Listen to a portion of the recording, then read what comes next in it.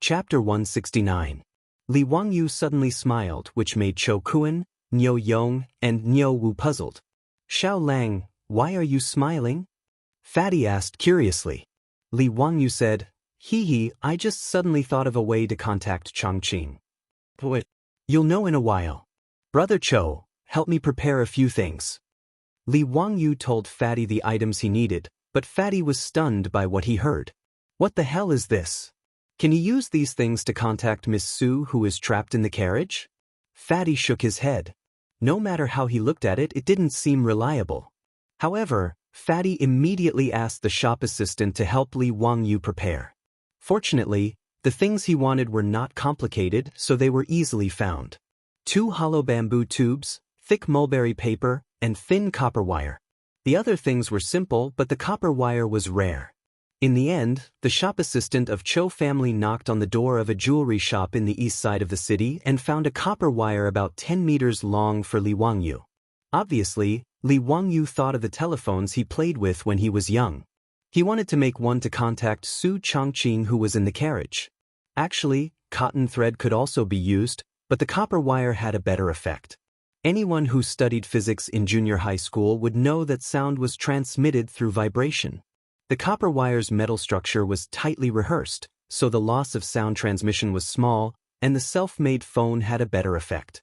He used thick mulberry paper to seal one end of the bamboo tube, making it like a drum's resonant cavity, and then he put the copper wire through the mulberry paper and fixed it. Without much effort, the 2 ends of the bamboo tube were connected to the telephone. Xiao Lang, what is this thing used for? Fatty couldn't understand what Li Wangyu wanted to do. Li Wangyu pretended to smile mysteriously. Hee, you'll know in a while. Let's go, we'll find a place to send the telephones over. Compared to the other areas of Chong and city, the land in the east side of the city was worth an inch of gold. Therefore, the shops here were usually 2 stories tall, or even 3 stories tall. The Chou family's grain shop and carriage shop were 2-story-high shops on both sides, and in the middle was a 10-meter wide alley. Everyone went up to the 2nd floor of the shop and quietly opened the window to look outside. At this time, the sky was already dark, but there were still Zheng family troops holding torches in the alley below, guarding the alley to prevent anyone from jumping over the wall to escape. Li Wangyu saw that the carriage shop's windows were tightly shut, so he had Niu Wu pick up some small pebbles. Across the alley, he continuously threw the pebbles at the window on the 2nd floor opposite. The slight sound of pebbles hitting the window frame traveled far in the night, attracting the Zheng family troops who were guarding the alley to come over and take a look. Li Wangyu and the others quickly shrank back to avoid being discovered by the Zheng family troops below. That troop held a torch and looked around. After confirming that no one had escaped, he cursed and left. Li Wangyu asked Niu Wu to continue throwing pebbles. After a few more pebbles, the window on the 2nd floor of the carriage shop opposite was silently opened. Because there were no lights on the opposite side, it was dark and they couldn't see clearly. Li Wangyu and the others didn't dare to make a sound, fearing that they would attract the Zheng family troops. Niu Wu, think of a way to throw this bamboo tube into the opposite window. Li Wangyu picked up the bamboo telephone he made and ordered in a low voice. Niu Wu nodded. Although he didn't understand what his Langjun wanted to do, he still picked up the bamboo tube. He shook it slightly in his hand and aimed it at the open window across from him. He then reached out and threw the bamboo tube over. The bamboo tube with thin copper wires drew an arc in the night sky and accurately flew into the window on the 2nd floor of the opposite carriage shop. Langjun, it's done. I threw it over. What do we do next? Don't tell me you want to pull a rope over? Niu Wu asked. Li Wangyu smiled and waved his hand. No need. Just wait. When Chongqing sees it, we will be able to contact them. That's it? Fatty had a face of confusion. He couldn't figure out how throwing the bamboo tube would allow them to contact Madame Su in the opposite carriage shop. Li Wangyu didn't explain and just waited quietly by the window. He believed that when the villagers in the carriage shop saw the bamboo tube and didn't understand what it meant, they would definitely ask their beautiful superior. In the future, this was a toy for children to play with. Their beautiful superior would understand at a glance. As expected, not long after, the copper wire was slowly pulled tight by the people in the opposite carriage shop. Li Wangyu hurriedly reached out and picked up the bamboo tube. After the copper wire was pulled tight, he whispered into the bamboo tube, "Changqing, did you hear that?" Fatty, Niu Yong, and Niu Wu all looked at Li Wangyu as if they were looking at an idiot. Did Li Jia Xiaolang lose his mind? Could it be that he expected Madame Su's voice to come out of the bamboo tube when he was talking? However, before they could persuade Li Wangyu, they suddenly heard a clear female voice come out from the bamboo tube in Li Wangyu's hand. "Hey, is that Wangyu? I heard it. Immeasurable deity. But above. This bamboo tube really came out with a voice?" In the exceptionally quiet night, the soft voice that came out of the bamboo tube was unusually clear.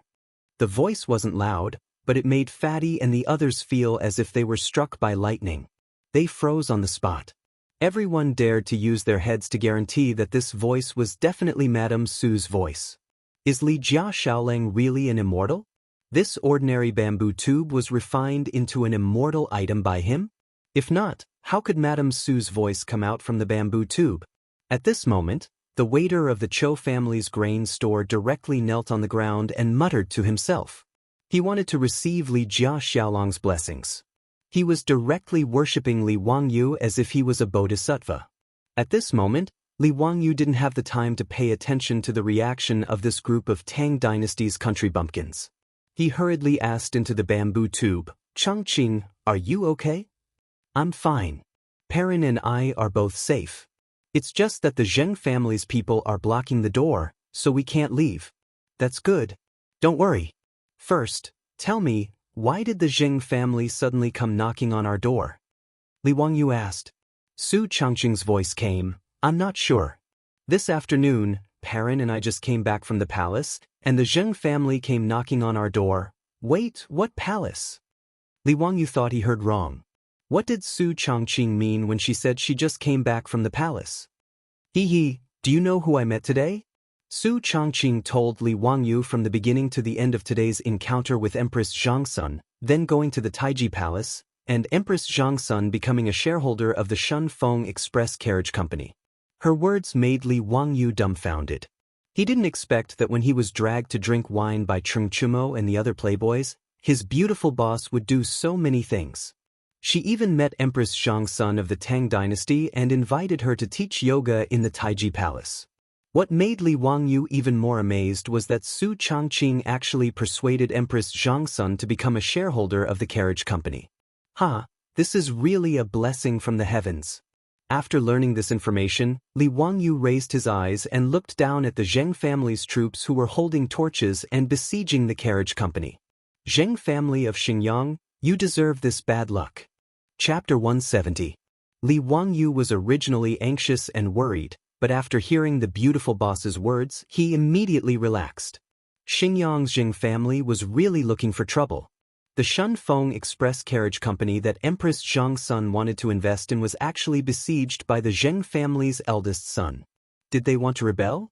Not to mention that the beautiful boss was now Empress Zhangsun and concubine Yang's yoga instructor. How dare they want to snatch it back?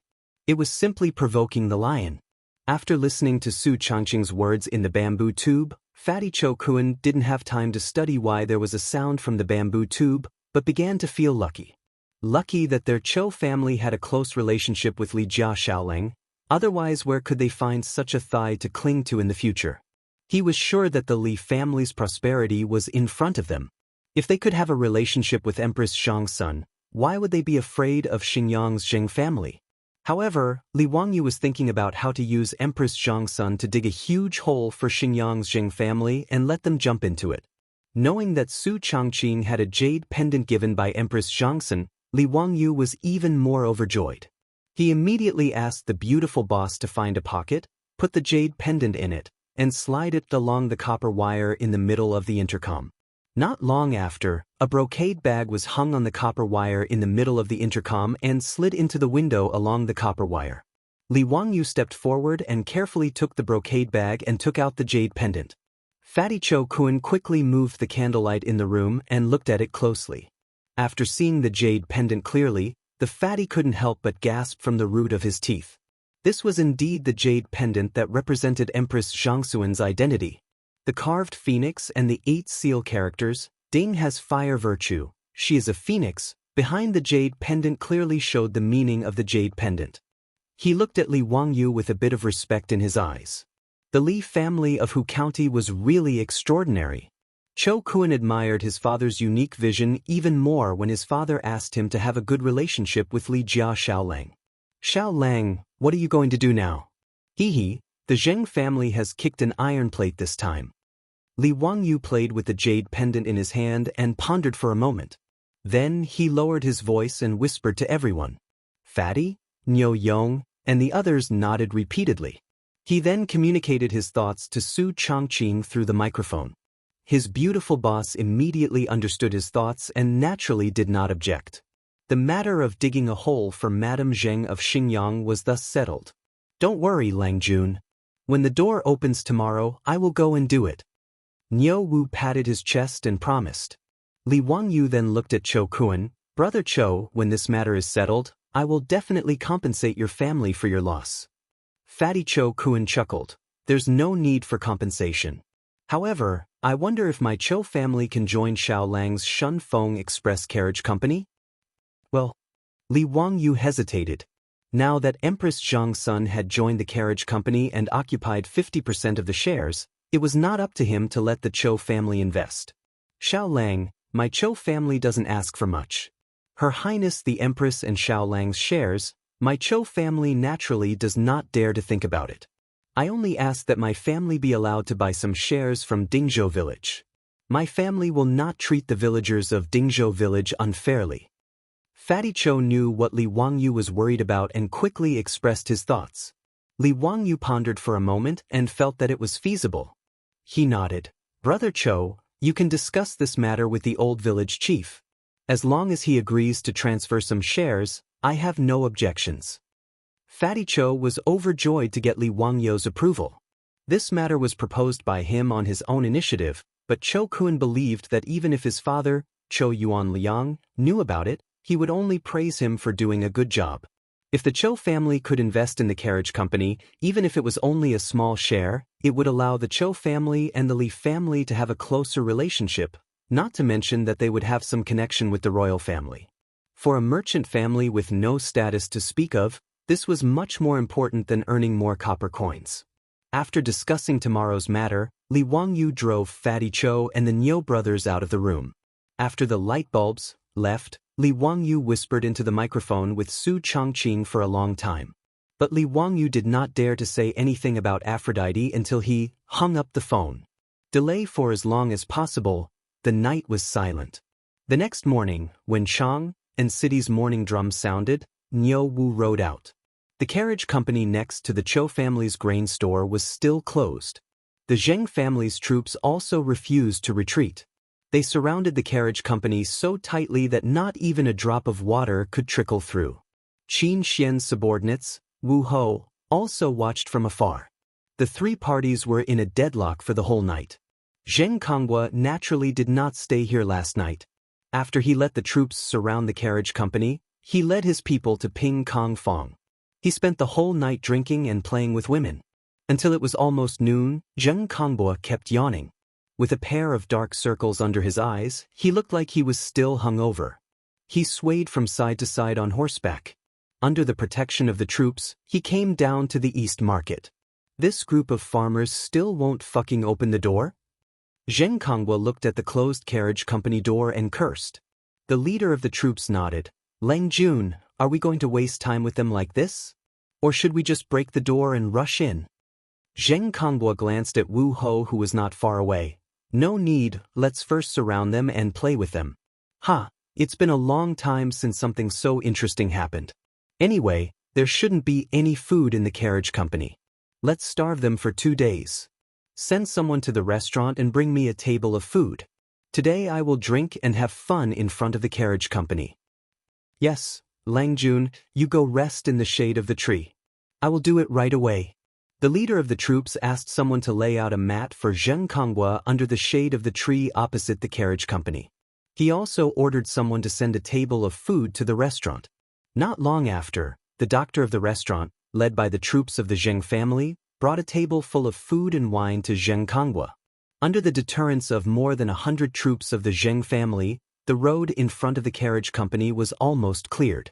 The people coming and going in the East Market would rather take a detour than come near here. On both sides of the street where the carriage company was located, there were many merchants and chong and residents who were watching the fun. They whispered to each other, "Are these people from the Zheng family of Xingyang? Why did you surround this carriage shop all of a sudden? I heard that the eldest son of the Zheng family took a fancy to a young lady in the carriage company and threatened them to hand her over. Then they are really unlucky. How can it be good to be targeted by the Zheng family's playboy? In the house where I live, there was a young lady who was kidnapped by the Zheng family. She was humiliated for several days before being released.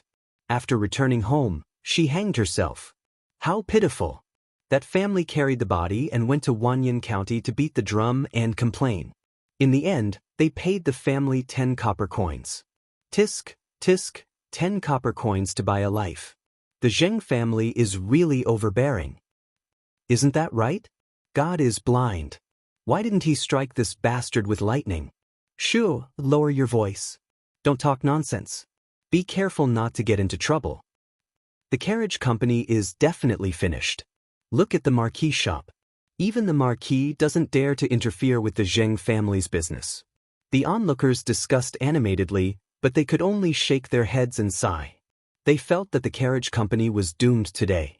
While Zheng Kongbo was happily eating and drinking, he did not notice that on the second floor of the Cho family's grain store not far away, through an open window, Li Wangyu was watching him with an expression of watching a play. Chapter 171. Cho Kuan, who was accompanying Li Wangyu, was slightly anxious. Xiao Lang, why aren't your troops back yet? There won't be any changes, right? Don't worry. They should be back soon. Li Wangyu replied confidently. Just as he finished speaking, Niu Yong suddenly said, Langjun, I saw Niu Wu. He's back. Li Wangyu and Cho Kun looked in the direction that Niu Yong was pointing. On the street not far away, Niu Wu was riding a horse slowly towards them. He immediately grabbed the bamboo mouthpiece and said, Chongqing, Niu Wu is back. We can start now. Got it. Su Chongqing's voice came from the mouthpiece. Be careful. Don't worry. It'll be fine. Zheng Kongbo was still eating and drinking when he inadvertently raised his head. Suddenly, he saw that the door of the carriage house opposite was open. There was no one at the door. He suddenly became excited. He thought that the carriage house was finally ready to compromise after being surrounded by them for a night. Zheng Kongbo threw down his chopsticks and suddenly stood up. These farmers are finally willing to open the door. Men, rush in and invite the two beauties out. Ha! The leader of the troops immediately waved his hand and led the troops into the carriage house. After the troops of the Zheng family rushed into the carriage house, they found that there were only a few four-wheeled carriages in Noda's courtyard. There were no signs of the farmers. Mother Ker, this group of field workers actually dare to hide. Search, find them for me. Be careful not to hurt the two women that Langjun wants. The leader of the troops shouted at his men. The troops of the Zheng family responded and prepared to search around. But just as they dispersed, something unexpected happened. A few buildings in the carriage house suddenly emitted thick smoke. Before the troops of the Zheng family could react, the fire had already engulfed those buildings. The sudden fire in the carriage house not only shocked the troops of the Zheng family. Outside the door, Zheng Kongbo, who was waiting for his troops to bring the two beauties out, was also shocked. What's going on? Who set the fire? These idiots! Zheng Kongbo stomped his feet and cursed. In his opinion, this fire should have been set by his own troops. In fact, he had asked them to do this kind of thing many times. But did these bastards not have brains? Don't you know where you are? The Tang dynasty is the most prosperous place in Chang'an City. Are you afraid that others won't find out that you've set fire to it? Without waiting for Zheng Kongbo to let the servant beside him call out to his own troops, Qin Xian, who had been watching from afar, rushed over with the marquee of the marquee shop. Young Master Zheng. Qin Xian's face was filled with indignation. He pointed at Zheng Kongbo for a long time before he could speak. He really did not think that the Zheng family's eldest son would be so daring. In broad daylight, He ordered his family to charge into the carriage and set fire to capture people. Qin Xian knew that he could not do anything to Zheng Konghua and could only hatefully stomp his feet, and turned to Wu Ho behind him and instructed, "Quickly go and gather water bags to extinguish the fire. Do not let the fire spread. Go." Since ancient times, fire prevention had been the most important thing in China. People were used to using all kinds of wood as building materials. Whether it was the people or the imperial palace, fire prevention was the most important thing. Even in the imperial palace, because of fire, it was not the first time that the palace was burned down. In the Tang dynasty, the responsibility of fire prevention was more important than public security. But fortunately, when Chang and city was first established, there were sufficient preventive plans on how to prevent fire. The wide road was the best place to isolate the fire. Like the burning carriage, even the nearest building was separated by a 10-meter wide alley. It was very difficult for the fire to spread. Qin Xian led a group of Wu Ho into the carriage and began to use water bags to extinguish the fire. Zheng Konghua was also in a difficult situation. He cursed those stupid troops in his heart. Looking at the burning houses in the carriage, his face twitched. He secretly thought that things were not good. Seeing his own troops retreat from the carriage, Zheng Konghua decided to slip away first. Before he could order his men to flee, he saw a one-eyed man respectfully leading a large number of men and horses, escorting a carriage in front of him. Zheng Konghua did not want to complicate matters at this time. He did not have time to see who this group of people was. He called his troops and was about to leave. But before he could move, he heard a cold and angry voice from the carriage, "Guards! Take down all the people of the Zheng family for me. Don't let any of them go." "Yes." A group of fierce soldiers guarding the carriage immediately rushed to the Zheng family's troops after receiving the order from the person in the carriage. The Zheng family's troops naturally wouldn't allow themselves to be captured without putting up a fight. They wanted to resist, but they were beaten up by this group of guards until they covered their heads and scurried away like rats. Many of the Zheng family's troops were beaten to the ground. Then their hands and feet were skillfully tied with cooked beef tendons. Zheng Konghua was shocked and shouted, "Stop! For you! I am Zheng Konghua, the eldest son of the Zheng family of Xingyang. Who dares to touch me?" He never thought that there would be people in Chang and city who dared to touch his Zheng family. Zheng family of Xingyang? How powerful they are. Today, I want to ask Madame Zheng who gave them the courage to set fire and kidnap people in broad daylight in Chang and city. As the voice fell, the curtain of the carriage was opened. Empress Zhang's son, with an angry face, came down from the carriage with the help of a palace maid. She was followed by concubine Yang. Your Highness, I. Zheng Konghua was angry at first. But when he saw Empress Zhang's son coming down from the carriage, he was so scared that he could not speak clearly. His body trembled like a sieve and he directly collapsed to the ground. As the eldest son of the Zheng family of Xingyang, he was taken to the palace by his father to attend several banquets in the palace. Naturally, he knew Empress Zhang's son. Zheng Konghua did not expect that he just wanted to grab two beauties. How could he attract Empress Zhang's son? Thinking of the marks on the backs of the two rouge horses yesterday, he thought, are these two beauties really from the harem? Zheng Konghua regretted it so much that his intestines turned green. He wished he could slap himself several times. As for the Zheng family's troops who originally wanted to resist, when they heard their Longjuan's words, they were so scared that they all knelt down. Empress Zhang's son did not look at Zheng Konghua who was paralyzed on the ground. She anxiously looked at the burning carriage and ordered the guards on her left and right, "You also go help put out the fire. Quickly go and rescue Lady Su." The guards responded and rushed to the carriage without hesitation. With the help of Empress Zhangxuan's guards and the quick response of the East City's marquee shop, the fire in the carriage was quickly put out. Su Changqing led the little girl Perrin and the villagers of Dingzhou village out of the carriage under the protection of the palace guards. "Changqing thanks your highness and concubine Yang for saving me." Su Changqing curtsied to Empress Zhang's son and concubine Yang. "Lady Su, are you okay?" Empress Zhang's son asked with concern. Su Changqing did not suffer any injuries. Except for the traces of smoke on his body and face, he was not injured. Su Changqing shook his head. I'm fine. When the fire started, I was protected by the villagers and hid in the cellar. Empress Xianxia nodded. That's good. Fortunately, your family's song came to the palace today to inform me of this matter. Otherwise, the consequences would be unimaginable. Su Changqing's face was miserable. He curtsied to Empress Xianxia again. Your Highness, please forgive me. I did not protect the imperial family's property and let the carriage be burned down by the evildoers. Lady Su, what are you talking about? What crime did you commit? The carriage was burned down. How can you be blamed? Empress Xianxia did not care that she was pregnant. She hurriedly went forward to help Su Changqing up. She turned her head and glared at Zheng Konghua, who was completely stunned. Xingyang's Zheng family is so powerful. They even dare to set fire to my property. Good. Very good. Today, I will ask Zheng for an explanation and see if the world is still the world of the Tang dynasty. Empress Zhangxuan's words made Zheng Konghua feel dark. The carriage was the imperial family's property? How could this be? He had clearly asked the troops to find out that the carriage was the property of a family surnamed Li in Dingzhou village in Hu County.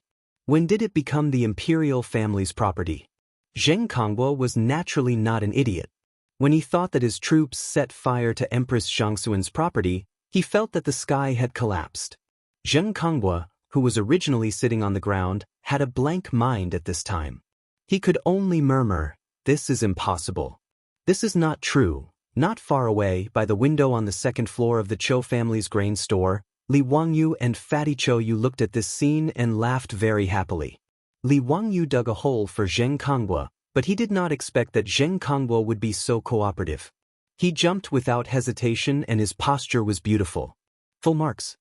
Chapter 172. Last night, when Li Wangyu learned that his beautiful boss had the jade pendant given by Empress Xianxia, he was relieved. No matter how arrogant Madame Zheng of Xingyang was, as long as Su Changqing showed the jade pendant, the people of the Zheng family in front of the carriage would naturally withdraw.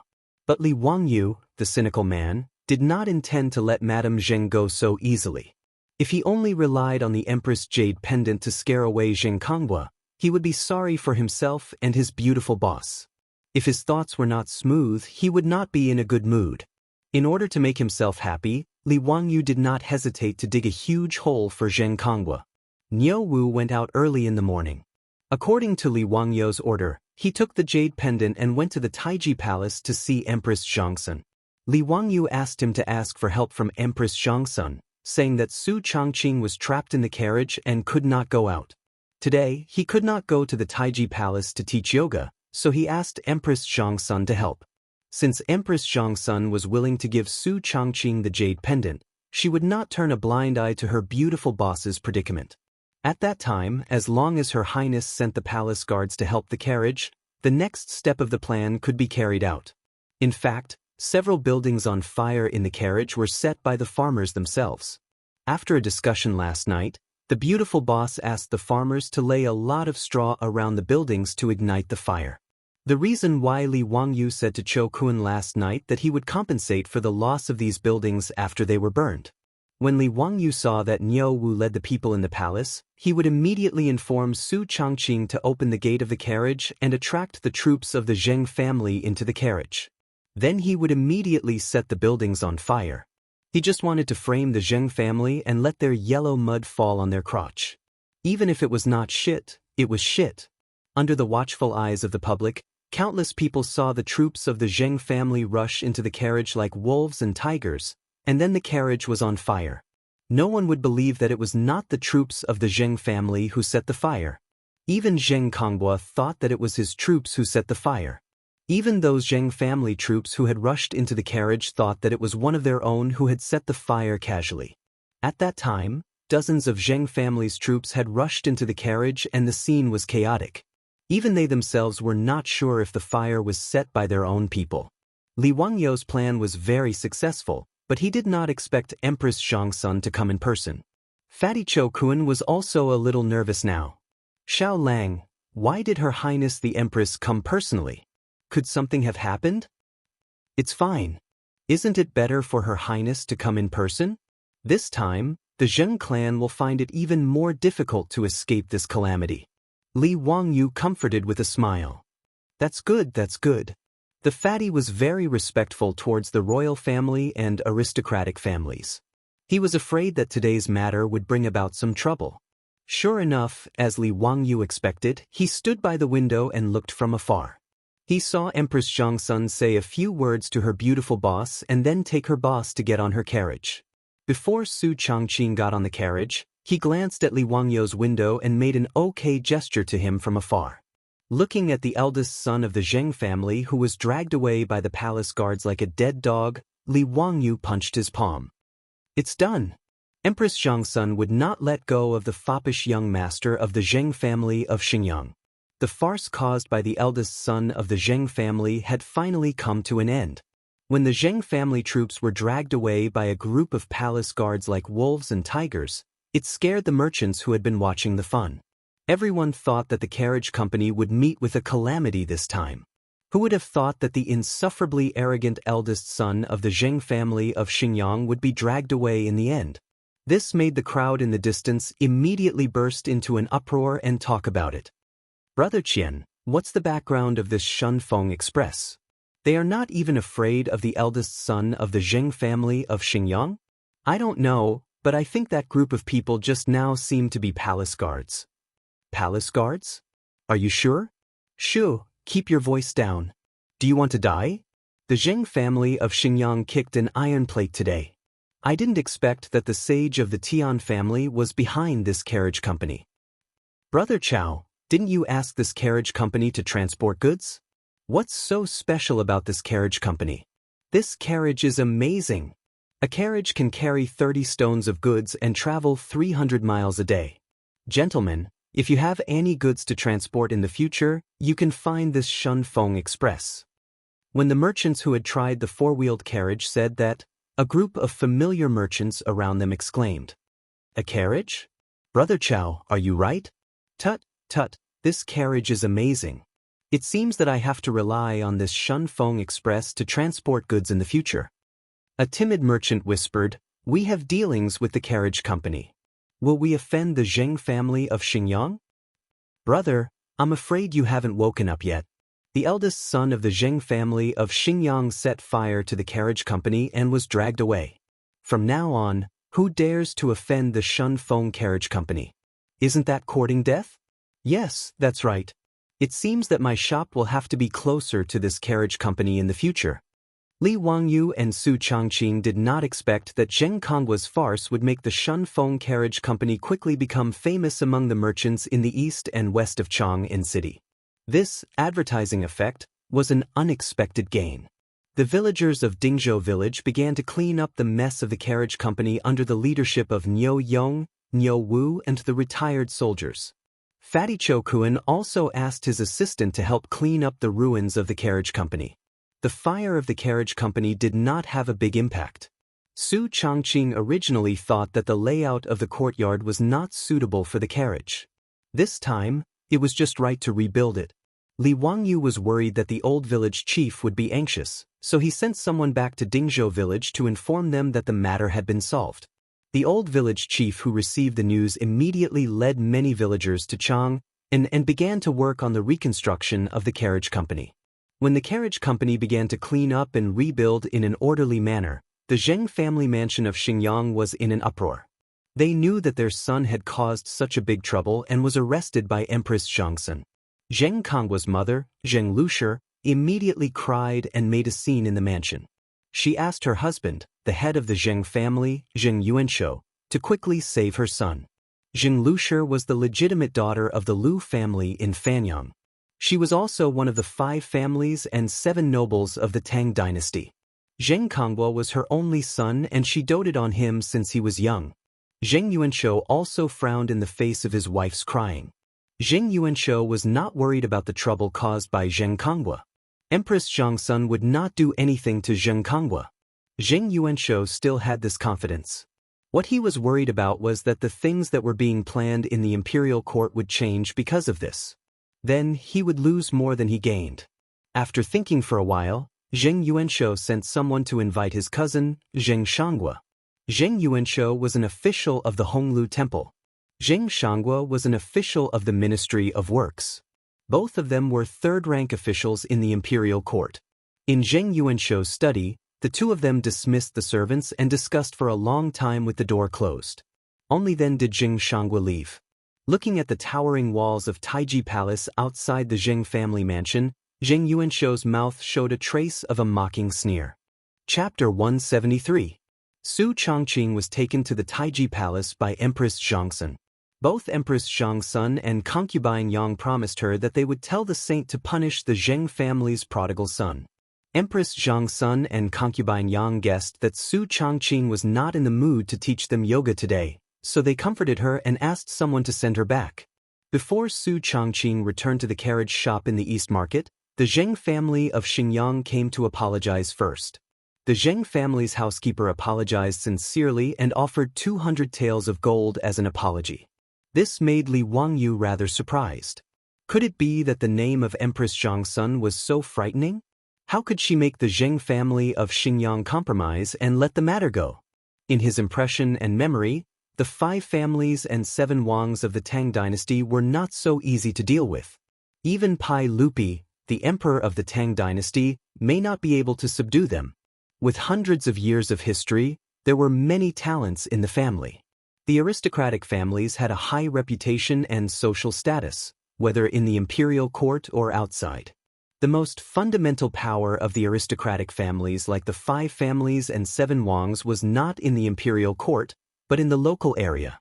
They had great privileges and power, controlled the politics and economy of the state, and could even compete with the central government of the imperial court.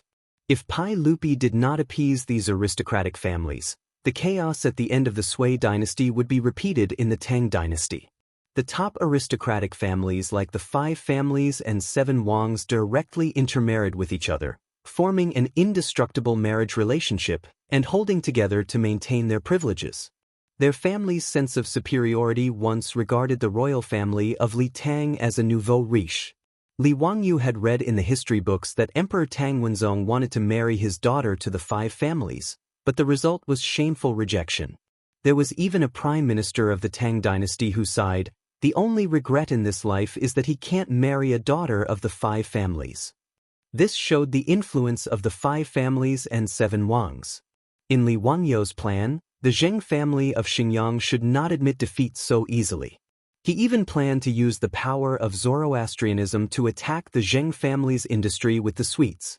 Now the housekeeper of the Zheng family came with the gold to apologize, which was full of sincerity and gave enough face to Empress Zhongsun. The several buildings of the carriage shop that were burned down were renovated, which was a matter of 100 copper coins. The housekeeper also promised Li Wangyu that the eldest son of the Zheng family would be sent back to his hometown of Xingyang to reflect. Zheng hoped that Li would be merciful and let this matter be dropped. "Li Jia Xiaolang, this is a gift, please accept it. Please accept it. Today's matter is all a misunderstanding.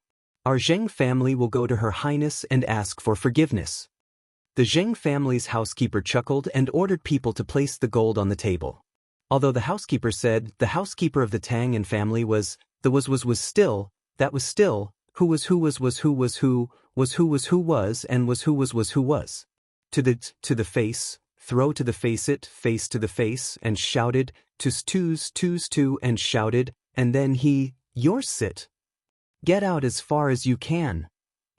But in this way, he could vent his anger, but he, his beautiful superior, Perrin, the old housekeeper Li Heng, the Niu brothers, and the 127 families of Dingzhou village would be in a desperate situation. Li Wangyu clenched his teeth and suppressed the anger in his heart. He squeezed out a smile and said, "Housekeeper Zheng, I'll accept the gold. Today's matter is a misunderstanding, I won't pursue it." Well, with Li Jia Xiaolang's words, I can go back and explain to my master. So, I'll take my leave. The housekeeper of the Zheng family stood up with a smile. In his view, the Zheng family of Xingyang had given enough face to this young man, so he naturally didn't dare to refuse. The fact was, Li Wangyu didn't dare to refuse the kindness of the Zheng family of Xingyang, so he could only pinch his nose and accept it.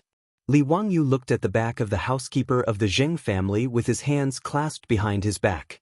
A desire for power surged in his heart again. If he, Li Wangyu, had power and influence, how could the Zheng family of Xinjiang dare to do this? When the housekeeper of the Zheng family came to visit, Zheng Yuanshou's wife, Zheng Lushi, also came to the palace in person to apologize to Empress Zhangsun. Zheng Lushi confessed that her son lacked discipline and damaged Empress Zhangsun's property. The Zheng family was willing to compensate. Zheng Lushi gave Empress Zhangsun 1,000 taels of gold as compensation and promised to send her son back to Xinjiang to reflect on his mistakes. Xinjiang Zheng Lushi bowed her head and admitted her mistake. Empress Zhangsun naturally couldn't continue to hold onto Zheng Kongwa. She knocked on Zheng Lushi's head and told her to discipline her son well in the future. Zheng Lushi thanked Empress Zhangsun and immediately left, leading Zheng Kongwa back to the Zheng family. On the same day, Zheng Yuanshou sent his troops to send Zheng Kongwa back to Xinjiang. Empress Zhangsun didn't think much of the debauchee of the Zheng family. In her view, he was just another good-for-nothing from an aristocratic family who didn't live up to expectations. Empress Zhangsun was surprised that the Zheng family of Xinjiang could bow their head and admit their mistakes so quickly and compensate 1,000 taels of gold. However, she didn't think much of it. In the evening, Empress Zhangsun ordered the palace servants to send the imperial meal to the Li Zheng Hall. She was going to accompany Pai Lupi to eat. The Li Zheng Hall was where Pai Lupi's study was located. Usually, official business was handled in the Li Zheng Hall. Unexpectedly, as soon as she entered the hall, Empress Zhangsun saw Pai Lupi angrily scolding a chamberlain, complaining that the tea he poured was too hot. Empress Zhangsun waved her hand, having the trembling eunuch kneeling on the ground withdraw. Only then did she turn her head to say to Li Xiao, "Erlang, why are you so angry? Be careful not to hurt your body." "Guanyin maid, I'm fine." Pai Lupi saw Empress Zhangsun appear and slightly suppressed the anger in his heart. "It's just some imperial court matters." Empress Zhangsun saw that it was an imperial court matter and didn't ask any more. She was born in a famous family and was well educated. In fact, she was also very proficient in imperial court matters. However, Empress Zhangsun adhered to the principle of the imperial harem not interfering in politics. Every time Pai Lupi asked her opinion on government affairs, Empress Zhangsun never expressed her opinion and kept her mouth shut. The more Empress Zhangsun didn't express her opinion, the more Pai Lupi liked to ask her opinion. Once, Pai Lupi forced Empress Zhangsun into a corner. After being forced to say to Pai Lupi, she said, "A hen leads the morning. Our family is poor. Do you care?" The meaning of these words was, is it okay for a hen to crow? Thus, she dispelled Pai Lupi's idea of asking her about government affairs. However, because of this, Pai Lupi trusted Empress Zhangsun even more. Empress Zhangsun saw that Pai Lupi was in a bad mood, so she picked interesting things to talk about to ease her husband's mood. She saw that she caught the eldest son of the Zheng family of Xinjiang today. In the end, she said with a smile, "This Zheng family of Xinjiang is tactful. They compensated me with 1,000 taels of gold. Hehe, I invested in Li Jia Xiaolong's carriage company, so I don't have to pay a single copper coin." Empress Zhangsun said this as a joke, but Pai Lupi suddenly stood up. "What? There's such a thing? What about the eldest son of the Zheng family?" Zheng Lushi took him back. "But is it inappropriate?" Empress Zhangsun asked. Pai Lupi slapped the table gloomily. "Zheng Yuanshou, that old man. I hate that I can't pull out my sword and cut him down." His words stunned Empress Zhangsun. She didn't care whether the imperial harem was interfering in politics or not. She quickly asked what happened. Chapter 174. Pai Lupi originally did not want Empress Zhangsun to know about this, but after thinking about it, he could not hide it any longer. He sighed and told her about what had happened in the imperial court today, which angered Empress Zhangsun. Before the locust plague appeared in the Guanyi circuit, the officials in the imperial court had already received reports from the various counties and prefectures. Pai Lupi had also gathered the important officials many times to discuss countermeasures. But before Pai Lupi could make up his mind to exterminate the locusts, the 100 Cavalry Department reported that there had been undercurrents in Chang, and recently, pointing to Pai Lupi as the cause of the locust plague. The change of Xuanwu Gate. The rumors on the streets attributed the locust plague to the change of Xuanwu Gate, accusing Pai Lupi of not cultivating personal morals, killing his brothers, imprisoning his father, and incurring punishment from the heavens. This was the wrath of the heavens. Pai Lupi was furious at the time and ordered the 100 Cavalry Department to investigate the source of the rumors. This was originally just a rumor on the streets and would not cause a stir in the imperial court. Who would have thought that today, when Pai Lupi wanted the officials to discuss how to deal with the locust plague, a bomb was set off against him in the imperial court. The one who set off the undercurrents was an 8th-rank imperial censor. This young imperial censor bypassed the censor Wei Zheng and directly presented a memorial to Pai Lupi in the imperial court. In front of hundreds of officials, he accused the locust plague of being the wrath of the heavens because of the massacre in the 9th year of Wuda. The Forbidden Blood Gate, together with the sword, has been ridiculed through the ages. It is the wrath of the heavens that caused the locusts to descend from the heavens. Your Majesty, please issue an edict of self-punishment to save the people of the world. The young imperial censor did not care about imperial censor Wei Zheng's attempts to stop him.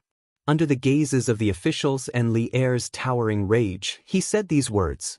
He wanted Pai Lupi to issue an edict of self-punishment and apologize to the world. The imperial court was shocked. Pai Lupi was unable to restrain his anger. He ordered Wei Zheng, the censor, to investigate and then left in a huff. Fortunately, Pai Lupi was quite magnanimous. Otherwise, he would have ordered people to drag the censor out of the hall and flog him to death. In fact, Pai Lupi didn't need the 100 Horsemen Department to investigate. He already knew who was behind this. 5 surnames and 7 hopes. Since the Wei and Jin dynasties, the Wuxia imperial court had been controlled by the aristocratic families. The establishment of the Tang dynasty also relied on the support of the aristocratic families in Guangzhou. Moreover, the aristocratic families in Shandong still maintained the centuries-old tradition of reading and teaching the classics, so they still enjoyed a superior political and social status.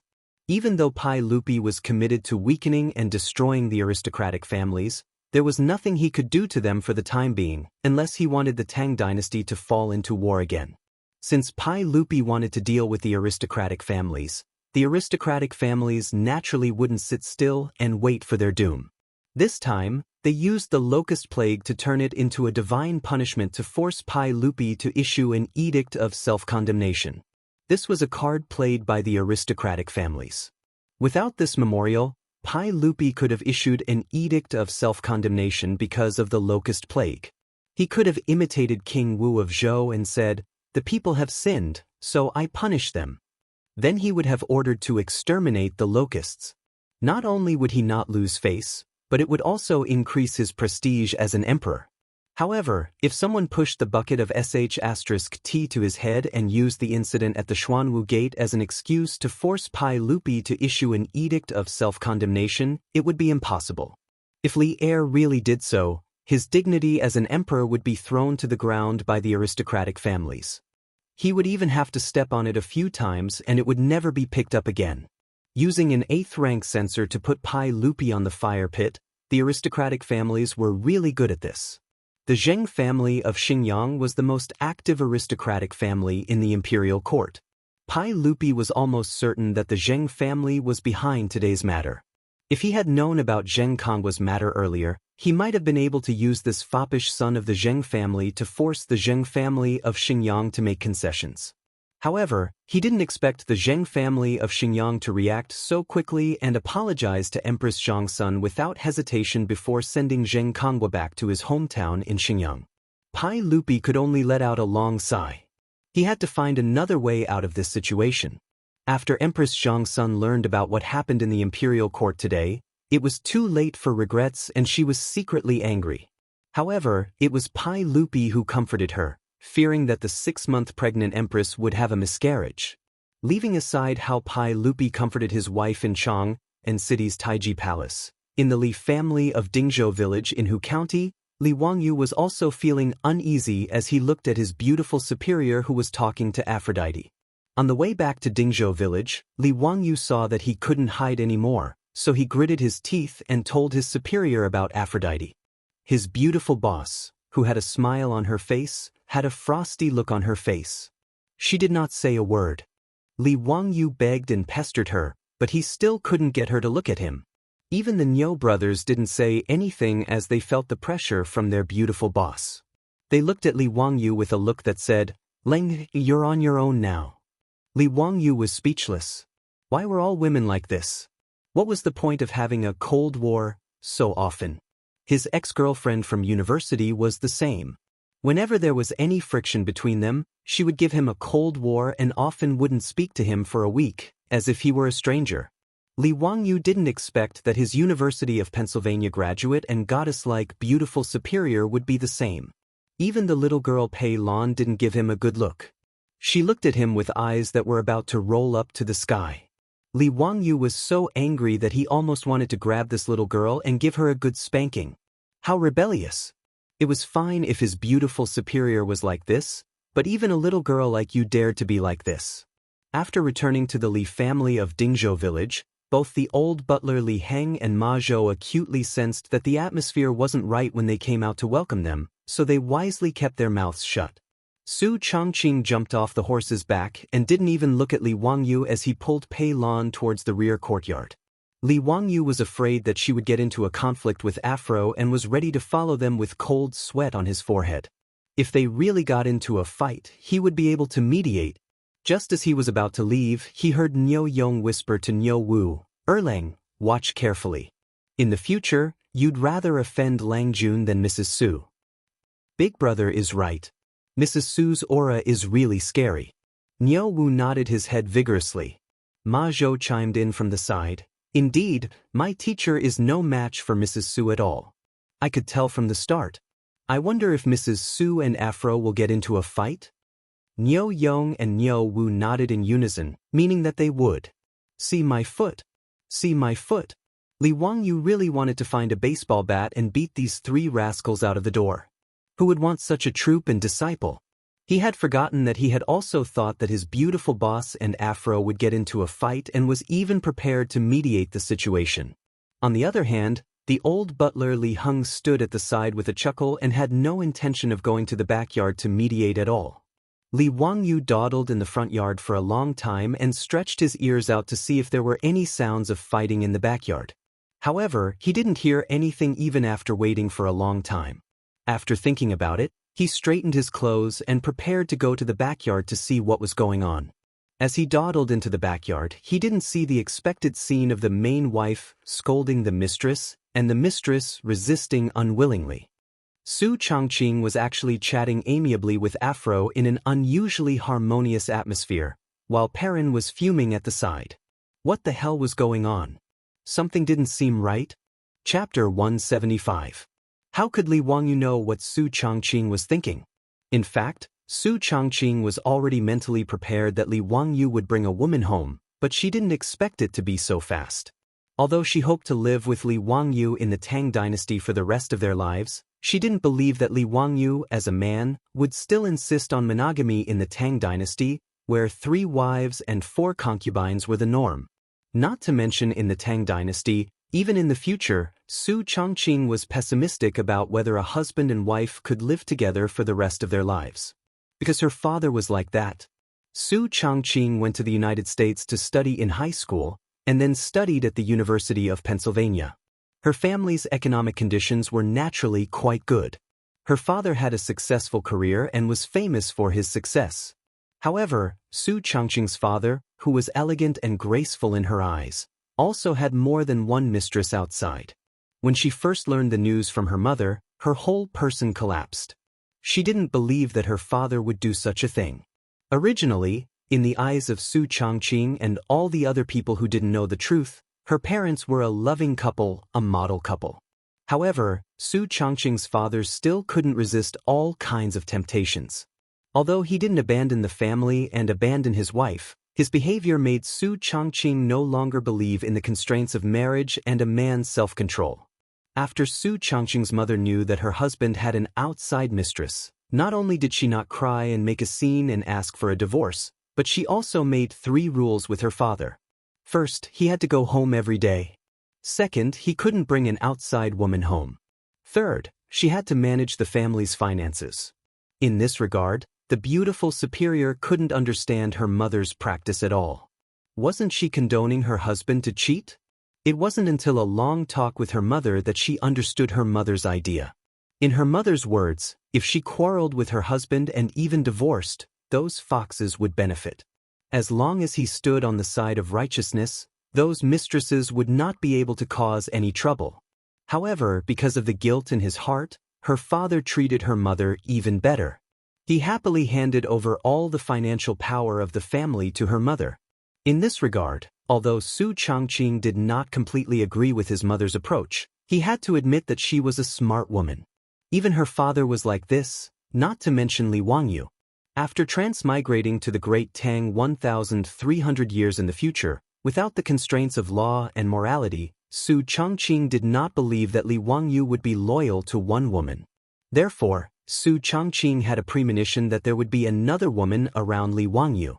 However, no matter how rational Su Changqing was, no matter how clear her thoughts were, she was still an ordinary woman. She could be considered to have good self-restraint by merely giving Li Wangyu a cold shoulder. What made her even angrier was that Li Wangyu dared to bring a woman home after transmigrating to the Tang dynasty for only a month. If she did not suppress him, what would happen? Did he want to learn from Wei Xiaobao? If that was the case, Su Changqing would definitely not tolerate it. Even if she did not leave the Li family at that time, she would draw a clear line between herself and Li Wangyu.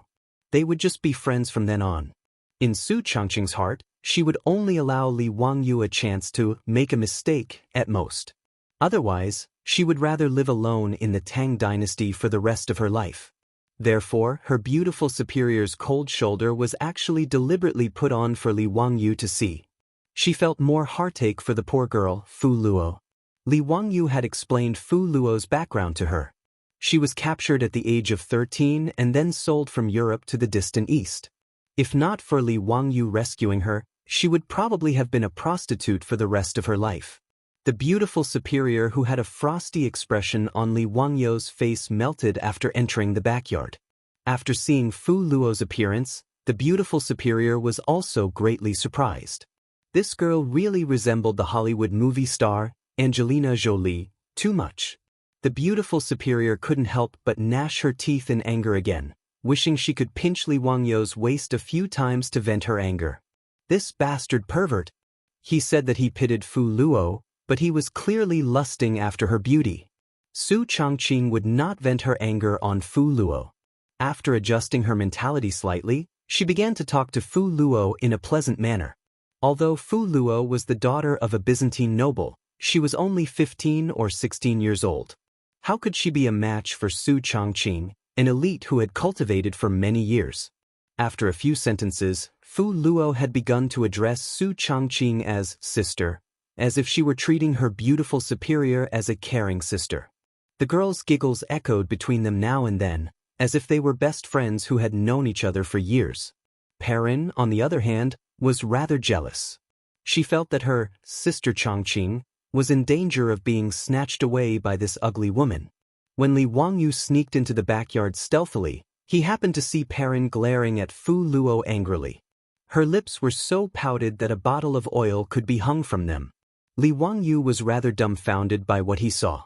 What was going on with the three women at home?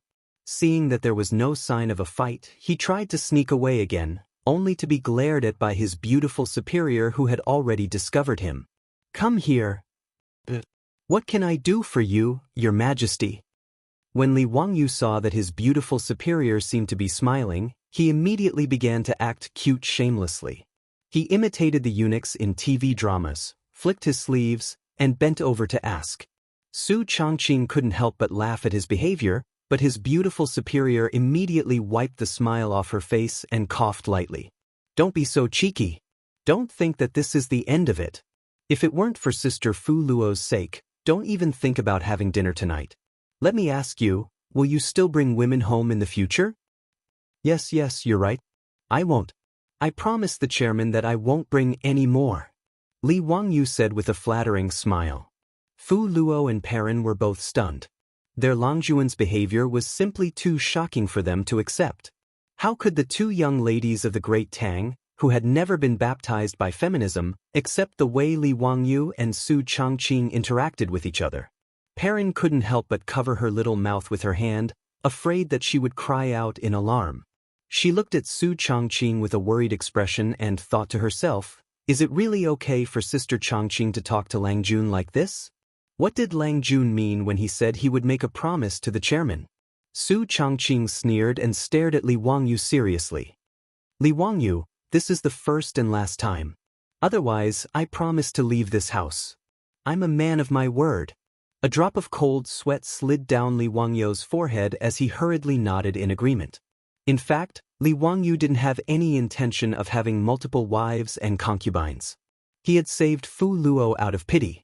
But judging from Su Changqing's words, why did it seem like he was allowing him to take Fu Luo into his room? Is there such a good thing? Li Wangyu really wanted to look up at the sky and see if the sun had risen from the west. Chapter 176. In the end, Aphrodite still ended up staying with the Li family, although her identity was still a bit unclear. In fact, even Su Changqing's identity was still unclear in the eyes of the old steward Li Heng, the Niu brothers, and Ma Zhou. But ever since Aphrodite moved into the house, Li Wangyu began to feel unhappy. With another woman, not only did nothing unsuitable for children happen as he had hoped, even his original benefits were cancelled. Aphrodite was brought into his room by his beautiful superior, making Li Wangyu completely give up on the idea of secretly eating her. And his original benefit of being able to hold hands with his beautiful superior was also cancelled, making him very depressed. But Li Wangyu's depression only lasted for a day, because the next day, Cheng Chumo and the group of wastrels came to Dingzhou village again. Ziyo, what kind of sacred sunfire are you going to collect for the Zoroastrianism today? How exactly are you going to do it? Cheng Chumo roared as soon as he entered. It's a secret, you'll know at noon. Hearing Li Wangyu's answer, the group of wastrels couldn't help but want to beat him up. This kid was really too infuriating. That day at the Zoroastrianism temple, Li Wangyu said that he was going to collect the sacred sunfire for the Zoroastrianism. Not only was Sabeo Milman surprised, but the group of wastrels was also very curious as to how this sacred sunfire could be collected. But no matter how they asked, Li Wangyu just said, it's a secret, you'll know in 3 days, to send them off. Li Wangyu's deliberate mystery piqued the curiosity of the group of wastrels. No one could figure out how Li Jia Xiaolang was going to collect the sacred sunfire. As the saying goes, curiosity killed the cat, and the group of wastrels felt like a cat was scratching their hearts. So early in the morning, as soon as Chang and city gates opened, a group of people rushed to Dingzhou village, urging Li Wangyu to hurry to the Zoroastrianism temple. Li Wangyu and Miraman had originally agreed to meet at noon, but they couldn't resist the urging of these rich playboys. They had no choice but to say goodbye to their beautiful boss and follow them out. They rode to Chang'an City.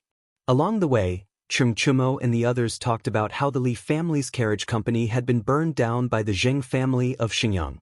Everyone was filled with righteous indignation. They only found out about this after the fact. Originally, she wanted to help Li Wangyu vent his anger, but unexpectedly, Madame Zheng had already sent that bastard Zheng Kongwa back to Xinjiang. This group of silk pants naturally couldn't go to the Zheng family to cause trouble, so they could only mark the Zheng family's black mark in their hearts. Cheng Chumo and the other Debachi clans were not on the same boat as the 5 surnames and 7 Wangs. Although Cheng Yaojin's wife was the first daughter of the Chui clan, he was still most loyal to Pai Lupi. He didn't have much contact with the aristocratic families. Furthermore, the incident that had happened in the imperial court the day before yesterday had caused Cheng Yaojin and the other generals to be even more furious. If it wasn't for Pai Lupi's prohibition, they would have probably taken their weapons and attacked these aristocratic families. Ziyu, when that Zheng Kongwa returns to Chang, and we brothers will definitely help you vent your anger. Cheng Chumo patted Li Wangyu's shoulder and comforted him. Fang Yai also patted his chest and assured Li Wangyu, that's right, Ziyu. Don't worry, if that bastard dares to return to Chang, and we will definitely teach him a lesson. Li Wangyu was greatly moved and saluted the group of silk pants. Many thanks, brothers. After today's matter, I will treat you all to a drink. Are we still going to that Hu wine shop? Chai Lingwu's eyes lit up when he heard about drinking. Li Wangyu was speechless. These bastards, they still mentioned the Hu wine shop. Hey! The group of people chatted and laughed as they quickly entered Cheng. When the group of people entered Liquan Square, they found that the square was already crowded with people, so crowded that not even a drop of water could trickle through. The Silk Pants and Li Wangyu were all dumbfounded. What the hell was going on? It wasn't the Lantern Festival today, so why were there so many people in Liquan Square? Yuchi Baolin shouted, "Those in front, move aside. What the hell are you all doing here?" After he shouted, not only did no one move aside, but he also received a lot of rolling eyes and mockery. What is this big idiot shouting about?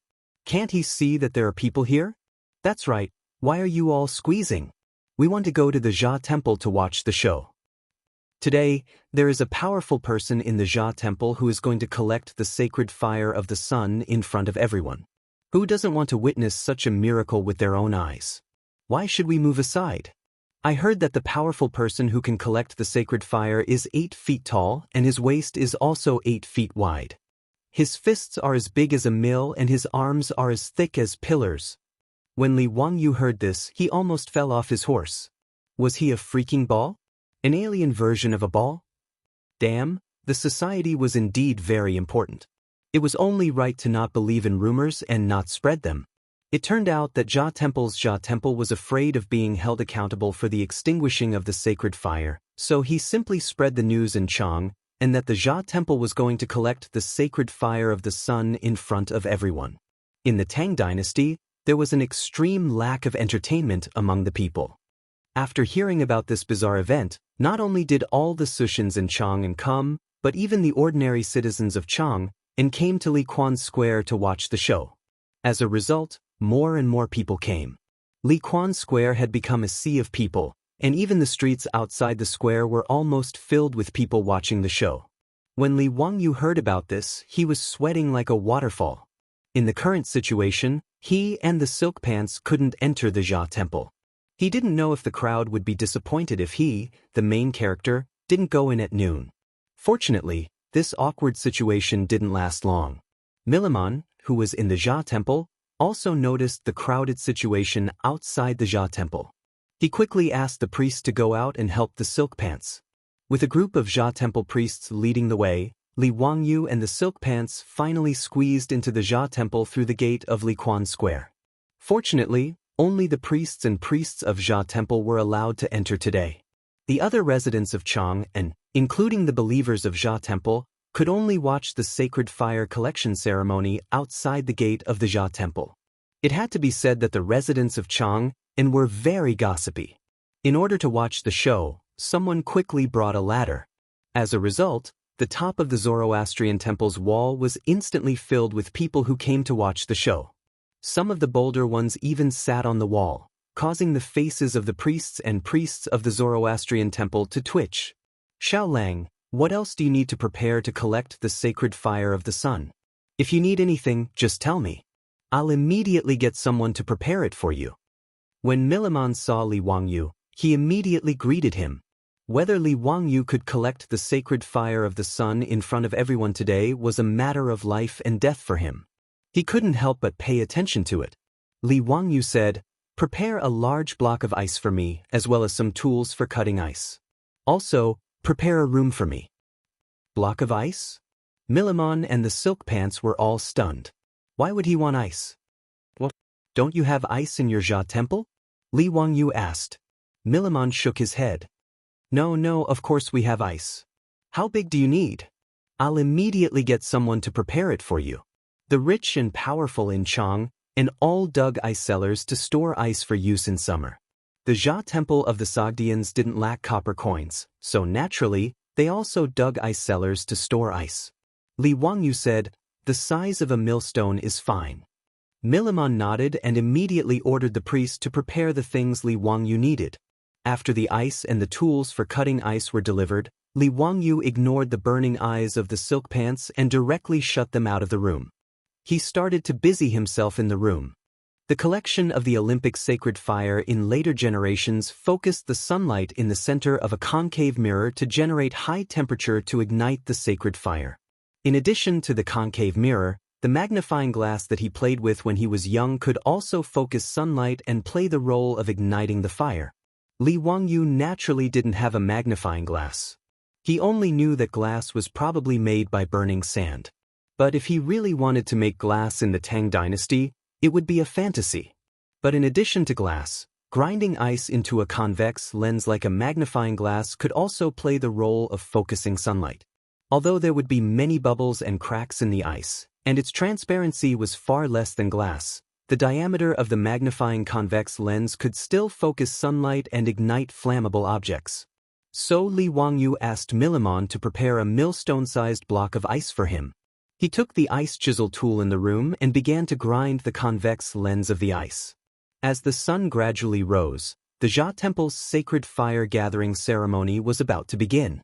In Milliman's eagerness, the door finally creaked open. Li Wangyu walked out with a relaxed face. "Sabeo, you can start the sacred fire gathering." Chapter 177.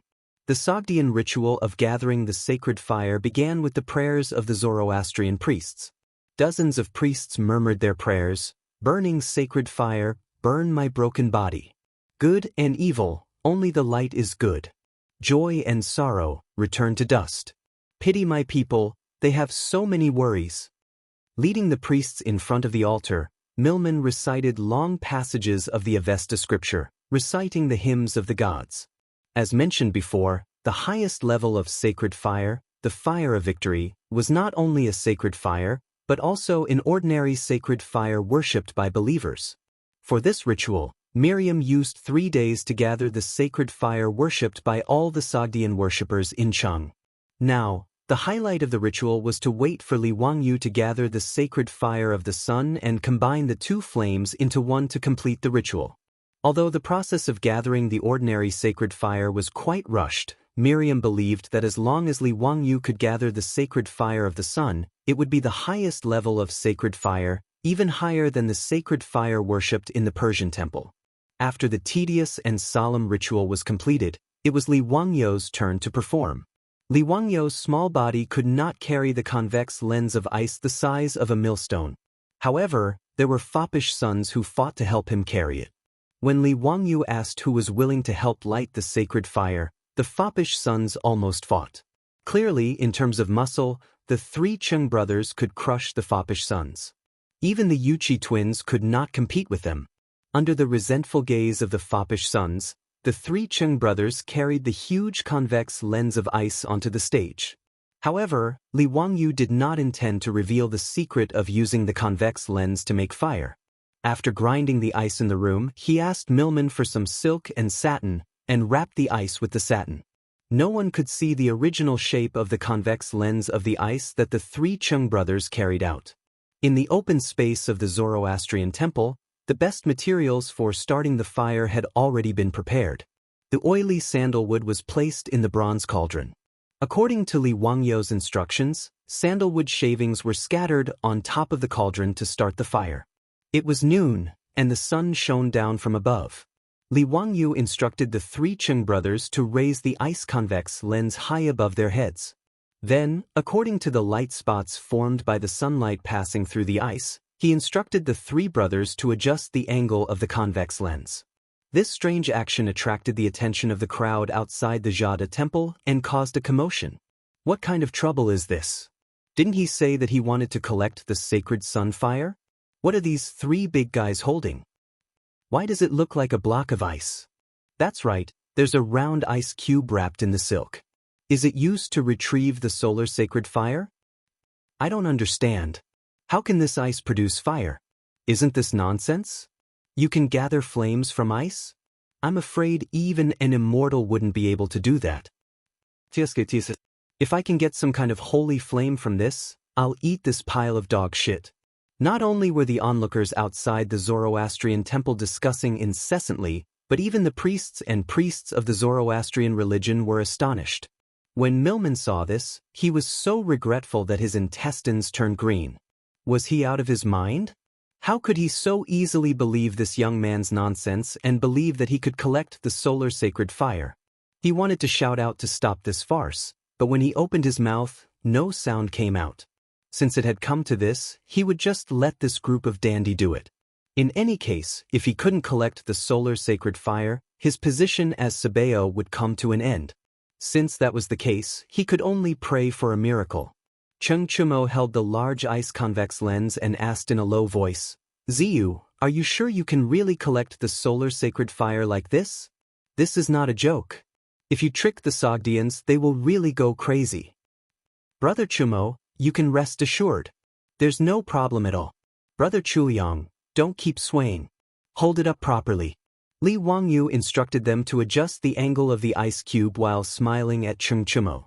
But although he said so, the three brothers of the Chung family didn't have the confidence that the solar sacred fire would really be collected from the ice cube they were holding. Under Li Wangyu's constant instructions and adjustments, the noon sun finally condensed into a large spot of light through the ice convex lens and shone on the wood in the copper cauldron. Li Wangyu clapped his hands. "Okay, that's it. Brothers, hold on. Don't move around." Seeing him so determined, the Chung brothers obediently held the ice cube high. But because the purity of the ice cube wasn't high, and Li Wangyu's level of polishing was limited, although the light spot was condensed and shone on the wood in the copper cauldron, there was no reaction. Milman became more and more anxious.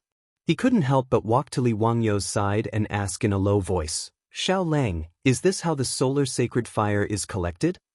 Li Wangyu replied matter-of-factly, "Of course, Sabeo, you see, the sun's sunlight has been condensed by me. Soon, the solar sacred fire will come to your temple. Don't worry, wait patiently for a while." These people of the Tang dynasty naturally didn't know what a convex lens was. A convex lens that was thicker in the center and thinner at the edges had a light-gathering effect. After learning the basic knowledge of junior high school physics, he knew that the convex lens would condense the sunlight that shone on its surface into a beam. The temperature would continue to rise until it reached the ignition point of the wood, and then the wood would be ignited. There was once an expedition team that accidentally lost a fire seed in the Antarctic. They processed the ice cube into a convex lens and condensed the sunlight to ignite the fire.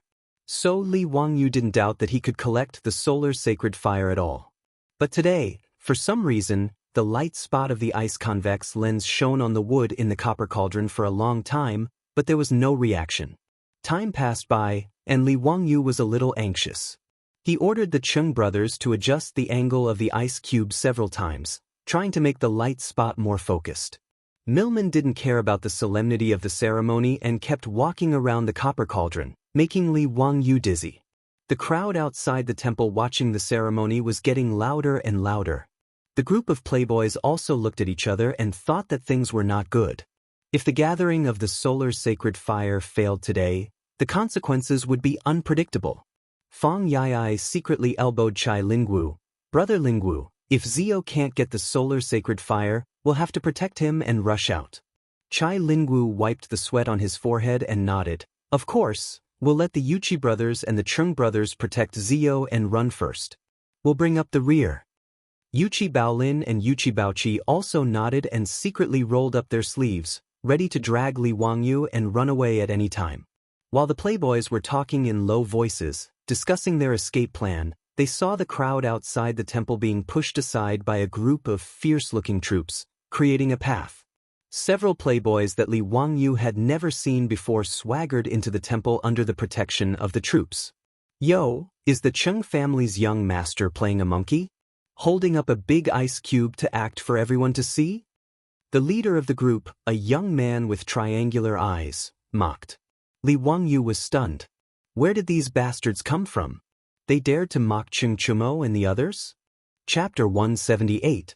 When Cheng Chumo and his two brothers saw them, they immediately put down the ice in their hands angrily.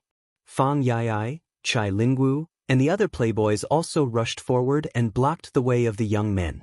Cheng Chumo rolled up his sleeves and was about to beat them up. "Wang, today, I'll let you know what it means to have a fist as big as a clay bowl." Seeing that the playboys were about to fight, the young men couldn't help but take a few steps back. Their troops immediately rushed up to protect their masters and protected the young men behind them. Li Wangyu pulled Du He and asked, "Brother Du He, who are these people?" Du He replied angrily, "They are the bastards of the Cui, Lu, and Wang families." He pointed to the triangular-eyed man who had just spoken.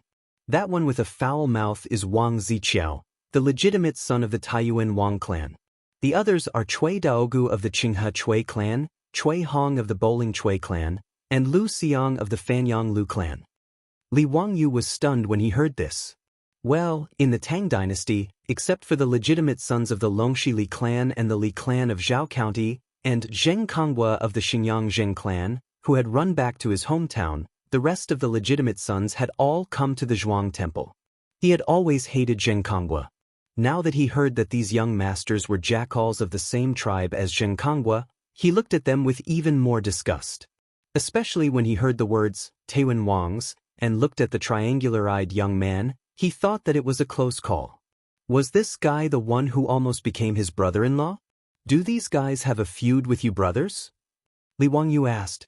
Du He spat hatefully and said, "These bastards are the same as Zheng Konghua, who provoked your family before. They're all not good people. We don't like them and have fought with them several times. But these cowards always let their own troops get beaten up." But Li Wangyu nodded, understanding in his heart. The 5 clans and 7 watchful clans were of the same breadth and branch, especially after the Li family took over the world. The Cui clan of Bowling, the Cui clan of Qinghe, the Lu clan of Fanyang, the Zheng clan of Xinjiang, and the Wang clan of Taiyuan, these 5 clans were even more united. The aristocratic families even viewed Pai Lupi as a nouveau riche. Naturally, they would look down on Qing Yaojin and the other founding dukes who had followed Pai Lupi to conquer the world. The elders of both parties maintained their composure on the surface. Even though Qing Yaojin looked boorish, he was actually a cunning old fox in the political arena. But the juniors of these aristocratic families and Cheng Chumo's group were not in the same boat. The two sides had already clashed many times in Chang, and due to various conflicts. Li Wangyu looked at those foppish sons of aristocratic families with disdain. They only knew how to bring a group of troops to put on airs and flaunt their prowess. Li Wangyu had never seen Cheng Chumo and the other top foppish sons of the Tang dynasty go out with their troops. Even if they fought, they would do it themselves. Even Du He, Du Go, Wei Shuyu, and the other sons of civil officials were the same. Wang Ziqiao and the others, who were protected by the troops, began to clamor again when they saw that they were not in danger of being beaten. Wang Ziqiao mocked, "What? You are playing the people of Chang, and like monkeys, and you don't allow us to say anything?" Cui Daogu said, "We heard that some idiots were going to help the Jia sect collect some holy fire. We originally wanted to broaden our horizons. But we didn't expect such a farce. Ha, it's really funny." Lu Xiang pointed at Li Wangyu and laughed. "I heard that you idiots are getting worse and worse. You actually listen to this young man's nonsense. If he can make fire out of ice, I will kneel down and kowtow to you, okay?" Several people laughed and were very proud. Their words made the crowd outside the Jia sect also began to jeer. Bursts of laughter came, making Cheng Chumo and the others blush. Miliman and the other priests of the Jia sect were also suspicious at this time, wondering if they had really been cheated. Cheng Chumo and the others were so angry at Wang Ziqiao's words that they clenched their fists. The veins on their necks bulged and their faces flushed.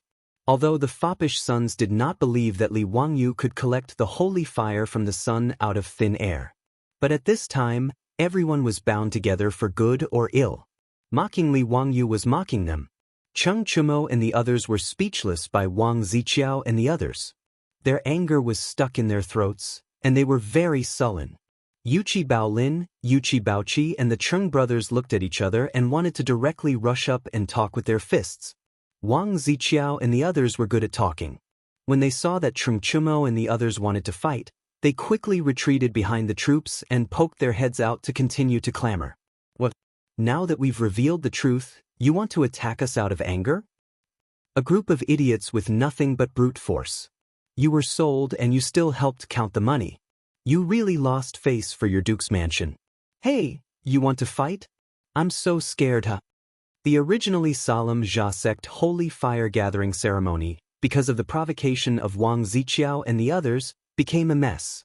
The Chang and residents outside the Jia sect also did not mind that things were getting out of hand, for fear that the two sides would not fight.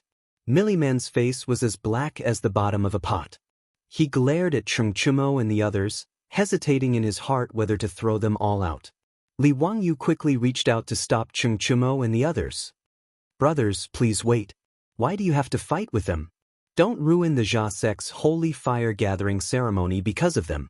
Jia sect is still waiting for the holy fire of the sun to descend on the Jia sect's fire altar. Don't lose sight of the big picture."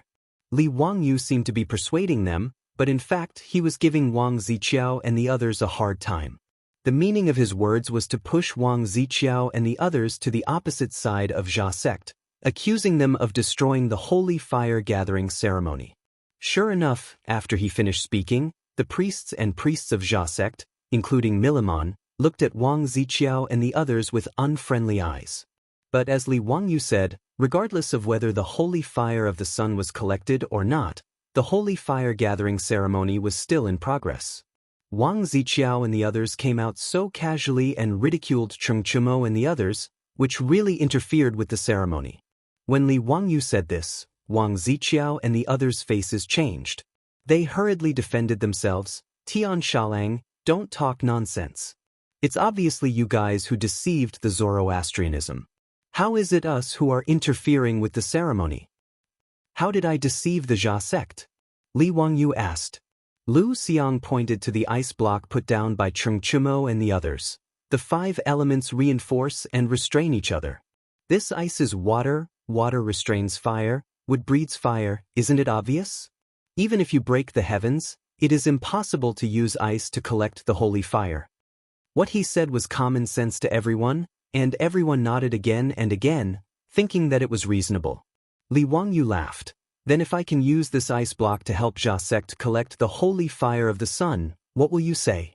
Just like you said just now, kneel down and kowtow to us? Do you dare to bet?" Chapter 179. Li Wangyu's words made the faces of Wang Ziqiao and the others change. "Nonsense! How dare a brat like you do this? Who do you think you are? How dare a man in white speak so arrogantly? Tian Shilang, you have no manners at all. Do you have the right to speak here?" Cheng Chumo put his arm around Li Wangyu's shoulder and said, "He is my brother. You don't agree? Do you dare to bet with me?" Lu Xiang, Wang Ziqiao, and the others looked at each other, their eyes fierce. Not to mention that they did not believe that ice could make fire. After being provoked by Li Wangyu, they would not let it go. Lu Xiang gritted his teeth and said, "Fine, let's bet. If you can make fire with this ice, we will kowtow to you and apologize. But if you can't, you will crawl out of Lishuan Square today. Do you dare to bet?" Hiss! The bet proposed by Lu Xiang made Cheng Chumo's teeth ache. He was gambling with his own face. He was really ruthless. If he really lost and crawled out of Lishuan Square in front of everyone, he would be too ashamed to face anyone in Chang. But before the foppish sons could speak, Li Wangyu looked at them and said, "Brothers, I promise that I can make fire with ice. Do you believe me?" Cheng Chumo hesitated for a moment, then slapped Li Wangyu's shoulder and said, "Ziyo, I'm going all out. I'll believe you this time." "Yes, let's bet. I believe Li Jia Shaolang.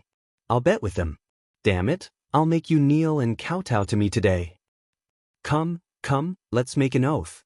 If you don't admit it when you lose, I'll beat you until your mother can't recognize you." Fang Yai shouted. Wang Ziqiao and the others sneered and looked at the foppish sons as if they were idiots. They did not hesitate to make an oath and set the bet. Seeing that the foppish sons believed him without saying anything and made a bet with Wang Ziqiao and the others, Li Wangyu was very touched. "Brothers, Cheng Chumo slapped him on the shoulder again. "All right, Zio, stop talking. Hurry up and gather the sacred fire. I'm still waiting for someone to kowtow to me." Li Wangyu did not act pretentious, nodding his head and letting everyone disperse. He had the 3 brothers of the Cheng family carry the ice again, preparing to gather the sunlight and gather the holy fire again. He instructed the Cheng brothers to adjust the angle of the ice convex lens to find the best focal point. The sunlight shone on the ice again, and through the ice, it focused on the wood in the copper cauldron. This time, the three brothers of the Cheng family were incomparably focused. They carried the huge block of ice without moving an inch. Everyone held their breaths again. Everyone inside and outside the temple turned their eyes to the bronze cauldron. Wang Ziqiao and the others were also a little nervous. They also stared at the wood in the copper cauldron. However, after a long while, the copper cauldron was still the same as before. There was no change at all. Wang Ziqiao, Cui Daogu, Cui Hong, and Lu Xiang could not help but breathe a sigh of relief. They looked at each other, feeling that today they could make Cheng Chumo and the others lose a lot of face. Regardless of whether Cheng Chumo and the others would keep their promise, climbing out of the Liquan Square from the Zhan Temple was a loss of face. Wang Ziqiao was even thinking about how to persuade the Zhan Temple Sabeo to make trouble for Cheng Chumo and the others. Just as he was feeling proud and smiling, he heard Niu Jingping suddenly shout, "Look, smoke is coming out of the copper cauldron." His shout made Wang Ziqiao and the others' hearts skip a beat. They quickly turned their eyes to the copper cauldron. Under the noon sun, a wisp of green smoke was rising from the copper cauldron. The wisp of green smoke coming out of the copper cauldron was caused by the sunlight focusing on the wood shavings. Milimon, who was already feeling despair, was overjoyed when he saw this situation. He immediately began to recite the Avesta scripture with a group of Zhan Temple priests. As the Zhan Temple priests recited the scripture, the green smoke in the copper cauldron became thicker and thicker. A flame suddenly rose from the wood shavings, and then the flame slowly began to devour the wood in the copper cauldron. Sacred fire! It's really the sacred fire of the sun! Milimon exclaimed.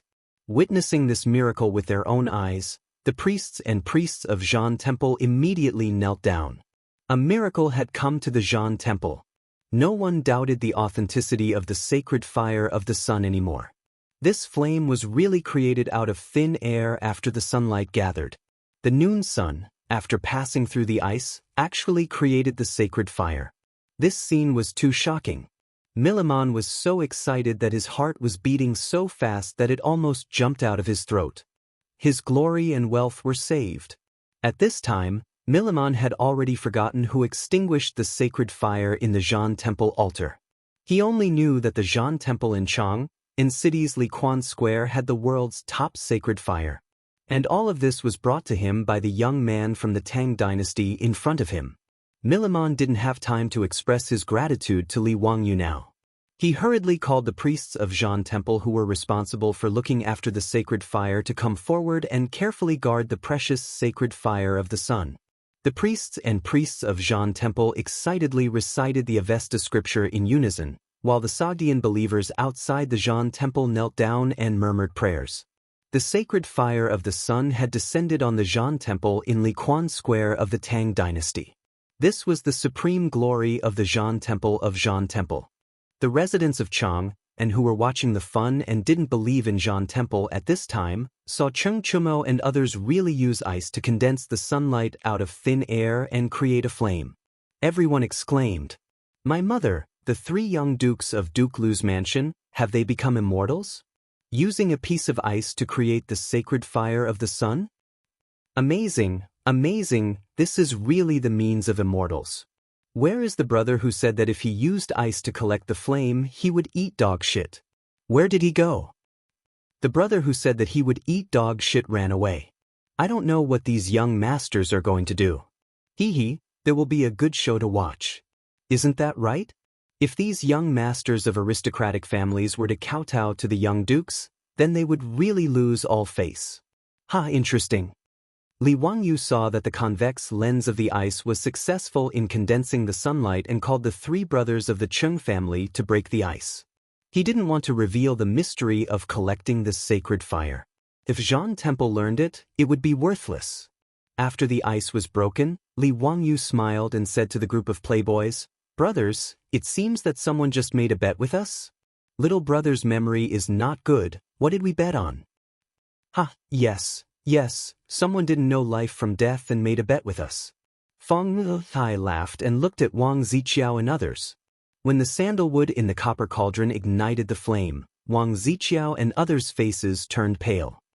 "This is impossible, impossible, how can the ice produce a flame?" Lu Xiang looked at the copper cauldron and exclaimed.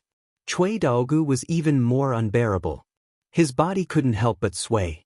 If it weren't for the troops beside him supporting him, he would have fallen to the ground. The flame in the copper cauldron began to burn, as if it was roasting them. Their backs began to soak with sweat. Chapter 180. Cheng Chumo walked towards them with an evil grin on his face. He cracked his knuckles with both hands. Hey, you guys, now you can kneel down and kowtow. Ah, you bastard, you finally let me vent my anger, quickly kneel down. Wang Ziqiao now felt dizzy. How did the ice block make the sandalwood in the copper cauldron burn? He began to regret coming to the Zhan temple today to provoke them. Wasn't this the same as sending his face to the door for these playboys to slap? His pale face squeezed out a smile that was uglier than crying. Cheng Chumo, don't go too far. Don't go too far. Yes, what do you want to do? Do you really want to bully my Fanyang Lu family? Lu Xiang and the others were also regretting. They had forgotten to look at the almanac when they went out today. Originally, they wanted to ridicule Cheng Chumo and the others who were not on good terms with them. Who would have thought that the ice block could make the sunlight burn? Today, the few of them could be considered to have been defeated. Their faces were probably going to be completely lost. Wah, you bastards, what are you going to say to me? Don't give me that. If you admit that you don't have balls between your legs, then forget it, I can let you go today. Cheng Chumo put his hands on his hips and laughed. He was sweating in his heart just now. If it were not because he was angry at Wang Ziqiao and the others for being too insidious, and because he had an inexplicable confidence in Li Wangyu, he would not have gambled on this matter.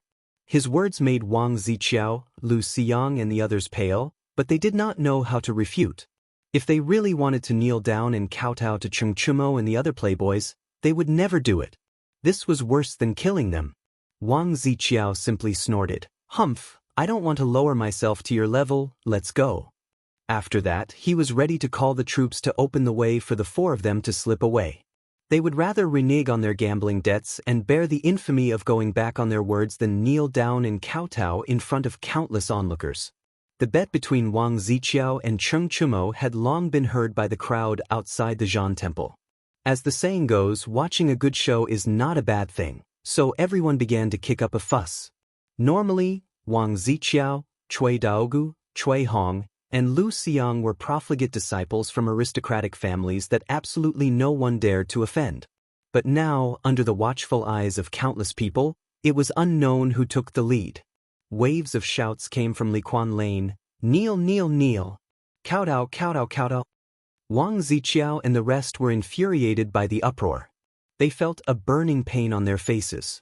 They had really lost a lot of face today. They pretended to be deaf and mute, pretending that they did not hear those voices. Under the protection of their own troops, they rushed out of the crowd in a sorry state. After leaving Lishan Square, Wang Ziqiao grabbed Lu Xiang and said, Brother Xiang, I can't take this lying down. We can't just let today's matter go like this. Cui Daogu's face was also gloomy as he gnashed his teeth and said, Today's humiliation is comparable to the humiliation of Han Xian's crotch. I will definitely get my revenge. You're going too far. This was going too far. I swear I can't exist under the same sky with them. But Cheng Chumo and those bastards, we can't easily offend them. Our troops don't dare to really make a move against them. Wang Ziqiao and the others were like Shen Konghua. They were young, but their bodies had long been hollowed out by wine and women. Every time they had a conflict with Cheng Chumo and the other playboys, they did not dare to fight personally. They only dared to let their troops fight. But when their troops faced Cheng Chumo, Fang Yai, and Chai Lingwu, these playboys of the Tang dynasty's top noble families, how could they really dare to make a move? If they injured these young masters, how many heads would they have for Qing Yaojin to chop off? If they really angered Qing Yaojin and Yuqi Jingda, these founding generals, even their main families, these aristocratic families, could not protect them. Therefore, there had been several conflicts, and Cheng Chumo and the others had always won, which made Wang Ziqiao and the others depressed. Today, they thought it was an opportunity to mock Cheng Chumo and the others, but they did not expect that they would lose all their face. Cui Hong suddenly opened his mouth and said, Cheng Chumo and those bastards can't be touched, But can that Tian Shilang also not be touched? He was referring to Li Wangyu, the only one in the temple who was wearing a white robe at that time. Wang Ziqiao's triangular eyes flashed with a cold light. Yes, I can't deal with those bastards of the Cheng and Yuqi families, but I, your father, can't deal with a Tian Shilang? I will now send people to watch that guy and see where he is from. Later, I will find someone to deal with him. Yes, that's right. I, your father, will kill this reckless guy. Brother Ziqiao, find out who this Tian Shilang is. If you don't destroy his family, this matter will not be over. Lu Xiang and the others also laughed. Suppressing people with power was what people like them should do. Idiots like Cheng Chumo who liked to make a move were simply a disgrace to the nobles. Let's go and have a drink. Today's my treat. Find a few young ladies to relieve the heat. Lu Xiang called out to the other playboys and rode away. After Wang Ziqiao and the others fled the temple, the group of playboys laughed loudly. Cheng Chumo and the other playboys naturally would not force Wang Ziqiao and the others to kneel down and kowtow. That would be tantamount to shedding all pretense of cordiality. But for these playboys who ran rampant in Chang, and there was not much difference whether they kneeled or not. In short, today, the Taiyuan Wang clan, the Bowling Chui clan, the Fanyang Lu clan, and the Qinghe Chui clan had lost all face. Under the mocking eyes of the playboys, Wang Ziqiao and the others covered their faces with their sleeves. Under the protection of their own troops, they escaped from Li Quan Square in a sorry state. This made Cheng Chumo and the others unable to help but laugh, feeling very happy. After the sacred fire gathering ceremony in the Zhan Temple, the crowd outside the temple gradually dispersed. But what they saw and heard today would be talked about by the people of Chang, and for a long time. Some busybodies, including the Zhan sect, tried to copy what Li Wangyu did that day. They found all kinds of ice and shone it under the sun, trying to find out the mystery of ice. But including the Zhan sect, no one succeeded in using ice to ignite the fire. This made Li Wangyu even more mysterious. Milliman was now more and more certain that the sacred fire in the Zhan temple was extinguished for no reason that day. It must be the work of this young man in front of him. But even after racking his brain, he still could not find the mystery of the sacred fire extinguishing by itself, so there was no way to prevent it. If he did not want this to happen again, it was necessary to be on good terms with Li Wangyu. Otherwise, even if the sacred fire of the sun was enshrined in the Zhan temple, it might be extinguished again one day, and then he would have a heart attack. Milliman waved his hand and asked the clergyman to bring a tray covered with silk cloth. He stretched out his hand and opened the cloth with a smile on his face. Xiao Lang, I have offended you before, please forgive me. These gold and jewels are a little token of gratitude from the Zhan sect. Please accept them, Xiao Lang. But I also ask Xiao Lang not to gather the sacred fire of the sun in the future. Is that okay? On the tray, there was a neat pile of gold ingots, as well as all kinds of sapphires, rubies, and other jewels from the western regions. These gold and jewels, under the illumination of the sun, all emitted a dazzling light, very tempting. Chapter 181. Seeing the tray full of gold and jewels, Li Wangyu was a little surprised. He didn't expect Milliman to be so generous. Milliman's generosity, in addition to wanting to have a good relationship with Li Wangyu, was also a hush money. He didn't want Li Wangyu to know how to use ice in the future. If the method of getting fire from the sun was popularized everywhere, then there would be nothing sacred about the Zhan temple sacred fire. The moment the holy flame was ignited, Milliman even had the thought of killing him to silence him. However, with this group of silk pants backing Li Wangyu, Milliman quickly dispelled this idea in his mind and decided to bribe him with money. Li Wangyu listened to his words and understood that he wanted him to keep it a secret and maintain the sacred feeling of the Zhan temple's sacred fire. Sabeo, you are too polite. You can rest assured that I will keep this matter a secret for Zhan temple. That's good. Thank you for your trouble, Xiao Lang. Li Wangyu was also not polite. He smiled and thanked Milliman, then grabbed the gold ingots and jewels and stuffed them into the hands of the playboys. Come, everyone has a share. Brothers, let's divide it. Cheng Chumo and the others quickly refused. Today, they were very satisfied to see Wang Ziqiao and the others suffer. How could they have the nerve to take the gold and jewels? Not to mention, these playboys were not short of money, and Li Jia Xiaolang still owed a lot of debt. The gold and jewels on the tray, at a glance, the playboys could roughly estimate the value. It was about 4 or 5 million yuan. This Shan temple could be considered a big deal. Li Wangyu saw that the crowd didn't want it, so he threw the gold ingots and jewels back on the tray. Brothers, if you look down on these things, then this little brother also doesn't want it. Fang Eai and the others looked at each other. In the end, Cheng Chumo laughed and reached out to grab a handful of gold ingots and jewels. Everyone, don't waste Ziyu's good intentions. Come, everyone has a share. Today, let's learn from the people of Jianghu. Divide the gold and let's go drink a big bowl later, wah. Hearing Cheng Chumo's words, the group of debauches also came forward with smiles on their faces, and each of them grabbed a handful of gold ingots and jewels. To them, the amount of money was not important. What was rare was Li Wangyu's sincerity. 5 to 6 million taels of gold and jewels, the group of silk pants, including Li Wangyu, each received 5 to 600,000 copper coins, which could be considered a small fortune. After everyone put away the gold and jewels, Cheng Chumo waved his hand and said, "Let's go. Today at Ping Kong Fong, this old man will treat. We won't go home until we're drunk. Pa, let's go. Let's go home drunk today." After bidding farewell to Milimon, a group of playboys clustered around Li Wangyu as he mounted his horse, laughing and joking as they headed towards P Square. Li Wangyu, on the other hand, was laughing bitterly in his heart. He was still in the observation period of his beautiful boss. If Su Changqing found out about this, he was afraid that it would be quite troublesome. What's more, it was broad daylight right now, just past noon. Was it really good to go drinking? But now it was too late for him to say no.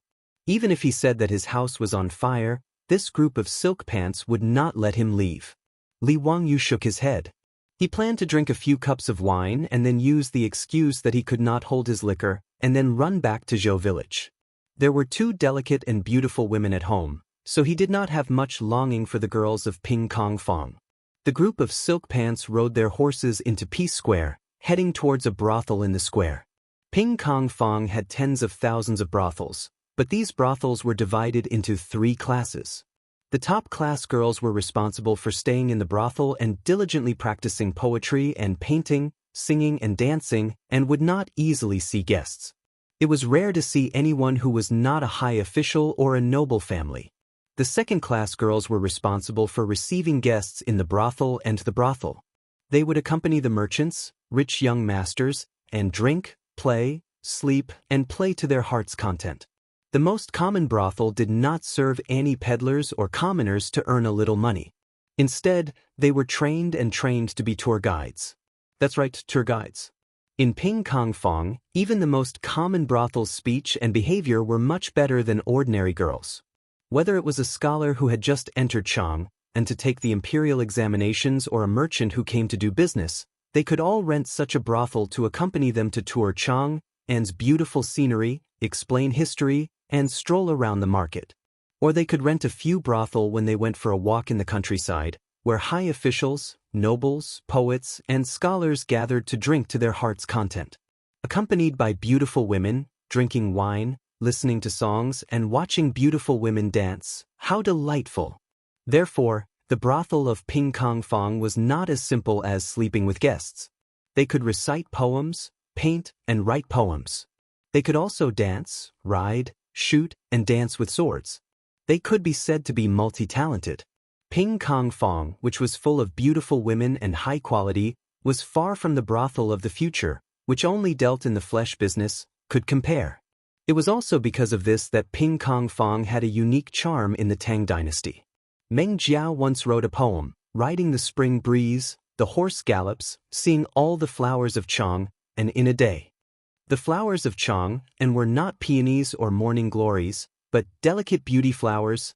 Li Wangyu had only come to Ping Kong Fong to sell erotic paintings, but it was his first time entering a brothel. He could not help but feel a little uneasy. Wei Shuyu suddenly winked at Li Wangyu and said with a mischievous smile, "Ziyo, there will be a lot of your admirers later. Don't be dazzled." What the hell was an admirer? Li Wangyu wanted to ask Wei Shu what he meant, but this guy pretended to be mysterious and did not explain. When the group of playboys was politely invited to the brothel by the handyman, the brothel's procuress came up to them with a smile. "Young dukes, you haven't been here for a long time. The young ladies in the brothel have missed you so much." This procuress was actually in her 30s, but in the eyes of the people of the Tang dynasty, she was already old. A procuress was also an old procuress. It was said that the old procuress was an extinct bird. It was said that there were only females and no males. They bred by mating with other kinds of birds. They were very much like prostitutes who were promiscuous, so the brothel's boss was called the old procuress or procuress. Chai Lingwu, Wei Shuyu, and the others were veterans of the brothel and were familiar with the procuress. They teased, "Yunyangzi, don't you miss us? Young dukes, don't make fun of me. Please come in, I'll call the young ladies." The procuress named Yunyangzi smiled and led everyone into an elegantly decorated room. She asked the handyman to bring wine and food. Soon, a group of gorgeously dressed girls wearing topless dresses filed in, almost dazzling Li Wangyu's eyes. The topless dresses of the Tang dynasty, except for the noble women, were worn by the prostitutes who entertained people with their beauty. Their white and towering breasts were set off by the topless dresses, making Li Wangyu feel a little thirsty. With the status of Chengchumo and the others, the ones who came out to receive them in the brothel were naturally the best girls. The young ladies of the brothel were only 15 or 16 years old, which was the age of high school girls in the future. Chengchumo, these beasts only harm young girls. Li Wangyu despised them in his heart. Chapter 182. When Wei Shuyu saw these girls, he immediately pointed at Li Wangyu and laughed. "Qin Yang, Lian Yang, Xuan Yang, don't you want to know the author of the poems, Journey to the Sword, and Hui Chongchun Jiang Shaojing? Do you see this Xiao Lang next to me? Why don't you come over and greet him?" His words made these girls' eyes light up, and they looked at Li Wangyu in a strange way. To put it in modern terms, it was like a fan's eyes were sparkling when they saw their idol. Li Wangyu was also stunned. How could he have fans in this brothel after plagiarizing a few poems? Were these the admirers that Wei Shuyu had mentioned? He didn't know that these girls in the brothel were not ordinary people.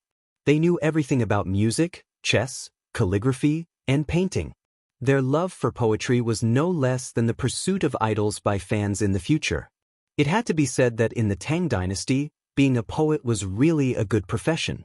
Wei Shuyu's words immediately caused Li Wangyu's side to be surrounded by girls. Each and every one of them looked at Li Wangyu with tender and admiring eyes. "Is this Li Wangyu from Hu County? Greetings, Mama Shui. I love Longjuan's song, Going Out of the Frontier. Can I sing it for you later?" "Greetings, Langjun. I am Qin Yang. Langjun, I am Lian Yang." Li Wangyu was surrounded by a group of girls who were 15 or 16 years old. Although he was a veteran in the future and had watched all kinds of Japanese action movies, he still felt a little helpless. "Zio, why are you still standing there? Why don't you compose a poem in this situation?" Cheng Chumo also laughed. "Cheng Chumo, are you sure you are not possessed by Song Xiaofeng?" Li Wangyu was speechless and rolled his eyes. But in the face of a group of girls who were looking at him with shining eyes, he couldn't say no. Forget it. If he wanted to compose a poem, then so be it. It was just plagiarism. Anyway, he was used to plagiarizing, right? Picking up the wine that the young lady beside him had eagerly poured for him, he raised his head and drained it in one gulp. Li Wangyu shouted, "Bring me pen and paper." In the Tang dynasty, poets composing poems in brothels was part of the standard work routine. This brothel's art house had already prepared for it. Immediately, some odd job workers brought over paper, inkstone, brush, and ink. Several young ladies diligently helped him grind the ink. Li Wangyu thought for a moment and decided on a poem to plagiarize. He picked up the brush and began to write. As he wrote, he recited, "For Xiao Yang. Luo Xiong Ling Bo gave birth to Wei Chen. How could he succeed in visiting his relatives? How can 1,000 cups of green wine be drunk? A face full of red makeup kills people." He shamelessly plagiarized another one of Li Bai's poems, For 7th Madame Duan, and even changed the title of the poem to For Little Madame Zhu. This poem was not famous among Li Bai's poems, but it was very suitable for Li Wangyou's feelings. He needed to recite a poem. The poem was, "You are like Luo Xiong Ling Bo, Luo Xiong giving birth to Weichen. How could I get close to you? I really feel a little drunk with 1,000 cups of wine. Who gave you such a beautiful face?" To put it bluntly, it was Li Bai's romantic poem to coax the girls. As soon as Li Wangyou copied this poem, the girls in the room looked at him with even more strange eyes. Every girl felt that this poem was written for them. Now, all the girls recruited by the brothel keeper Yunyang all surrounded Li Wangyou. Cheng Chumo and the others were not annoyed. As they drank and made merry, they watched Li Wangyou being surrounded by a group of prostitutes. Seeing Li Wangyou's battered and exhausted appearance, everyone laughed. Li Wangyou was surrounded by these delicate and soft girls, who kept urging him to drink. A girl who was good at singing and playing the pipa began to sing his poem, "For Little Madame Zhu." Some who were good at dancing also began to dance. In the room, the atmosphere began to warm up. A group of playboys, under the service of the prostitutes, continued to drink wine. Li Wangyou also unconsciously drank a few more cups. The alcohol went to his head and he began to teach the girls around him how to play the finger-guessing game. Two little bees, flying in the flowers, fly. Papa.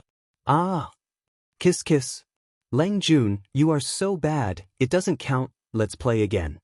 The playboys had never seen such a way of playing the finger-guessing game.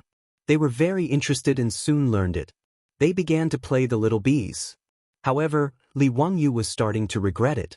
The scene in the VIP room was 2F** king painful to the eyes. Can you imagine the scene of the burly Cheng Chumo and Yuchi Bao Lin playing the little bees game?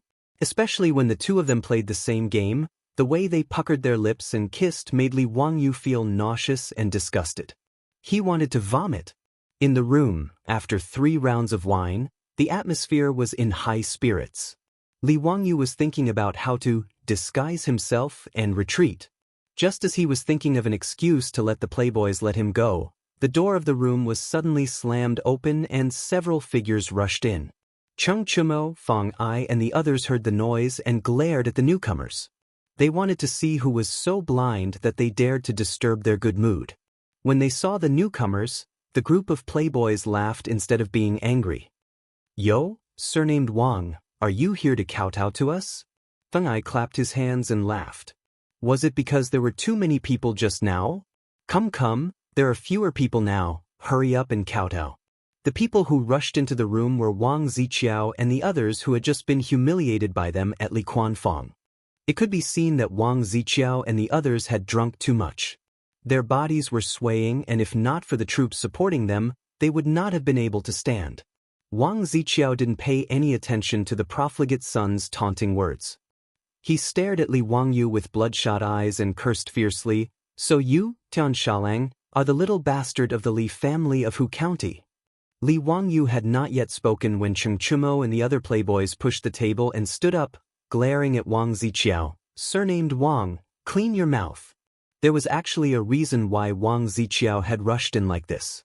Today, after they had been defeated at Li Quanfang, they had left behind a few troops to follow them and gather information while he, Lu Xiang, Chui Dogu and the others went to Ping Kong Fang's brothel to drink. Because they had a belly full of anger today, after drinking a few cups of wine, the 4 of them quickly began to get drunk. Just as they were drinking, they saw the troops come back to report that Cheng Chumo and the others had also come to the brothel to drink in the private room next to theirs. Originally, Wang Ziqiao and the others were still a little afraid of Cheng Chumo and the others. They were afraid that the matter of kneeling and kowtowing would be brought up again and they would be the ones to lose face. Just as they were about to leave the brothel early, they heard the troops report that they had found out the identity of the white-clothed youth. After hearing that the youth was actually Hu County's Li Wangyou, Wang Ziqiao could not bear it anymore. He slapped the table and stood up. Using the alcohol, he rushed to the room next door, planning to teach Li Wangyou a lesson. The reason why Wang Ziqiao hated Li Wangyou so much was because of the Taiyuan Wangs breaking off the engagement. Chapter 183. When Li Wangyou's father, Li Zhou, was still alive, the Taiyuan Wangs wanted to be on good terms with the imperial family, so they took the initiative to arrange a marriage between their daughter and Li Zhou. Considering Li Zhou's position in the imperial court at that time, this marriage was well matched. Even though the 5 families and 7 families looked down on the imperial family of Li Tang and felt that they were nouveau riche, this did not affect the marriage of the Wang family's daughter. In the patriarchal society of the Tang dynasty, women were just appendages of the family. As the daughter of the Taiyuan Wangs, in the eyes of the Wang family, she was not that important. It was very appropriate to use this to win over an important official in the imperial court. Who would have thought that after the Xuanwu Gate incident, Li Yuan would abdicate and Pai Lupi would ascend the throne. Then, Li Zhou would be demoted and dismissed, and then die of illness. This naturally made the Taiyuan Wangs want to break off the marriage. Although it was not very pleasant to hear, the Taiyuan Wang clan would definitely not sacrifice a daughter of the Wang family to marry a disciple of a ruined family. Originally, whether it was the Li family or Li Wangyou's previous owner, they would not break off the marriage even if they were beaten to death. If the Taiyuan Wang clan were forced to do so, they would really cause trouble in the Yamen. If it really came to that, no matter how unwilling the Taiyuan Wang clan was, they could only pinch their noses and let their daughter marry over. But it just so happened that Li Wangyou's soul transmigrated to the Tang dynasty and replaced the stubborn Li Wangyu. After receiving 170 taels of gold from the Taiyuan Wang clan, he happily wrote a letter to break off the marriage and ended the marriage. Logically speaking, Li Wangyu and the Taiyuan Wang clan should have nothing to do with each other anymore. But who would have thought that in just a month, the Li family, which the Wang family thought was ruined, would actually be made famous by Li Wangyu. Li Wangyou's stunning performance at the Zhujiang Pool Poetry Meet began to spread in Chang, and along with those legendary masterpieces.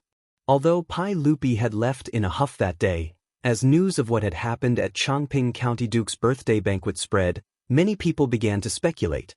The officials and nobles of the imperial court were all discussing this. If nothing unexpected happened, this Qilin son of the Li family would soon restore the family's glory. 2 days ago, the eldest son of the Zheng family in Xinjiang set fire to a carriage shop in the East Market, which made Empress Zhongsun furious. This made the nobles in Chang even more shocked. With the methods of the nobles, they quickly found out that this carriage business was originally the property of the Li family in Hu County. Now, it was a joint venture with Empress Zhongsun. Not only did Pai Lupi appreciate him, but he could also connect with Empress Zhongsun. This made the nobles in Chang and think more highly of Li Wangyu. Of course, Li Wangyu did not know about this at all. How could he have known that the bearded man he had dissed several times was the emperor of the Tang dynasty, Pai Lupi? The more outstanding Li Wangyu was, the more short-sighted and snobbish the Wang clan of Taiyuan was. These days, the Wang clan of Taiyuan had taken the initiative to annul the marriage with the Li family in Hu County. This had become a joke among the nobles in Chang. At every noble banquet or gathering, the matter of the Wang family annulling the marriage would be brought up and ridiculed. Even Prince Qiao, the eldest son of the Wang clan of Taiyuan, was ridiculed by the nobles in Chang, and because of this, Prince Qiao was engaged to Li Wangyu, and he was the elder brother of the little fat girl of the Wang family. If not for the annulment of the marriage, Li Wangyu would have to call him brother-in-law.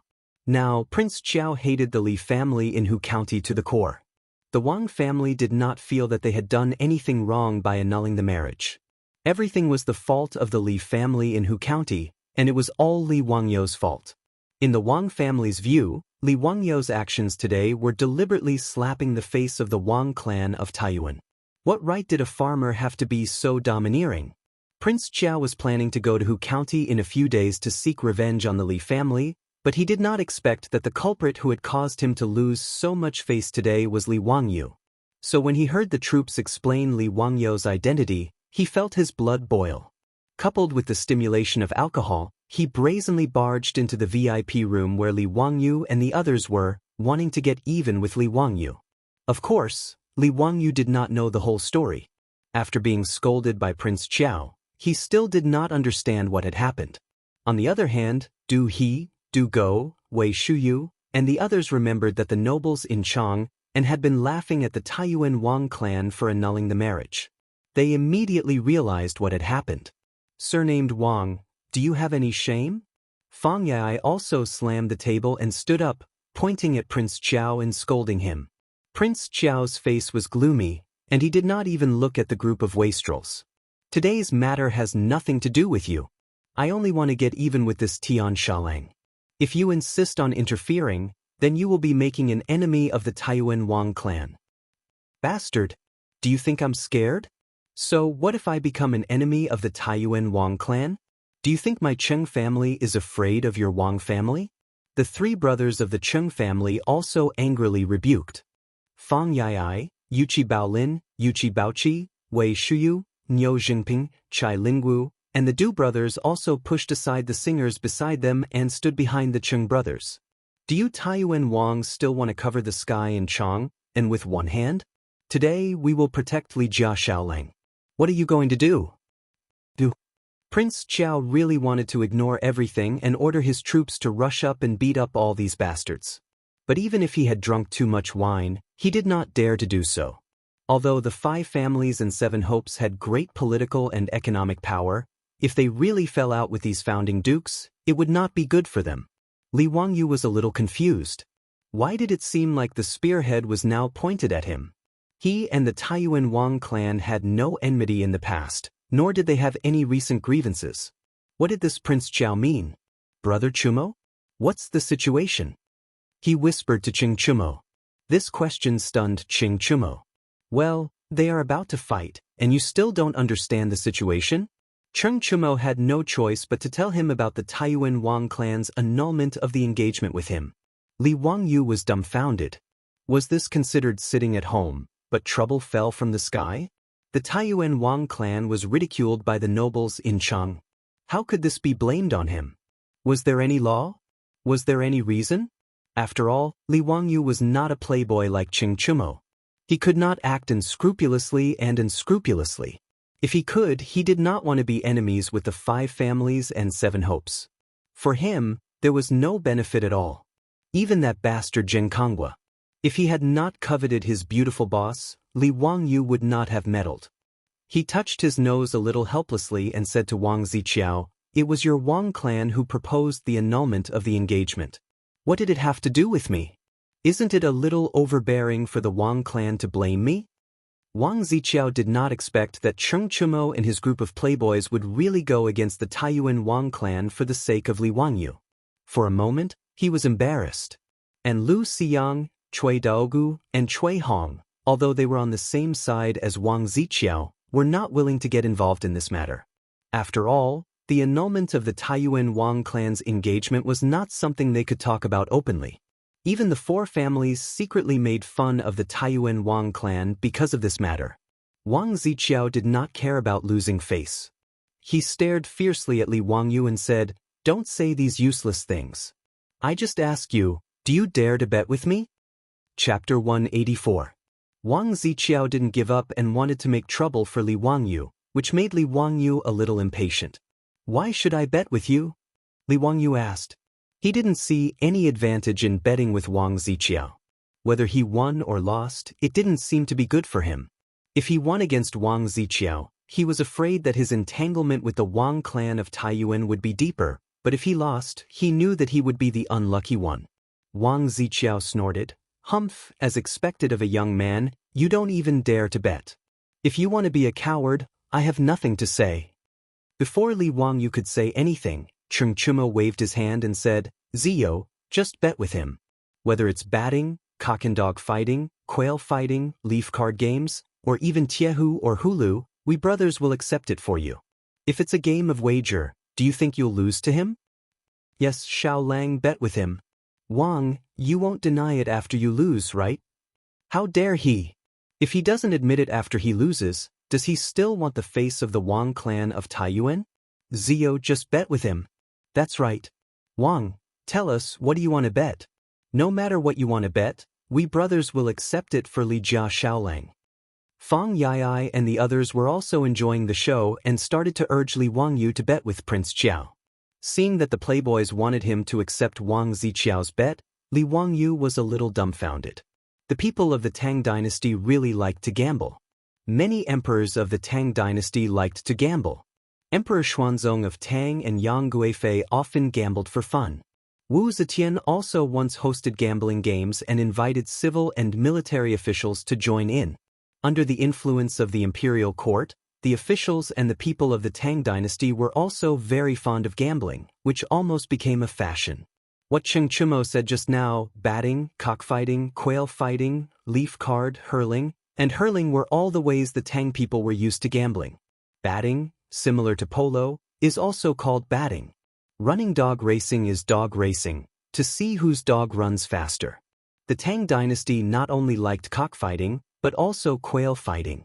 Yezi Mahjong could be considered the ancestor of Mahjong.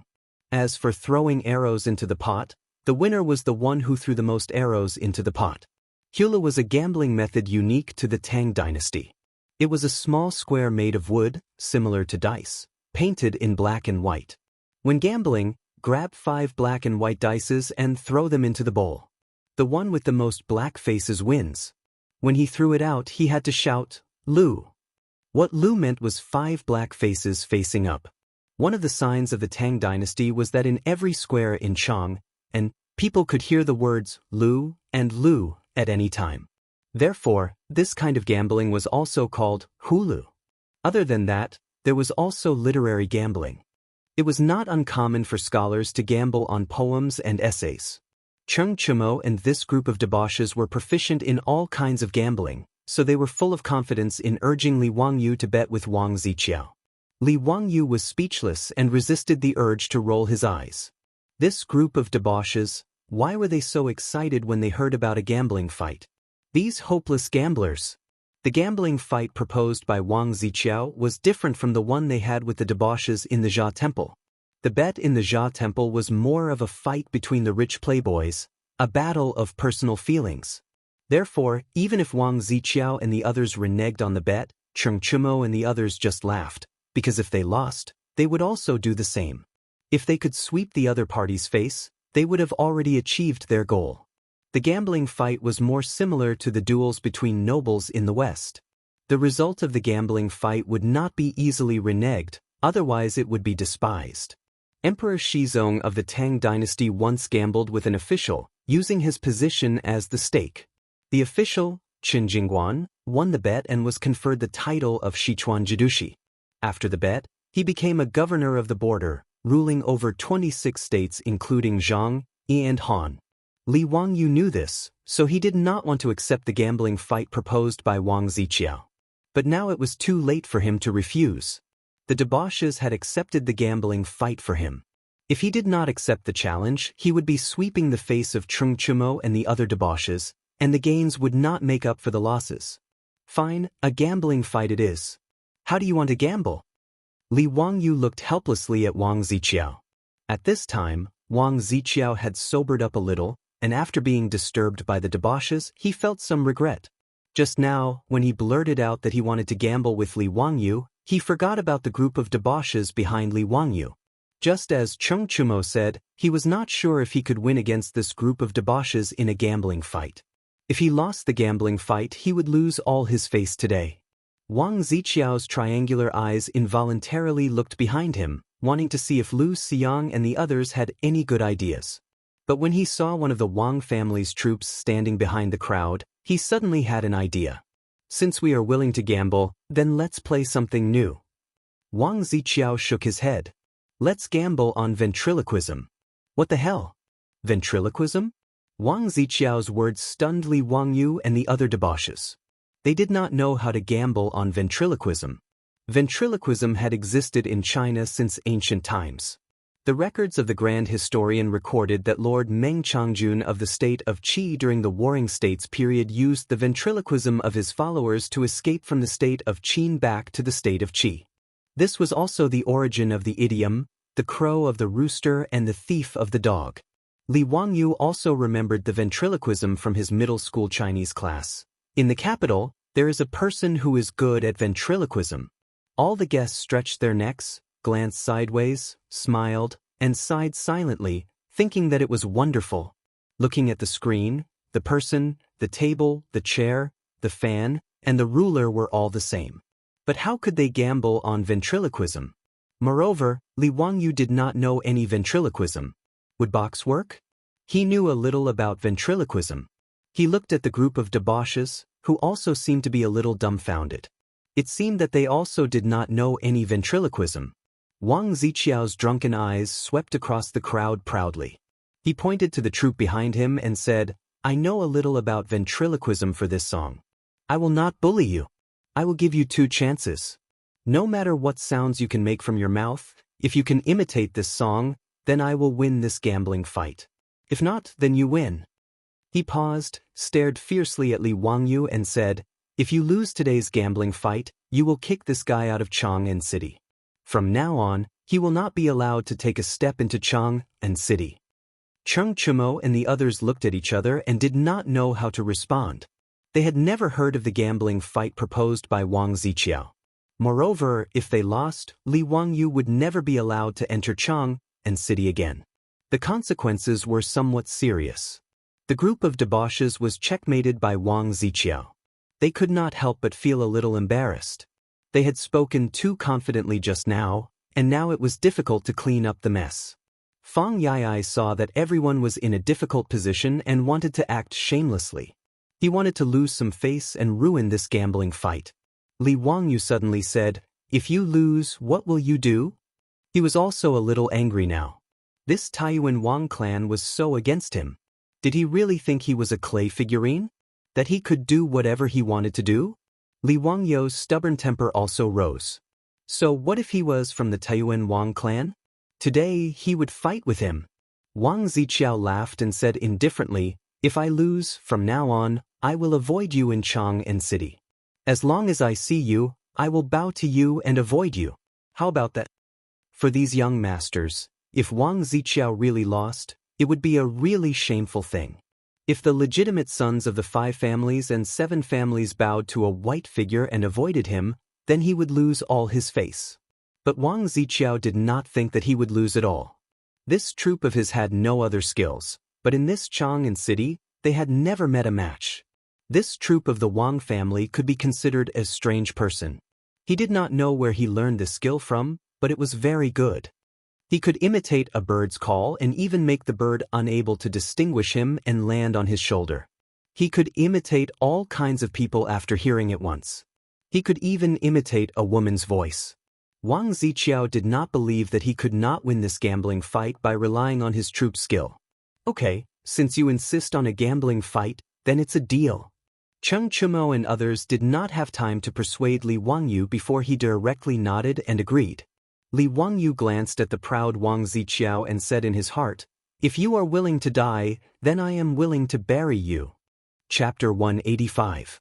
Although Li Wangyu did not learn any ventriloquism, he did not think it was a big deal. He had seen a lot of ventriloquism performances on TV in the future. It was not a big deal. Besides, even if the ventriloquism of the Wang troops was as good as the performers in the textbook Ventriloquism, so what? Ventriloquism was not like a tape recorder. It was just through the mouth, teeth, lips, tongue, throat, nose and other vocal organs to imitate various sounds of nature, such as birds and beasts, wind and rain, thunder and lightning, etc. Was it that easy to imitate the things that Li Wangyu knew?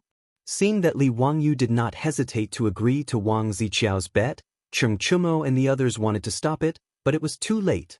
In the view of these foppish sons, losing the bet was fine, but since they had agreed, they had to give it a try. Several foppish sons gathered together to discuss what sound they should make to prevent the Wang troops from imitating. This made Li Wangyu a little dumbfounded. Such a simple thing, why did they make it so complicated? Brother Chumo. Li Wangyu was just about to say that he could do it himself, but Cheng Chumo waved his hand to stop him. "Ziyo, if you have something to say it later. This matter cannot be sloppy. Let us discuss it first." Ziyo, don't worry. Today's bet, brothers, will let you win." Li Wangyu wanted to speak several times, but he was interrupted by Cheng Chumo, which made him very depressed. Forget it, let them do it. Anyway, there were 2 chances, so there was no need to worry. Li Wangyu simply acted as if nothing had happened. He sat back down at the table and let the young ladies pour him wine. He then began to drink the wine on his own. Cheng Chumo and the others discussed for a long time and came up with several ways that they thought could stump the Wang troops. Fang Yai reached out and summoned a female singer. Li Wangyu remembered that this girl was called Xuanyang. She sang a good song. Her voice was sweet like an oriole coming out of the valley. It seemed that these foppish sons, in the first round, wanted to use a female voice to embarrass the Wang troops who were good at ventriloquism. Mama Shui, pick your best song and sing it a cappella, Fang Yai instructed. Yes, I'll sing now. Mama Shui bowed to the fops, stood up, cleared her throat, and began to sing. Zhao Ku's beard tassels, Wu Go's frost and snow. The silver saddle shines on the white horse, like a shooting star, killing one person every 10 steps, leaving no trace for 1,000 miles. When the matter is done, I leave with a flick of my sleeve, hiding my identity and name. Mama Shui was singing the poem Ode to Gallantry that Li Wangyu had plagiarized. The poem was magnificent, and Mama Shui's voice was firm. Her voice was as smooth as a pearl and smooth as jade, and it even had a skillful tuning, making her singing sound sometimes moving and sometimes quiet, sometimes fast and sometimes slow. It was very pleasant to listen to. At the end of the song, even Cheng Chumo and the others could not help but shout out, "Good," and then looked at Prince Chiao. "Wang, come on. Let me see what your song is capable of." They didn't believe that anyone could imitate Mama Shui's voice. But Wang Ziqiao didn't care at all. He raised his eyelids slightly and motioned his troops to come forward. The troops of the Wang family came forward, grinned at the fops, and then began to sing. As soon as his voice came out, everyone in the room was stunned as if they had seen a ghost. Yuchi Baolin turned her head and looked at Mama Shui next to her, trying to confirm if she was singing. The voice that came out of the mouth of the troops of the Wang family was exactly the same as that of Mama Shui.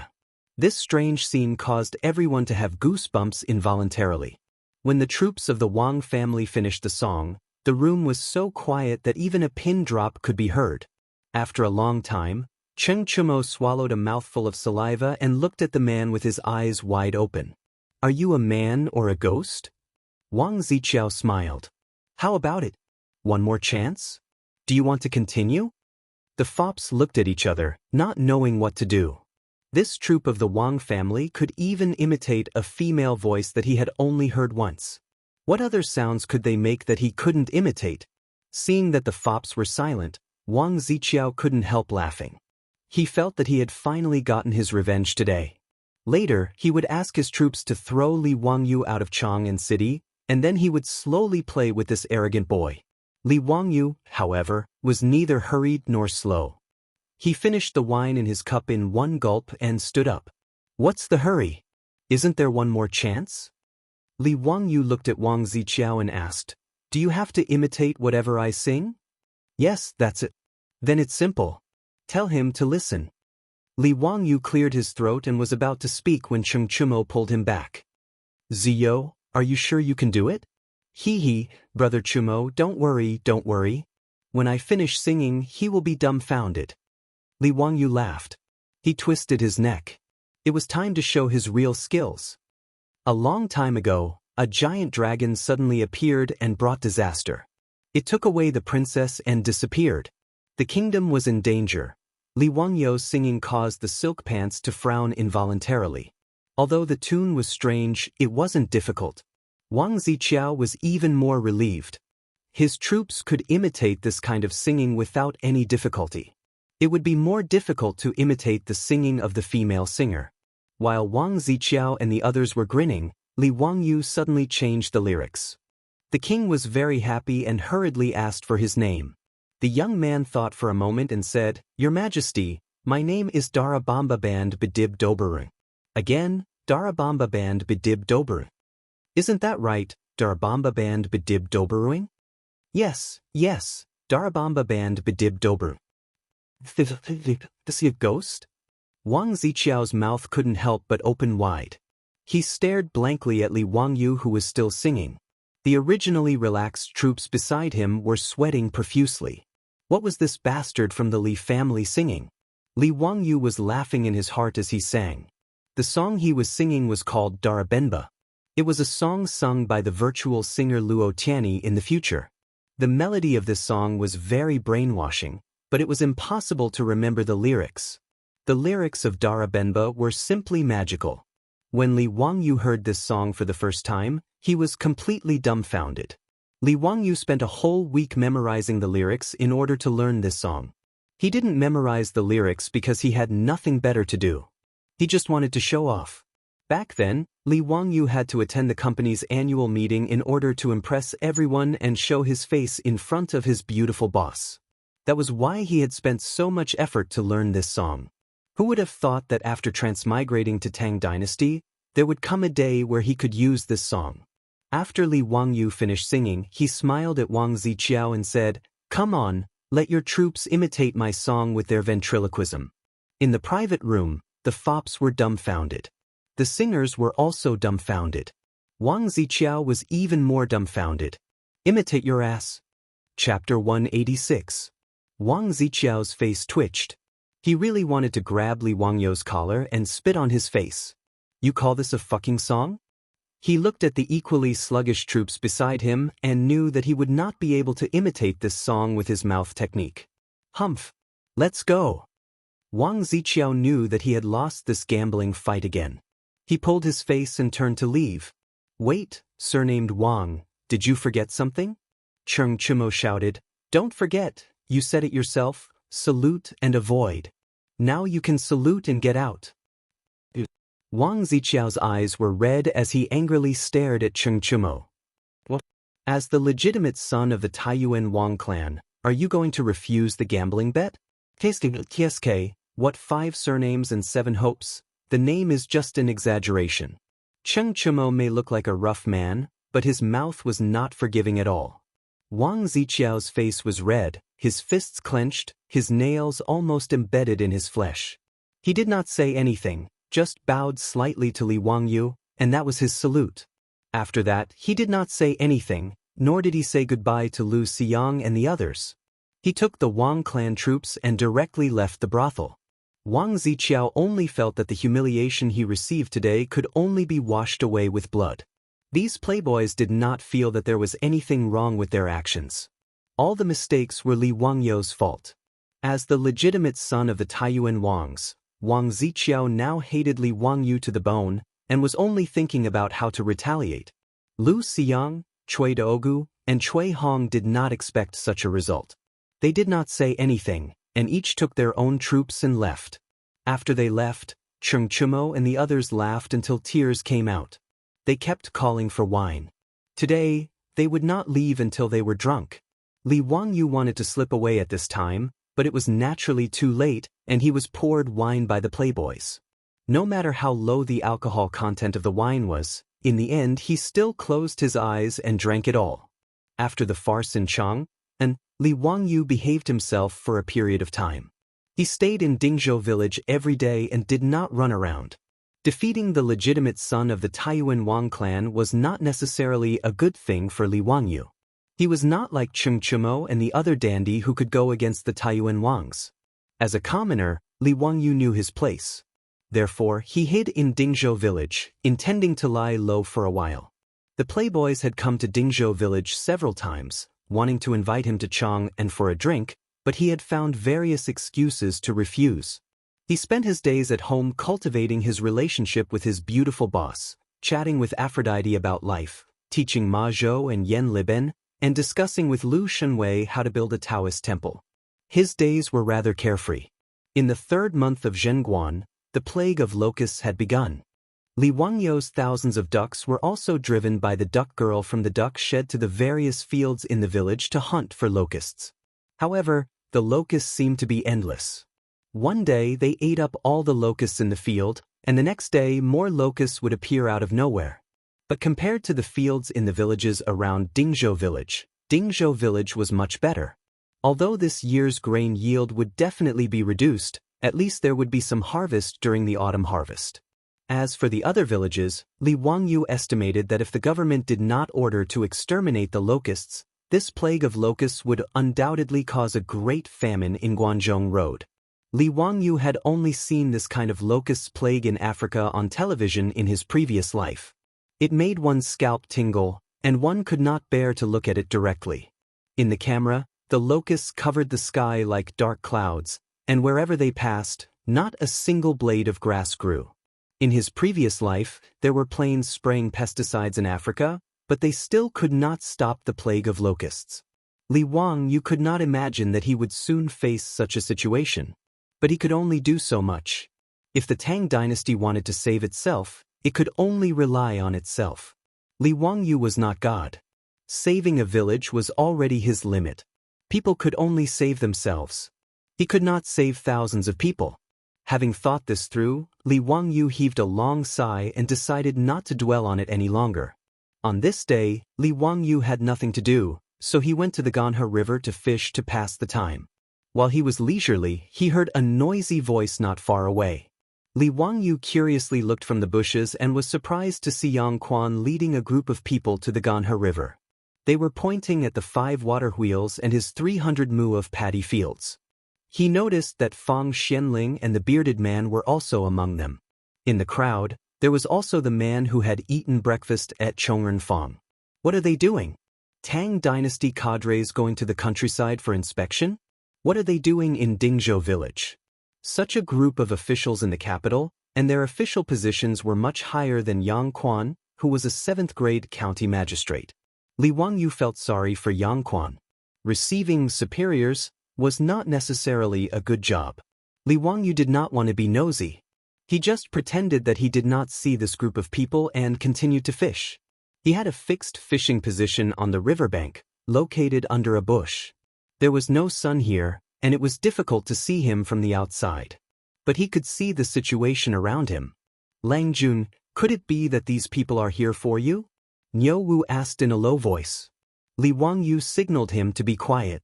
Sure, don't worry about them. Just pretend that you didn't see them. But Li Heng led them here. Niu Wu pointed at the thin figure in the crowd and said. When Li Wangyu saw this, his nose almost went crooked from anger.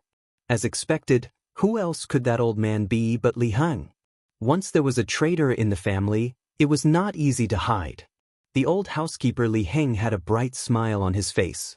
He followed behind Yang Quan and guided the county magistrate. Obviously, Yang Quan had already been to his house. Li Heng was very flattering and betrayed his master. Ziyo, you are so elegant. You are actually hiding here to fish. Yang Quan stroked his beard and greeted Li Wangyu, who was behind the bush. Seeing that he couldn't avoid it, Li Wangyu patted his butt helplessly and stood up to greet Yang Zua and the others. At the same time, he glared fiercely at Li Heng, who didn't know what was going on. I have stolen half a day of leisure. Ming House, why did you come to Dingzhou village today? Li Wangyu replied casually. Stolen half a day of leisure. Half a day of leisure is rare. Xiao Lang casually recited a poem. Do you have a complete poem? Before Yang Quan could reply, Fang Xianling walked out from the crowd and smiled at him. I said it too casually. Plagiarized another sentence? Forget it, I'll just plagiarize it. Li Wangyu bowed to Fang Xianling. Greetings, Minister Fang. You flatter me. As the saying goes, a piece of writing is made by nature. I only have this sentence. After saying that, Li Wangyu was stunned again. What the hell, did I plagiarize again? Is this a poem from the Southern Song Dynasty? Chapter 187. As soon as Li Wangyu said this, everyone could not help but clap their hands and applaud. Good. What a wonderful summary. That's the essence of poetry. Fang Xianling praised. Li Ziyo is only 16 years old, but he can speak so well. No wonder Ziyo's poems have been spread all over Chang. He's really a young talent. No wonder he can write such good poems. In the crowd, Pai Lupi could not help but clap his hands and applaud. Now Li Wangyu's sentence, how can I bow to the powerful and make me unhappy? The bad feelings he brought to Pai Lupi had long disappeared. Now Pai Lupi liked Li Wangyu more and more. Li Wangyu's face turned slightly red from the praises of the crowd. He quickly changed the topic and asked, Is there a reason why Prime Minister Fang came to Dingzhou village today? Fang Xianling twirled his beard and smiled. Nothing, we're just here to enjoy the flowers. Spring? Enjoy the flowers? Black lines appeared on Li Wangyu's forehead. What nonsense was this? If it was March in previous years, it would be a good time to enjoy the flowers. But this year, there was a locust plague in Guangzhou. Even around Dingzhou village, even if Li family's ducks kept hunting for locusts, there was no spring scenery in the fields. Of course, enjoying the flowers was not a good thing, but enjoying the locusts flying in the sky was a good thing. Fang Xuanling's words were an excuse. In fact, Pai Lupi wanted to visit Dingzhou village. He, Zhang Sun Wuji, Du Ruhui and the others naturally needed to accompany him. As the emperor of the Tang dynasty, Pai Lupi did not come to Dingzhou village because he had nothing to do. There was a reason why he came incognito with Fang Xianling, Zhang Sun Wuji and the others. First, he came to see with his own eyes the water wheel that did not require manpower and could automatically carry water for irrigation. He also wanted to see the effect of Li Wangyou's 300 mu of saline alkali soil. Second, the locust plague in Guangzhou Dao was getting worse and worse. There were reports of the locust plague everywhere. Pai Lupi also wanted to see the extent of the locust plague. Third, the case of the locust plague and divine punishment in the court was still unresolved. This made Pai Lupi feel depressed, so he took this opportunity to walk around and relax. Pai Lupi, accompanied by Fang Xianling, Du Ruhui and Zhang Sun Wuji, came to Dingzhou village under the lead of Hu County Magistrate, Yang Quan. After seeing the water wheel with their own eyes, and seeing that the saline alkali soil had been improved and rice had been planted, everyone was full of praise. Zhang Sun Wuji lowered his voice and smiled at Pai Lupi. Congratulations to His Majesty. Our Tang dynasty has this method of water wheel and saline alkali soil. It can increase the number of mu of land and prevent the land from being drought-stricken. This is great news. Fang Xianling and Du Ruhui were also full of praise. Pai Lupi, who was originally in a bad mood, also showed a satisfied smile. He was even more satisfied with Li Wangyu. The Qilin son of the old Li family not only had outstanding literary talent, but also had such knowledge of worldly affairs. It was really rare. He did not know where he learned this ability. Whether it was the water wheel or the four-wheeled carriage for the Tang dynasty, they were all national weapons. Li Wangyu could be said to have made a great contribution to the Tang dynasty. But the more it was so, the more Pai Lupi felt that he had the responsibility to educate this kid. This kind of thing was beneficial to the country and the people, but he did not want to give it to the imperial court. Instead, he used it to exchange for some farmland, cattle, and the exclusive right to operate the chong and carriage. It was really abominable. Moreover, this kid also urged Empress Zhangsun to invest in his carriage business. He did not think about how to repay the imperial court. Instead, he thought about the business of merchants all day long to earn those stupid things. He really deserved a beating. Thinking that he was Li Wangyou's elder, Pai Lupi's words were not so pleasant to hear. They carried a lecturing tone. Kid, come here. Let me ask you. Since you gave the water wheel and the method to improve the soil to the imperial court, why did you ask Yang Mingfu for cattle as a reward? Pai Lupi felt that he had good intentions, but he was destined to make a fool of himself. It was a waste of effort. Li Wangyu had always been unhappy with this curly-bearded man. He was very tired of his words. How could he listen to Pai Lupi's lecture? Moreover, the two sides were in completely different positions. Naturally, their views on this matter were also completely different. In the eyes of Pai Lupi, the emperor of the Tang dynasty, if the people under his rule had good things, it was natural for them to give it to the government. As for the reward, it should be given by the government at their discretion. It should not be privately asked for. In the Wuxia dynasties where imperial power was supreme, there was no such thing as intellectual property protection. Things that were useful to the people of the country were public goods. Imperial power did not recognize the exclusivity of private creations. This was also the reason why the ancient people, once they had something good, would keep it for themselves. Independent sects, ancestral secret recipes, and so on all originated from this kind of social environment where there was no awareness of intellectual property protection. This forced them to think of ways to protect their own interests. Therefore, from the standpoint of the emperor of the Tang dynasty and Li Wangyou's elder, Pai Lupi felt that it was normal for him to teach this bastard a lesson. Including Fang Xianling, several important officials also nodded and smiled. They felt that Pai Lupi's question was not wrong. If it weren't for his teacher, Yu Shernan, and the fact that Yang Zhuo truly cherished Li Wangyu's talent, he wouldn't have taken out some cattle to trade with him. Rather than an exchange, it was more appropriate to say that Yang Quan's gift to Li Wangyu was appropriate. What bargaining?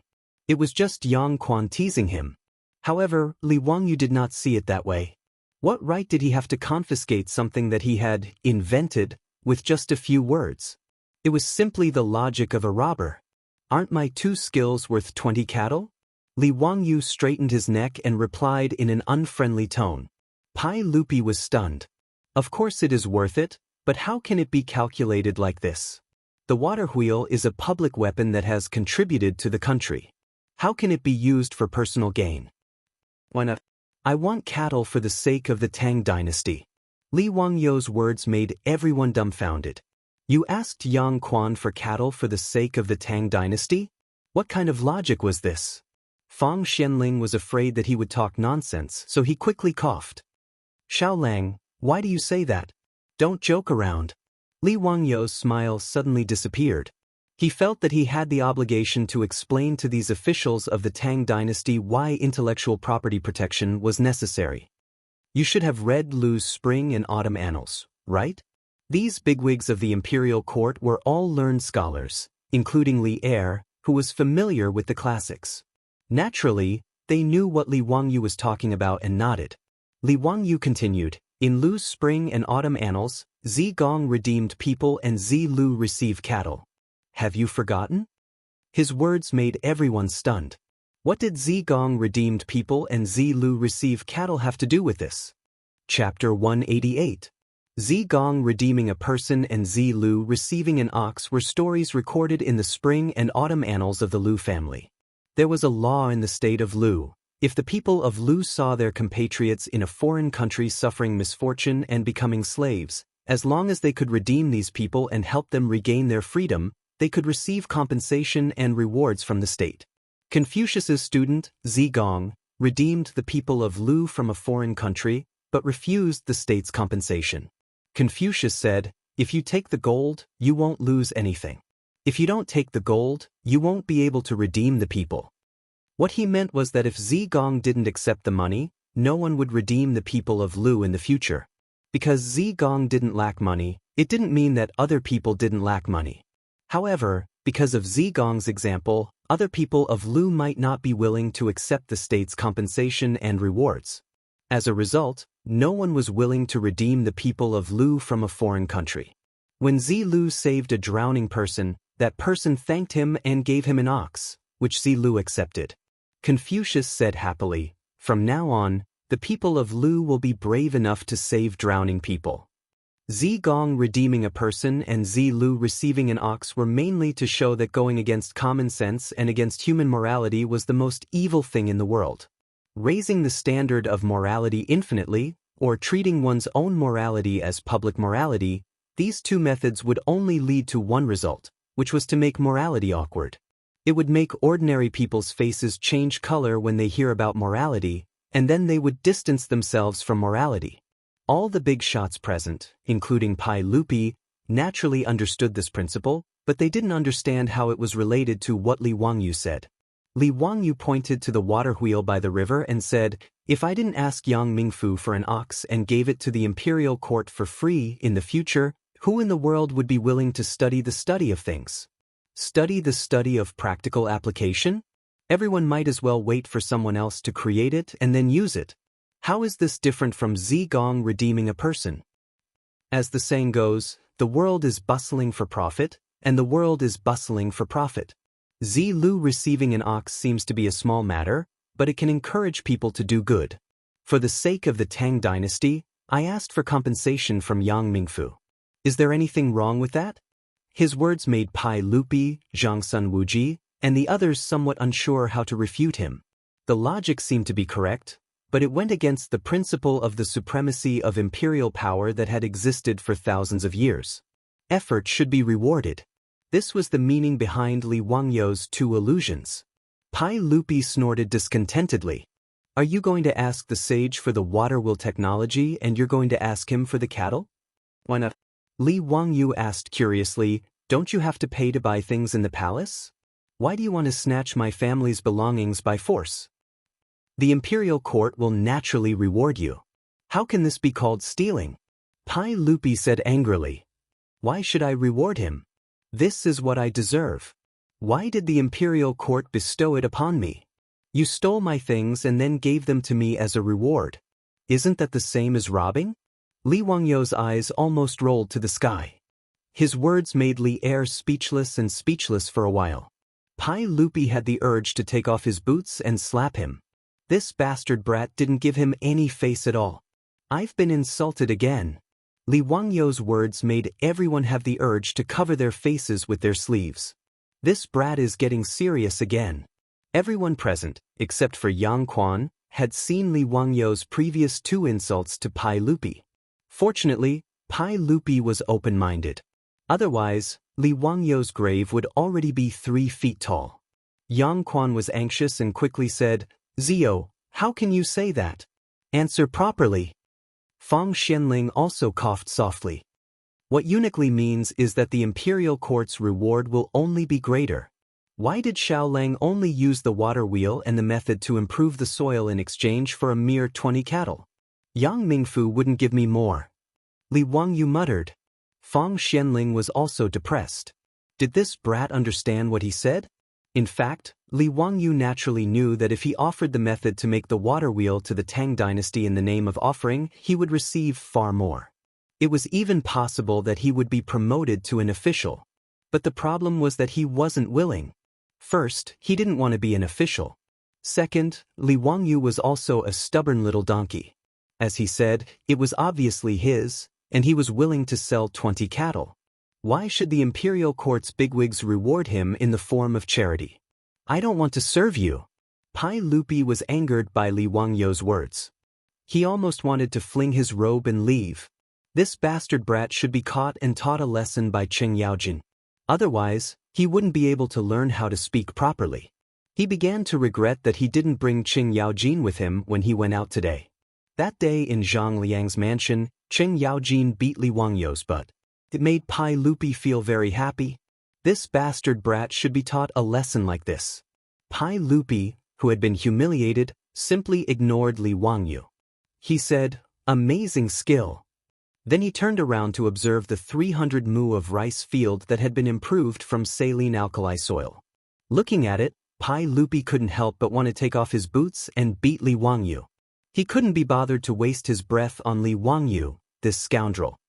He turned his head to look at Yang Zua, who was standing respectfully at the side, and said angrily, Yangming residents, why are the seedlings in this paddy field planted in such a mess?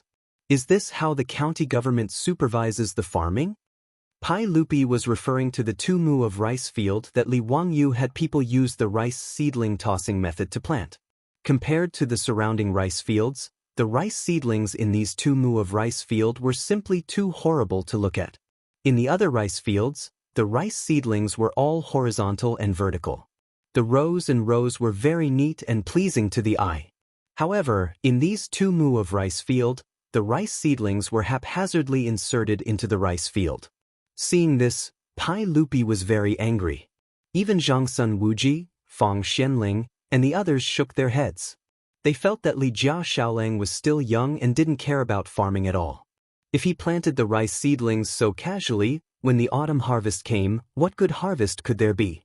Even if the Li family didn't need to rely on the harvest in the fields to live, it was disrespectful to waste the land like this. It could even be said that it violated the Tang dynasty law. In the Tang dynasty, if the land was abandoned, they would be arrested by the county government and beaten with a plank.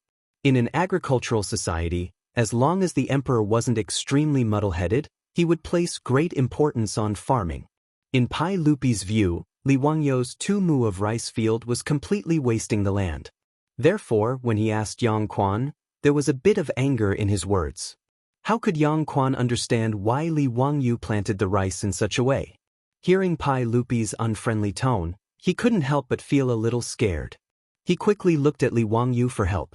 Ziyo quickly explained to Eunuch Li. Li Wangyou rolled his eyes. Just as he was about to diss Pai Lupi again, he heard a creepy laugh from not far away. Wah, Nephew, I'm here to see you again. Chapter 189. Other than Qing Yaojin, there was no one else who could make such a sound. When Li Wangyu heard Qing Yaojin's voice, he couldn't help but shiver. This devil incarnate's lethality was too shocking, and he couldn't help but be afraid. He turned his head stiffly and saw that the one who made such a terrifying sound was Qing Yaojin. Xin Qiong was also with him, and behind him was a group of personal guards. Wah, nephew, why aren't you coming over to welcome me and your Uncle Qin? Qing Yaojin urged his horse to gallop in front of Li Wangyu. Just as he was about to laugh heartily, he raised his eyes and saw Li Er and the others behind him. He hurriedly rolled down from his horse and prepared to greet them. Zhang Sun Wuji, who was in the crowd, quickly waved his hand at him. This old fellow was also a smart person and immediately understood. Greetings to all of you. What brings you here to Dingzhou village today?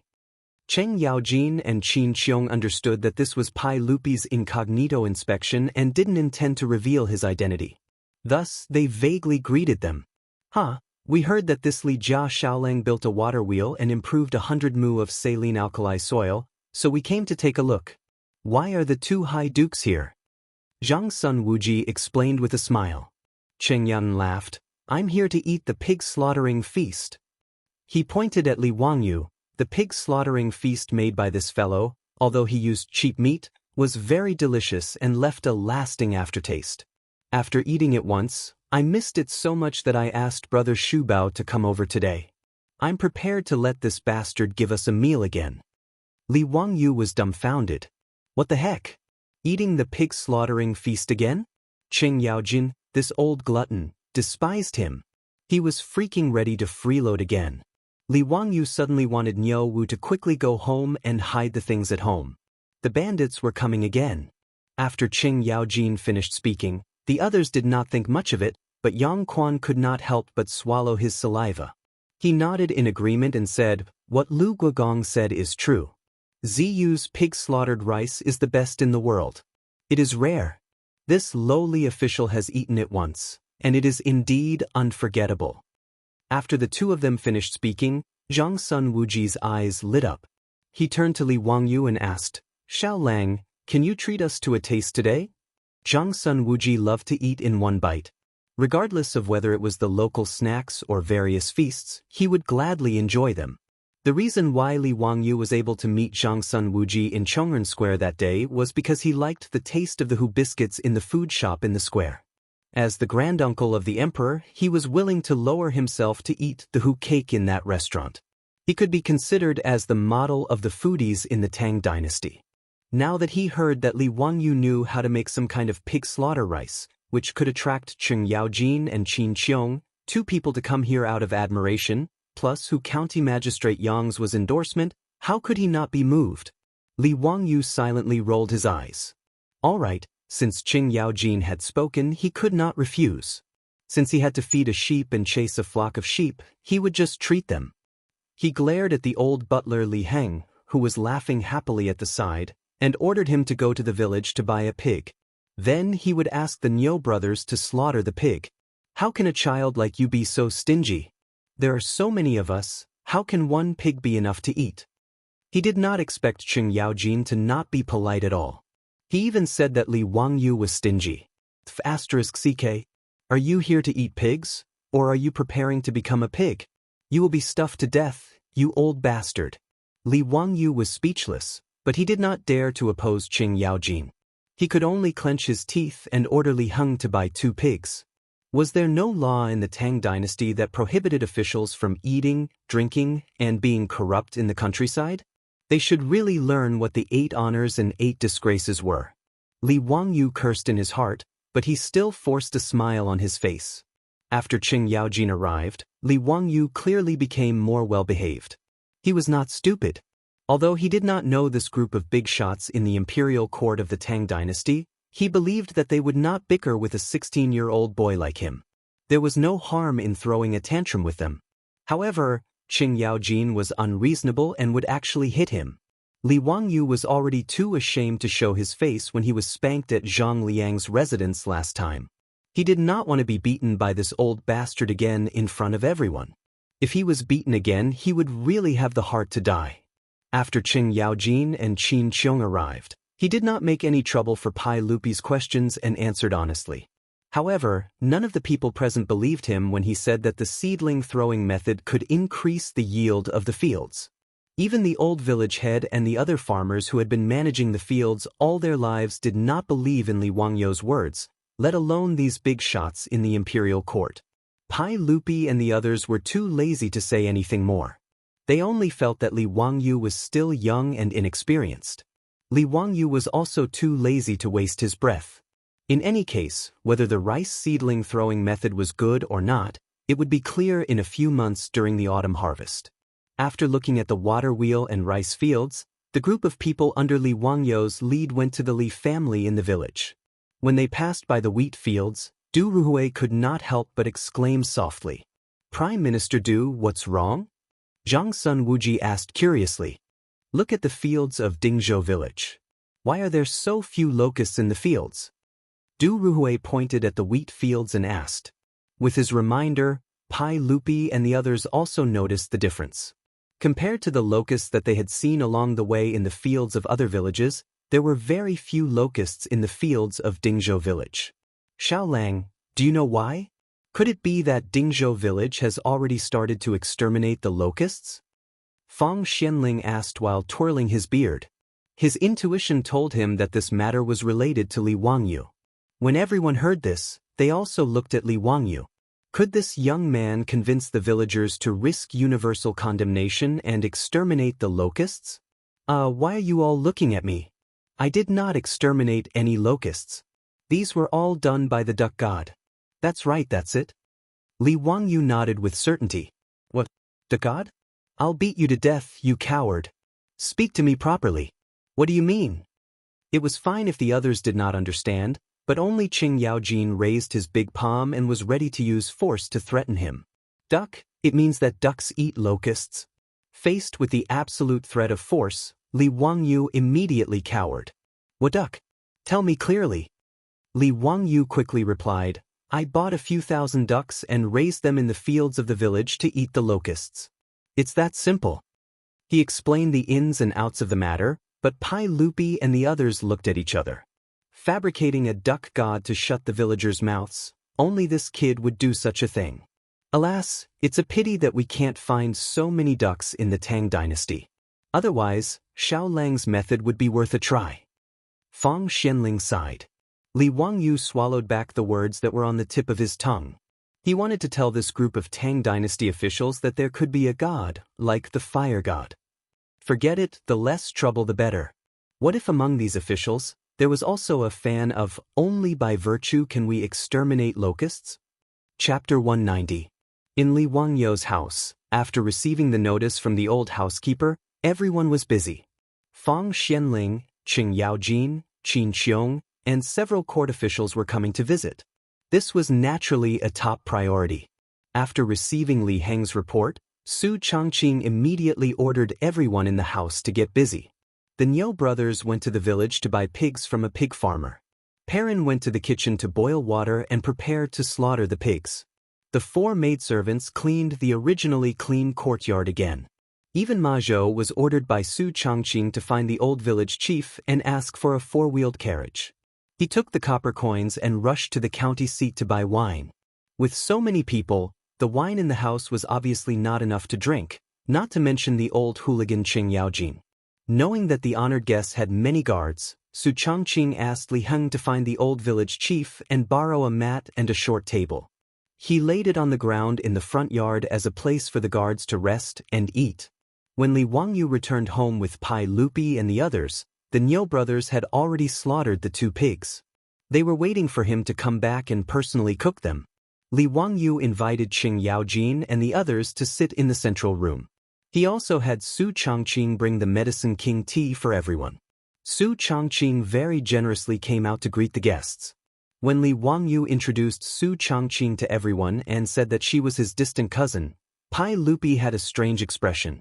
This bastard was spouting nonsense again. Recently, Su Changqing often went to the Tai Chi Palace to teach yoga to Empress Zhang Sun and Yang Fei. Pai Lupi already knew about this. As for Su Changqing's origin, the 100 Horsemen Department had also investigated, but they had no clue. However, Pai Lupi didn't care who Su Changqing was. After all, she was just a woman. He didn't care. Even if Su Changqing's identity was suspicious, Pai Lupi wouldn't worry about it. However, Yang Quan's heart was beating like a drum. Madame Su's marriage to the Li family was handled by the Huxian County Yamen. At that time, he and Lu Xiao were just two people. Who would have thought that Li Wangyu, a down-and-out boy, would actually invite Pai Lupi, the emperor of the Tang dynasty, to his home? Su Changqing bowed to everyone and personally went forward to brew tea for Pai Lupi and the others. Different from the fried tea popular in the Tang dynasty, this kind of tea was brewed with boiling water without adding scallions, ginger, and garlic. It was very novel to Pai Lupi and the others. The white porcelain teacup was custom-made by Li Wangyu at the magnetic kiln. In each teacup, 2 pinches of tea leaves were poured into the boiling water. A moment later, a strong tea fragrance wafted in all directions. Su Changqing liked to drink tea in her previous life. She also studied the way of tea for a period of time. Her movements of brewing tea were like moving clouds and flowing water. Her slender fingers picked up the teacup and delivered it to each guest. Pai Lupi and the others all smiled and nodded at Su Changqing to express their gratitude. Then they picked up the teacup and tasted it. Only Qing Yaojin muttered, "Nephew, I heard that you owe a lot of debt. Sure enough, your family is poor. You only use clean water to brew tea for guests. Hey, I really can't bear to see you like this." Li Wangyu was about to go to the kitchen to prepare a pig slaughtering feast. When he heard Qing Yaojin's words, he almost staggered and fell to the ground. "This stinking shameless person, you still can't bear to see me like this? Who was it that told me to prepare 2 pigs for you to eat? Who was it that lost a game of mahjong last time and reneged on a debt? Who was it that freeloaded at home and stole a bunch of things? I don't believe you. You're a rotten old man, very bad." Li Wangyu walked to the kitchen in grief and indignation. Suddenly, he thought of something. He rolled his eyes and beckoned the Niu brothers over. He whispered a few words in their ears. His words made the Niu brothers put on a difficult expression. "Lang Jun, I'm afraid this isn't appropriate." "Are you scared?" "I'm not scared, but if you're not scared, then go quickly." Li Wangyu didn't allow the brothers to explain. He pushed them out. The Niu brothers looked at each other and smiled bitterly. They shook their heads and walked out. In the central room, everyone picked up the teacup and tried to drink a mouthful. They realized that this tea wasn't as complicated as the fried tea. Instead, it was unusually fragrant. It was slightly bitter when it entered the mouth, but the fragrance was mellow and the aftertaste was sweet. The tea was green and clear, and the bottom of the leaves were tender and bright. "So tea can be drunk like this. It's really interesting." Pai Lupi put down the teacup and nodded in praise. "Not bad. This tea is fragrant and elegant. It tastes fresh and mellow. It has a unique flavor." Zhang Sunwuji also praised. Even Qin Qiong nodded in praise. "Li Jia Xiaolang is so elegant. This tea is fragrant and mellow. Not bad, not bad." The Tang people love tea. The tea ceremony began to develop in the Sui dynasty. In the Tang dynasty, the tea ceremony culture had formed the palace tea ceremony, the temple tea ceremony, and the scholars' tea ceremony. However, the tea ceremony at that time was still mainly about frying tea. It was the first time in the Tang dynasty to brew tea like the Li family. Although it was simple, Pai Lupi and the others could taste it. Only Qing Yaojin shook his head discontentedly. "This tea is tasteless. Lady Su, do you have wine at home? How can you entertain guests without wine?" His words made everyone have the urge to kick this bastard to death. It was simply a waste of time. Fang Xuanling's face was even twitching. He had the intention to enforce justice on behalf of heaven. They pretended not to hear Qing Yaojin's words and turned to talk with Su Changqing. Lady Su was a distant cousin of the Li family. Naturally, it was impossible. However, Su Changqing's bearing and temperament revealed that kind of noble aura everywhere. It was impossible for her to be a girl from a small family. They did not think that Su Changqing was a modern white-bone spirit. How could an ordinary girl in the Tang dynasty compare with her temperament? Moreover, although Li Wangyu and Su Changqing didn't have much to say to each other, how could the eyes of these people be easy to deceive? Even Qing Yaojin could see that the relationship between Su Changqing and Li Wangyu was not ordinary, let alone this group of court officials. However, they could not understand. Li Jia Xiaolang was only 16 years old. Why would he like such an old girl? Yes, in the eyes of the Tangs, Su Changqing, who was 24 or 25 years old, was too old. In the Tang dynasty, this age was already at the level of aunt. However, even Pai Lupi did not say much about this matter. The others would not delve into the issue of Su Changqing's identity. Li Wangyu's movements were very fast. With the help of the methane stove in the kitchen, as well as the assistance of Perrin and several maidservants, the pig slaughtering feast was ready in an hour. He was not in a hurry to let the maids serve the dishes. Instead, he took a bag of things from the Niu brothers who had left and returned to the kitchen again with a sneaky smile. After a while, Li Wangyu walked back to the central room with a plate in his hand with a smile. Everyone, the pig-killing feast will be ready soon. You must have been waiting for a long time. Why don't you eat something to appease your hunger? After that, Li Wangyu put down the plate in his hand. A strong smell of fried food rushed into everyone's nostrils. Qing Yaojin laughed and said, "Wow, what good thing did my nephew make? Let me have a taste first." After all, he was a famous general in the Tang dynasty. He quickly rushed to the table and stretched out his chopsticks to pick up the food on the plate. However, he suddenly stopped. What is this? Fried flying prawns. Chapter 191. The so-called fried flying prawns, also known as flying locusts in some places, were actually fried locusts. The meat of the locusts was soft and tasted as delicious as prawns. In the future, many restaurants served this dish. However, unlike Li Wangyu who used wild locusts as ingredients, they used farmed locusts. Although locusts were pests, they were high in protein and rich in lecithin, which could improve memory. It could strengthen the spleen, aid digestion, stop coughing and asthma, prevent cardiovascular and cerebrovascular diseases, lower blood pressure. In short, it was a delicacy and a good tonic. Unfortunately, no one in the Tang dynasty dared to eat such things. Due to their fear of the locust god, they did not even dare to hunt them. The locusts in Wuxia in the later generations had to be reared by humans to survive on their last legs. These locusts were caught by the Niu brothers in the fields under Li Wangyu's orders. The brothers were originally in awe of the locusts, but after seeing the ducks at home eating locusts, the reverence in their hearts for the locust god had lessened. Therefore, when Li Wangyu ordered them to catch locusts, the brothers only hesitated for a moment before they obeyed and caught a bag of locusts. Li Wangyu threw the locusts into a big pot in the kitchen, boiled them in boiling water, and then fished them out with a hedge to drain them. He fried the locusts in hot oil until they were golden brown and crispy. Then, he took them out and sprinkled some salt and pepper. A delicious fried flying prawn was presented in front of the emperor of the Tang dynasty, Pai Lupi, and all the officials. Qing Yaojin's chopsticks froze in midair. He hesitated for a moment and asked uncertainly, "Kid, what kind of prawn is this? Why does it look like locusts?" "Ha, Uncle Qing has good eyesight. It is indeed a locust." Li Wangyu laughed.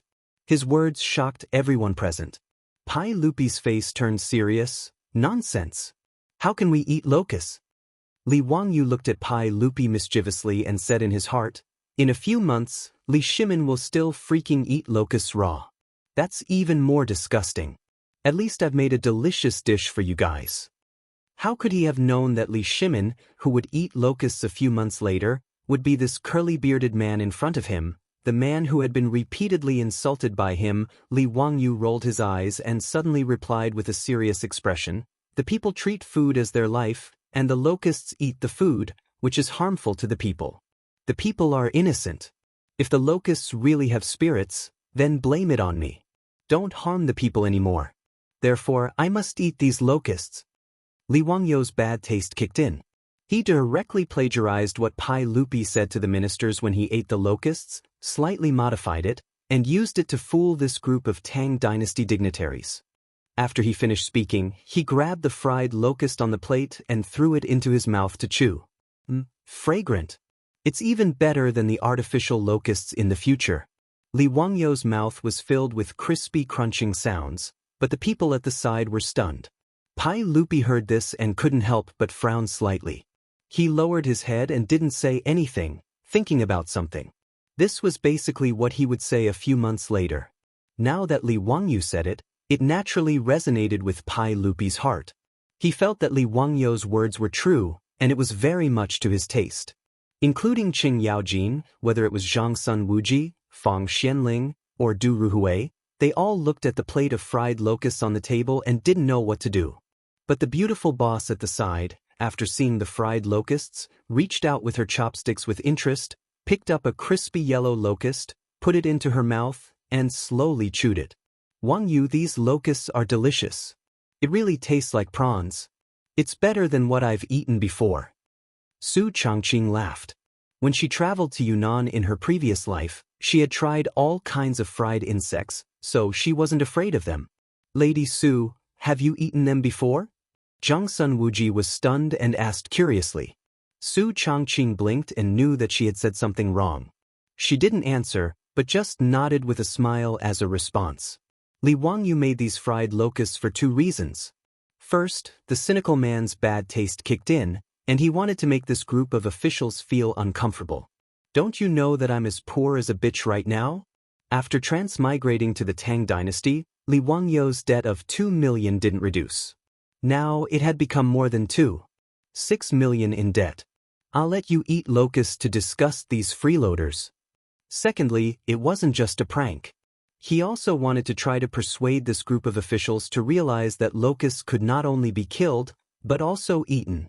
By the time Pai Lupi ate the locusts a few months later, it would be too late. With the current trend of the locusts spreading in Guangzhou Dao, the land would have been eaten up by then, and it would be too late. Just as everyone was looking at each other, Pai Lupi suddenly laughed and picked up his chopsticks. Before anyone could dissuade him, he picked up a fried locusts and threw them into his mouth. After chewing a few times, Pai Lupi's eyes lit up. These locusts are delicious after being fried. It tastes like eating prawns. As he spoke, he picked up a few fried locusts with his chopsticks and ate them with relish. Seeing that Pai Lupi had started eating, Qing Yaojin and Qin Qiong, the two generals, naturally wouldn't fall behind and started eating as well. The fried locusts were naturally delicious. Otherwise, they wouldn't be reared as food in the future. Cheng Yaojin and Qin Qiong also nodded as they ate, and their chopsticks couldn't help but pick up the locusts on the plate. Zhang Sun Wuji, the glutton, also couldn't help but reach out his chopsticks. Fang Xianling and Du Ruhui looked at each other and smiled bitterly. They could only reach out their chopsticks. For many things, once you tried it for the first time, everything else would follow naturally.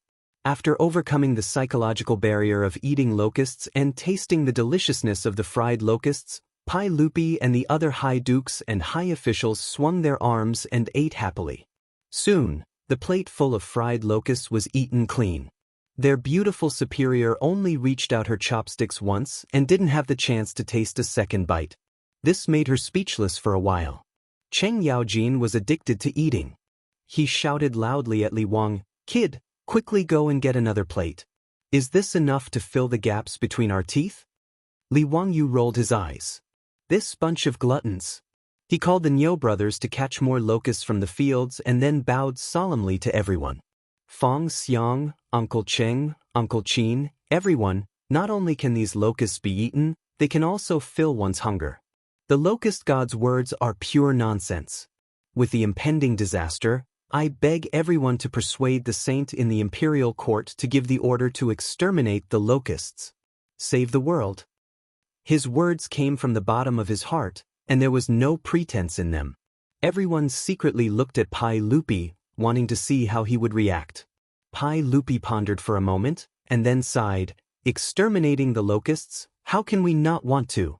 Sigh, we still need to plan for this." Li Wangyou was anxious. It was this bearded man again. Was he trying to flirt with a blind man? Was he doing all this for nothing? His temper rose, and he straightened his neck. "Then please, I don't have any extra food at home. Forgive me for not being able to entertain you." When these words came out, everyone was stunned. To chase Li Shimin and a group of high dukes and high officials out of the house? How dare you say that? Chapter 192. Li Wangyu was so angry that he wanted to chase him away. However, he did not even look at his own small arms and legs. Did he even have the strength to say such big words? Just as he finished speaking, a familiar scene played out again. The moment he was caught by Qing Yaojin under his armpit, Li Wangyu regretted it. He had forgotten that there was still this unreasonable person here. When he thought of his beautiful superior watching from the side, he definitely did not want to be beaten up in front of Su Chongqing.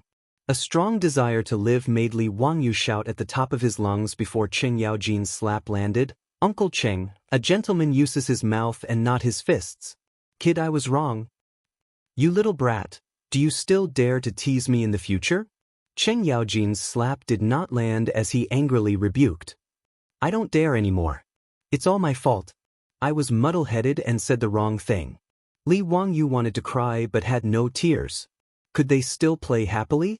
Using violence just because of a disagreement? I despise this kind of boorish person. "Bastard brat, hurry up and cook. If you're too slow, I'll loosen your bones." Qing Yaojin put Li Wangyu down and scolded jokingly. Bandit. He was simply a bandit. Li Wangyu was so angry that his liver hurt, but he could not do anything. He could only run back to the kitchen gloomily and make fried flying prawns again. His beautiful superior was not angry at all. Instead, she covered her mouth and snickered. Qing Yaojin was indeed Li Wangyu's natural nemesis. She called for the maids to start serving the dishes. She brought the pork delicacies that Li Wangyu had prepared earlier to the table. Pai Lupi and the rest pretended that they did not hear Li Wangyu's words. They all stretched out their chopsticks and tasted the pork delicacies. Since ancient times, food was the most important thing in Wuxia. Whether it was Pai Lupi or Zhangsun Wuji, they could not resist the temptation of delicious food. Pork, such a cheap meat, could actually be made into such a wonderful delicacy. It really surprised everyone. They could not help but increase the frequency of eating.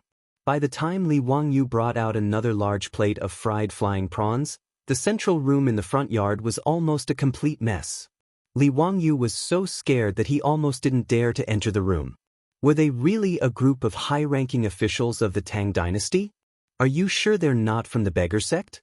This action of snatching food was simply too frightening. While everyone was eating happily, Ma Zhou also came back from the county town with the wine he bought. He used a four-wheeled carriage to bring back 10 jars of wine, but seeing this, Li Wangyu felt a burst of heartache. Did this unlucky disciple not know how expensive the wine was? Du Fu once wrote in a poem, "Fleas come to drink a bucket of wine, exactly 300 bronze coins." A bucket of wine cost 300 renminbi, which didn't seem expensive. However, there was a difference between good and bad wine. Could Maotai and Erguotu of the future be of the same price? Old Du had lived a hard life and did not have a good life. The wine he drank was also cheap. Li Bai was obviously richer than Old Du. There was a line in his poem, 10,000 gold wine buckets of wine. Wang Wei also said, 10,000 gold wine buckets of wine. There were many similar poems in the Tang dynasty, and most of them used the word 10,000 gold wine buckets. A bucket of wine was 20 caddies. 10 bronze coins was equivalent to 40,000 renminbi in the future, which was almost the price of Maotai. Ma Zhou bought this kind of wine. A jar of wine was half a bucket of wine. These 10 jars cost 50 bronze coins, which made Li Wangyu's heart ache. Would the beautiful boss let Ma Zhou use all the bronze coins at home to buy wine? This prodigal woman, I really can't have her anymore. Li Wangyu called the Niu brothers with a pained expression. They brought wine for everyone and introduced Ma Zhou to the officials at the banquet. When Ma Zhou heard that Fang Xianling, Prime Minister Fang, Duke Lu, Duke Yi, Qin Qiong, and other officials were sitting at the banquet, he immediately bowed respectfully. He was even more impressed with this young teacher of his. These big shots were able to come to his home as guests. This young teacher was indeed not an ordinary person. When everyone heard that Ma Zhou was actually Li Wangyu's disciple, their eyes almost popped out. Ma Zhou had been through a lot and was once unrestrained. Although he was not yet 30 years old, with his appearance, people would believe that he was 40 years old. At this age, he actually became Li Wangyu's disciple. This was simply a fantasy. However, everyone was surprised and did not say anything. Chen Yaojin was too lazy to care about who Ma Zhou was. When he saw the wine, he raised his head and laughed. He slapped Li Wangyu's shoulder heavily. "Kid, at least you have a conscience. You know how to be filial to us. Waha, this wine is not bad. Quickly bring it all over." Among the big shots present, whether it was Pai Lupi, Fang Xianling, Du Ruhui, or Zhang Sun Wuji, all of them were fond of wine. The Tang dynasty was a dynasty of poetry and wine. This great dynasty that lasted for nearly 300 years was inseparable from poetry and wine. With wine, the atmosphere at the banquet became more lively. Everyone toasted each other in a bold and unrestrained manner. After a few glasses of wine, Chen Yaojin began to shout for Li Wangyu to summon the singers at home to play music and dance to liven things up. Li Wangyu almost bit his tongue. "Damn it, you old bastard, it's not like you haven't been to my house before. Don't you know what kind of people I have in my house? Where did these singers come from? Oh no, there's also Aphrodite." But how could Li Wangyu bear to let the teenage version of Angelina Jolie come out and dance for everyone? Before he could speak, Chen Yaojin slapped his forehead again and laughed at Pai Lupi. "Waha, I forgot that this kid still owes a lot of debt. His family is so poor. Tsk, how pitiful." Qin Qiong held a wine bowl and said, "Nonsense, how can this kid from the Li family be poor? Look at this wine, it's all 10 strings of wine. How can it be as poor as Jijia said?" Chen Yaojin glared at him. "Second brother, if I say he's poor, then he's poor. Look at Madame Su, does she have any jewelry on her?" When he mentioned this, everyone turned their eyes to their beautiful boss.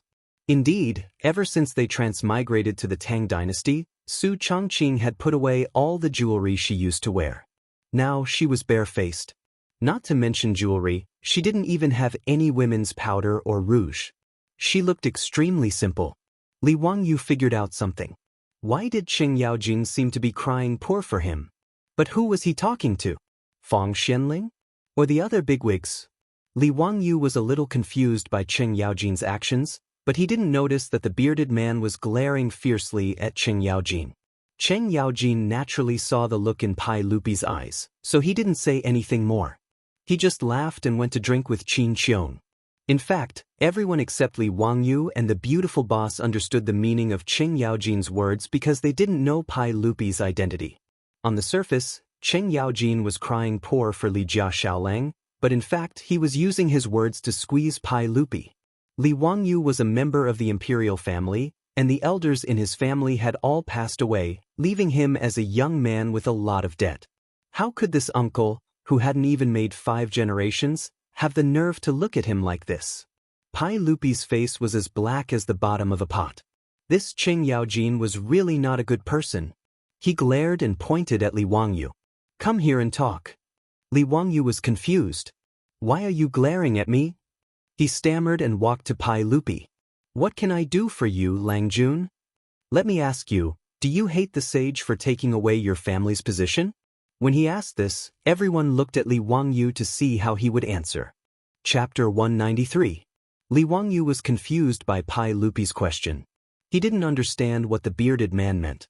Resentment? Why should I?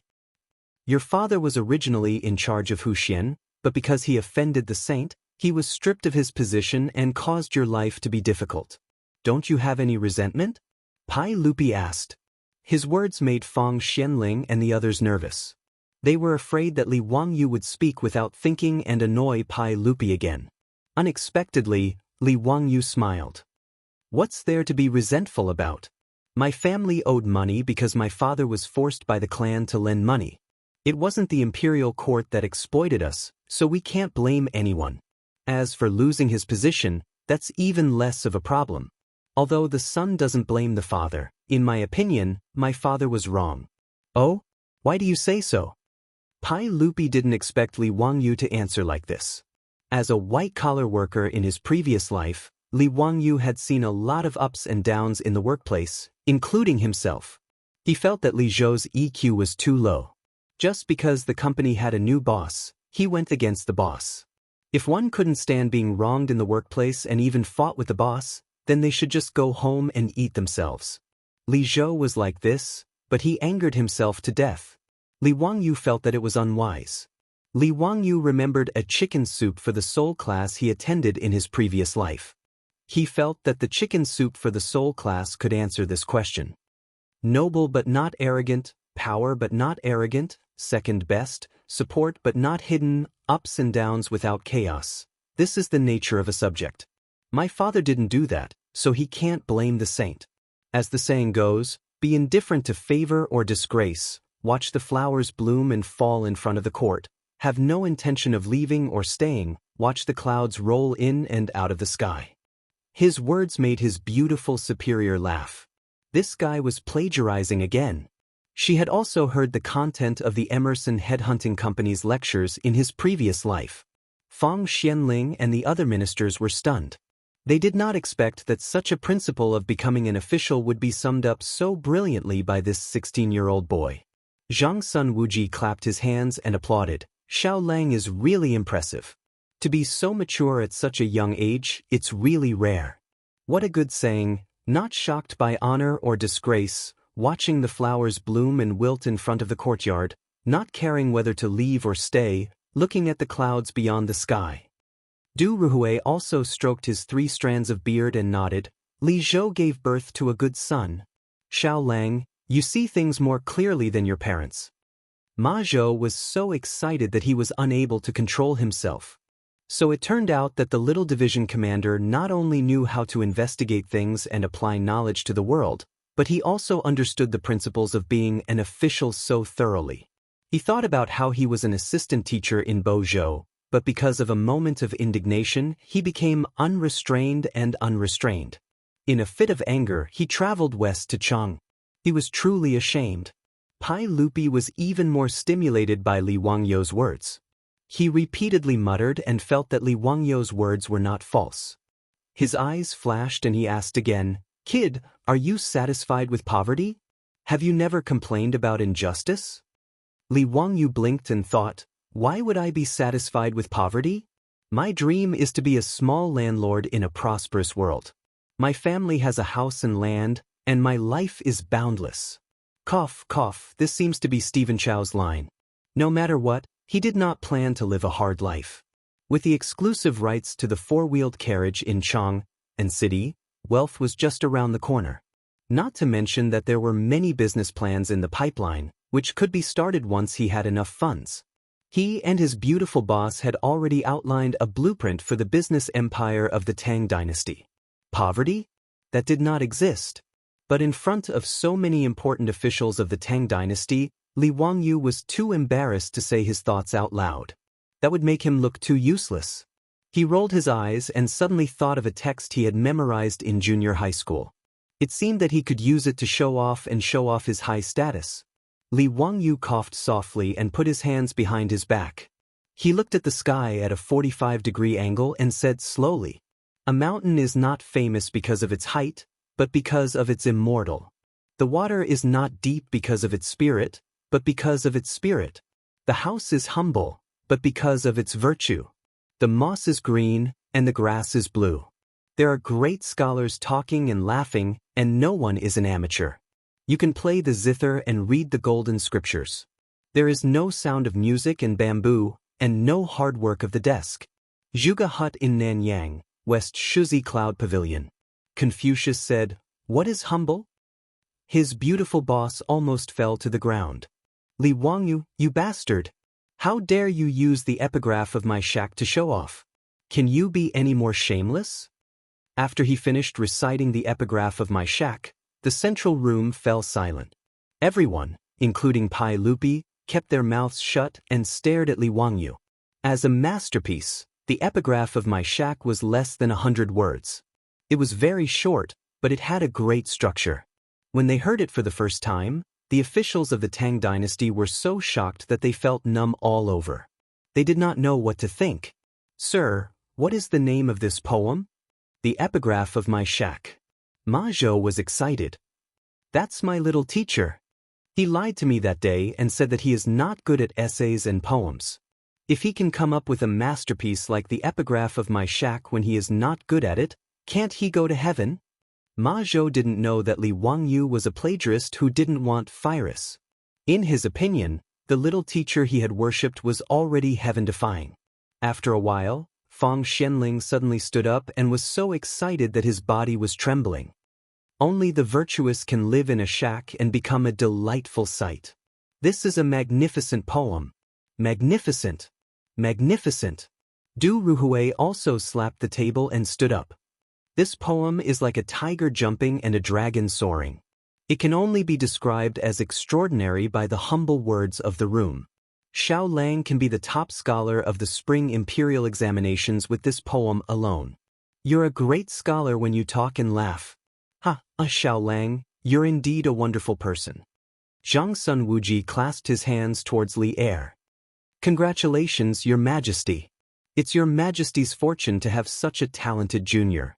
It's the fortune of our great Tang. Your Majesty? Which emperor? Li Wangyu, Su Chongqing, and Ma Zhou were all stunned. This bearded man is the emperor of the Tang dynasty? Pai Lupi Li Shimin? The old butler, Perrin, and the others who were waiting on the side all trembled in fear and hurriedly knelt down. Although kneeling was not popular in the Tang dynasty, for them, the sudden visit of a saint to the Li family was too shocking. They could not help but kneel down. Li Wangyu was even more dumbfounded. If the bearded man was Pai Lupi, he seemed to have, perhaps, disliked him many times. At the birthday banquet in Zhang Liang's mansion, he teased him with the chessboard and rice. He teased him again when he gave him the painting. In the county prison of Chang and County, and just now by the Ganjiang River. Should he take his beautiful boss and run away? Is it safer to run along the Silk Road to the western regions or to Nanyang? Would Pai Lupi immediately let the guards rush in and chop him to death? Li Wangyu's mind was filled with random thoughts. He did not even greet Pai Lupi and just stood there stupidly. While he was in a daze, Pai Lupi made a gesture to Fang Xianling. Fang Xianling took out a scroll of yellow paper from her arms. Li Wangyu of Hu County received the imperial edict. Chapter 194. An imperial edict was an imperial edict. Of course, there was no such thing as an imperial edict in the Tang dynasty. It was generally called an imperial edict, or an imperial edict. Receiving an imperial edict was not like the scene in the TV series of later generations where everyone knelt down to greet the imperial edict. Before the Ming dynasty, there was no need to kneel to receive an imperial edict. In the Tang dynasty, people just had to sit down to receive an imperial edict. Disciple, Li Wangyu of Hu County, son of Li Zhou. Loyal and pure, virtuous and virtuous. He is the founder of a county and will be bestowed with 10,000 gold, 300 households, and 100 households. The master will execute it. Fang Xuanling's reading of the imperial edict was like a clap of thunder, exploding Li Wangyu's head and making it buzz. He was conferred a title? After reading the imperial edict, Qing Yaojin and Qin Qiong both breathed a sigh of relief. They looked at Li Wangyu with a bit of surprise in their eyes. Before, the two of them used words to provoke Pai Lupi. Wasn't the purpose of Pai Lupi not to treat his nephew harshly? They didn't expect that not only did Pai Lupi not treat him harshly, but he was already prepared. He even wrote the imperial edict and directly conferred a title. The imperial edict of the Tang dynasty was not so simple. It needed Pai Lupi to instruct the officials of the Hall of Governmental Affairs to draft it. Then Pai Lupi would read it and send it back to the Hall of Governmental Affairs. The Hall of Governmental Affairs would make a new copy of the imperial edict, file it, sign it, and send it to the Hall of Governmental Affairs for review. After the review of the Hall of Governmental Affairs, the big shots would sign it, send it to Pai Lupi for review, and then send it to the Hall of Governmental Affairs. In short, the imperial edict of the Tang dynasty was a long and complicated process from the drafting of the imperial edict to the final issuance. The complexity was simply a headache. In comparison, the government of the Celestial Empire was more efficient. Therefore, Pai Lupi's decision to confer a title to Li Wangyu, the founder of a county, was not made in a hurry. Ever since Fang Xianling said, "I owe you a lot," Pai Lupi was ready to reward her. Not to mention Li Wangyu's status as a member of the imperial clan, just the water wheel and four-wheeled carriage that he had created were enough for Pai Lupi to make up his mind and give him a noble title. What surprised Qing Yaojin and Qin Qiong was Li Wangyu's title of nobility. In the Tang dynasty, the titles of nobility were mostly based on the names of places.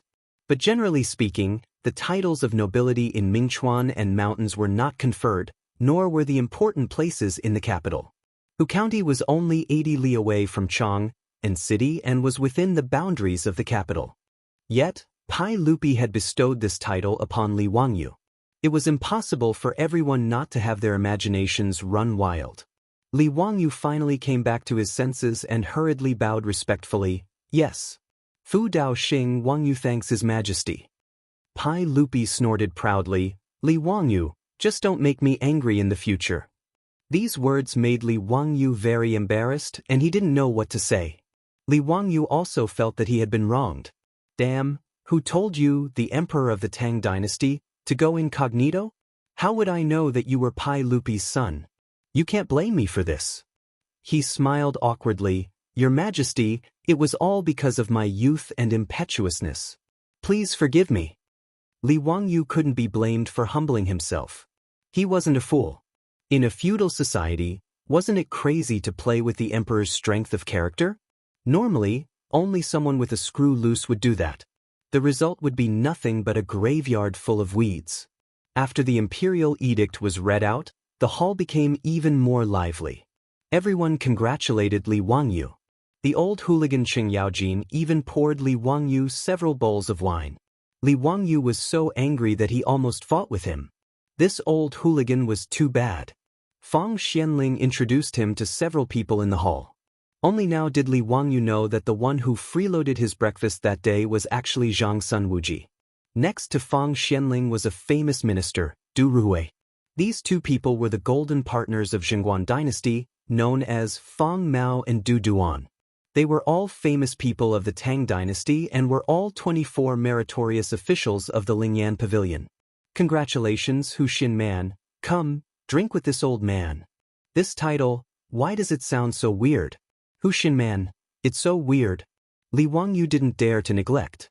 He hurriedly bowed respectfully to everyone, and then dizzily poured a lot of wine. If it weren't for the low alcohol content of the Tang dynasty's wine, he would have fallen on the table. Yang Quan also came to congratulate Li Wangyu with wine.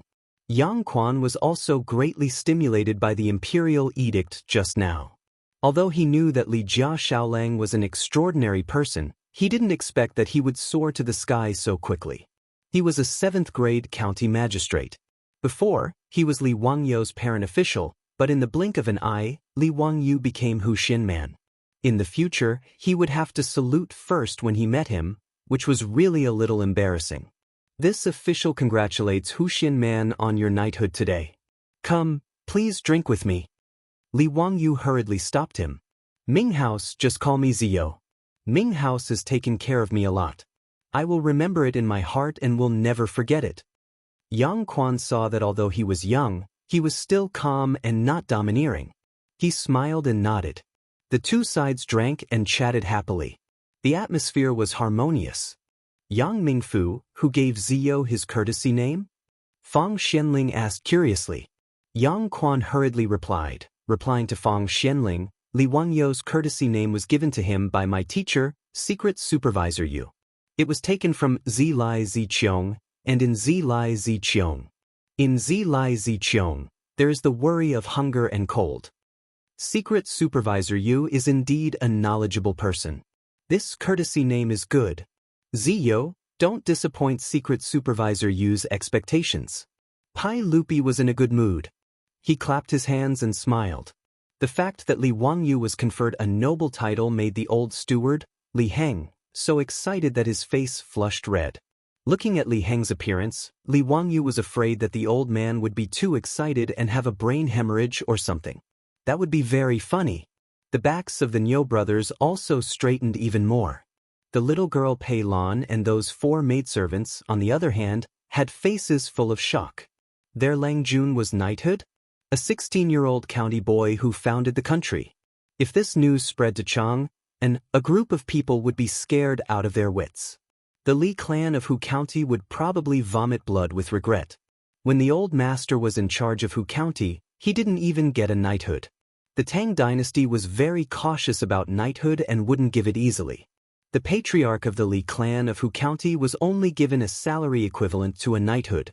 He didn't even need to think about knighthood. Ma Zhou shook his head and carefully looked at his junior teacher several times. This young man he met at the courier station was serving the corvée a few days ago. Now he was knighthood?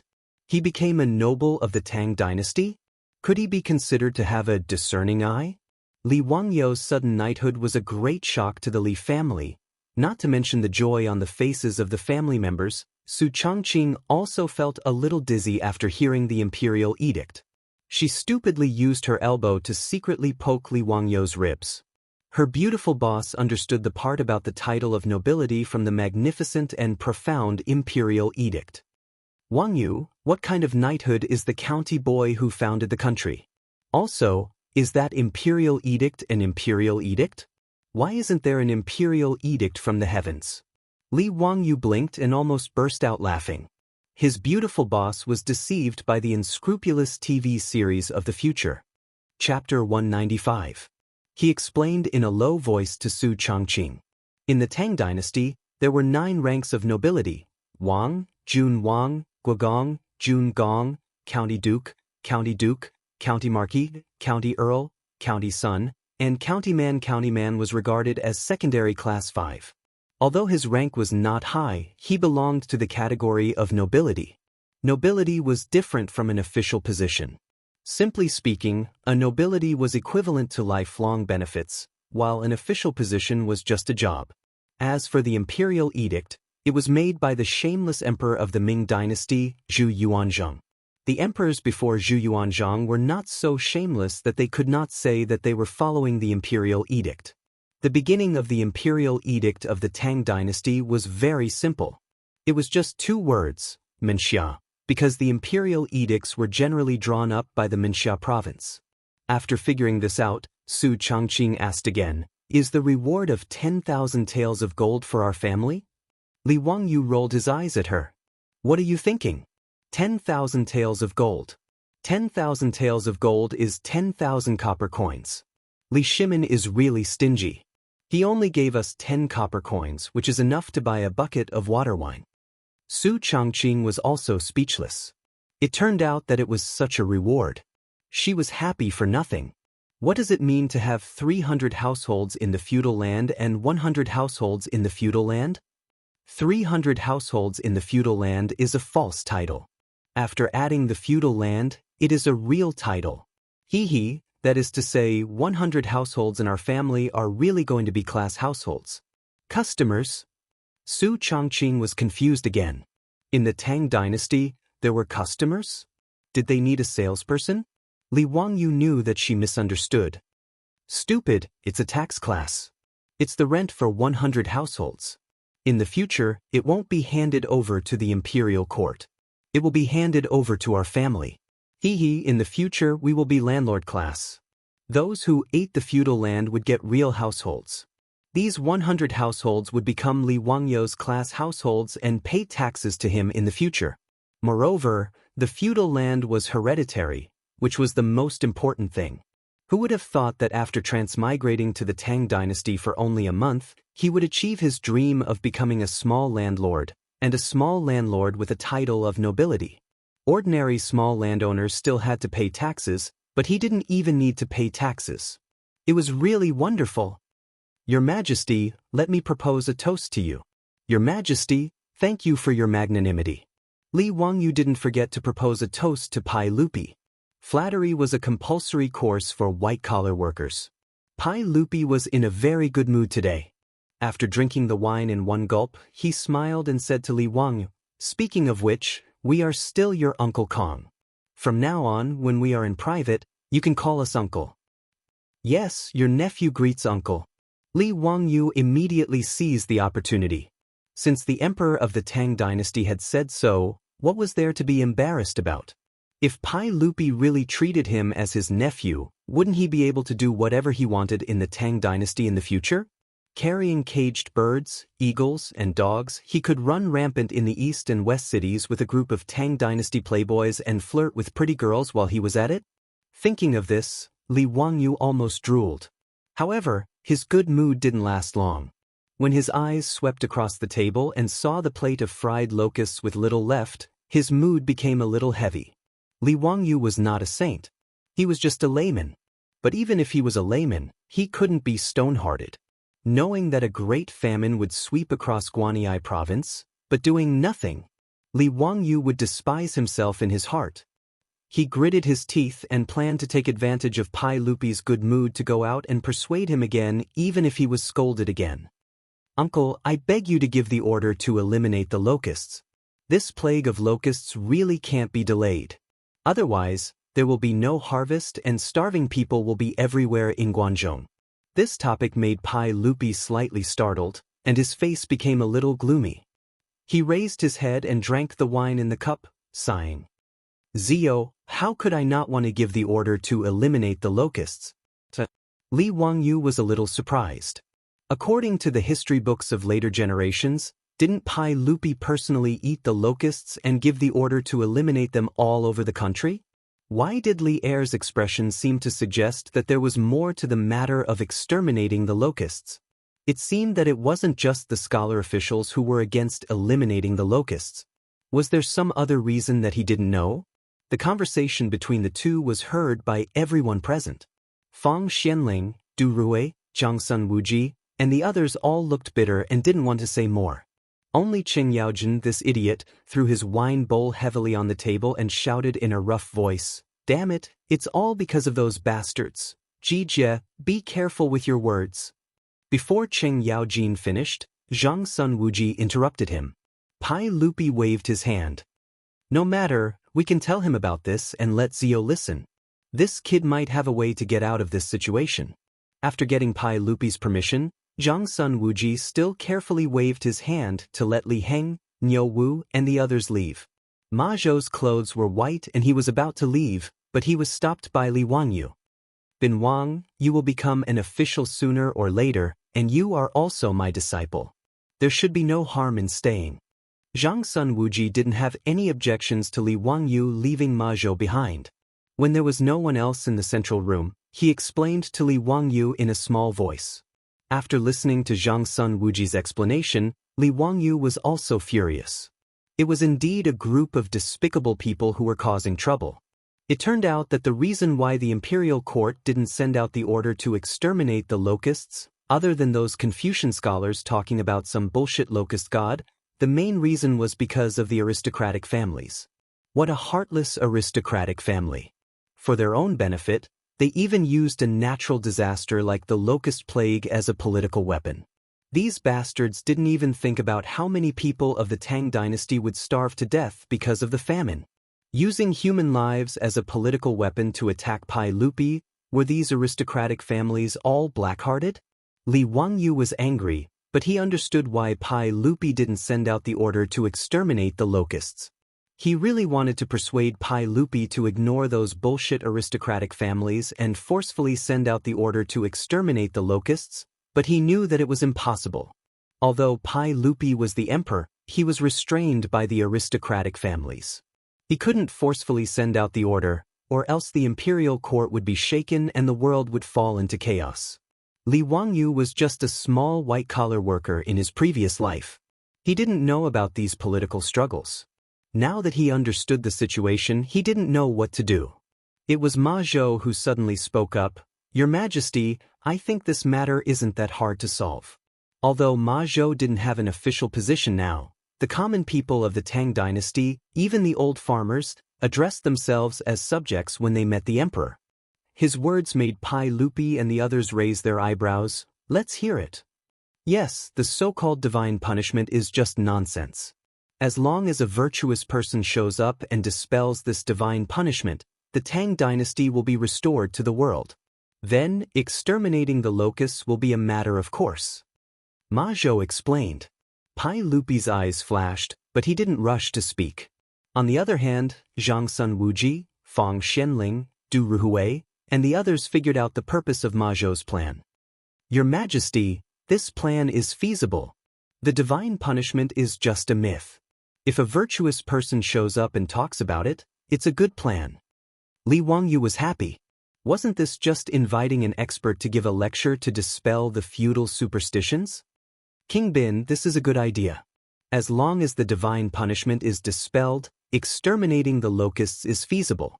But I don't know who can take on this responsibility. Li Wangyu asked curiously. Ma Zhou smiled and pointed at the direction of the hillside outside Zhou village. Teacher, isn't the master of the Taoist temple on the hillside a ready-made candidate? Master of the Taoist temple? Li Wangyu was stunned for a moment before he realized who Ma Zhou was talking about. Old Taoist Sun Simiao? Chapter 196. Taoism was the national religion of the Tang dynasty. In the entire history of the Tang dynasty, other than Wu Zetian and the Xianzong dynasty, all the emperors of the Tang dynasty respected Taoism since the founding of the empire. Li Yuan, the founder of the Tang dynasty, worshipped Laozi Li Er as his ancestor when the empire was first established. He built temples of Laozi everywhere and personally worshipped him many times. Pai Lupi had also issued many edicts saying, "The path of the great Tao begins in ancient times. From today onwards, the temple will be established." As for the title, Taoist nun can be before monks and nuns. He didn't hesitate to use the edicts to raise the status of Taoism.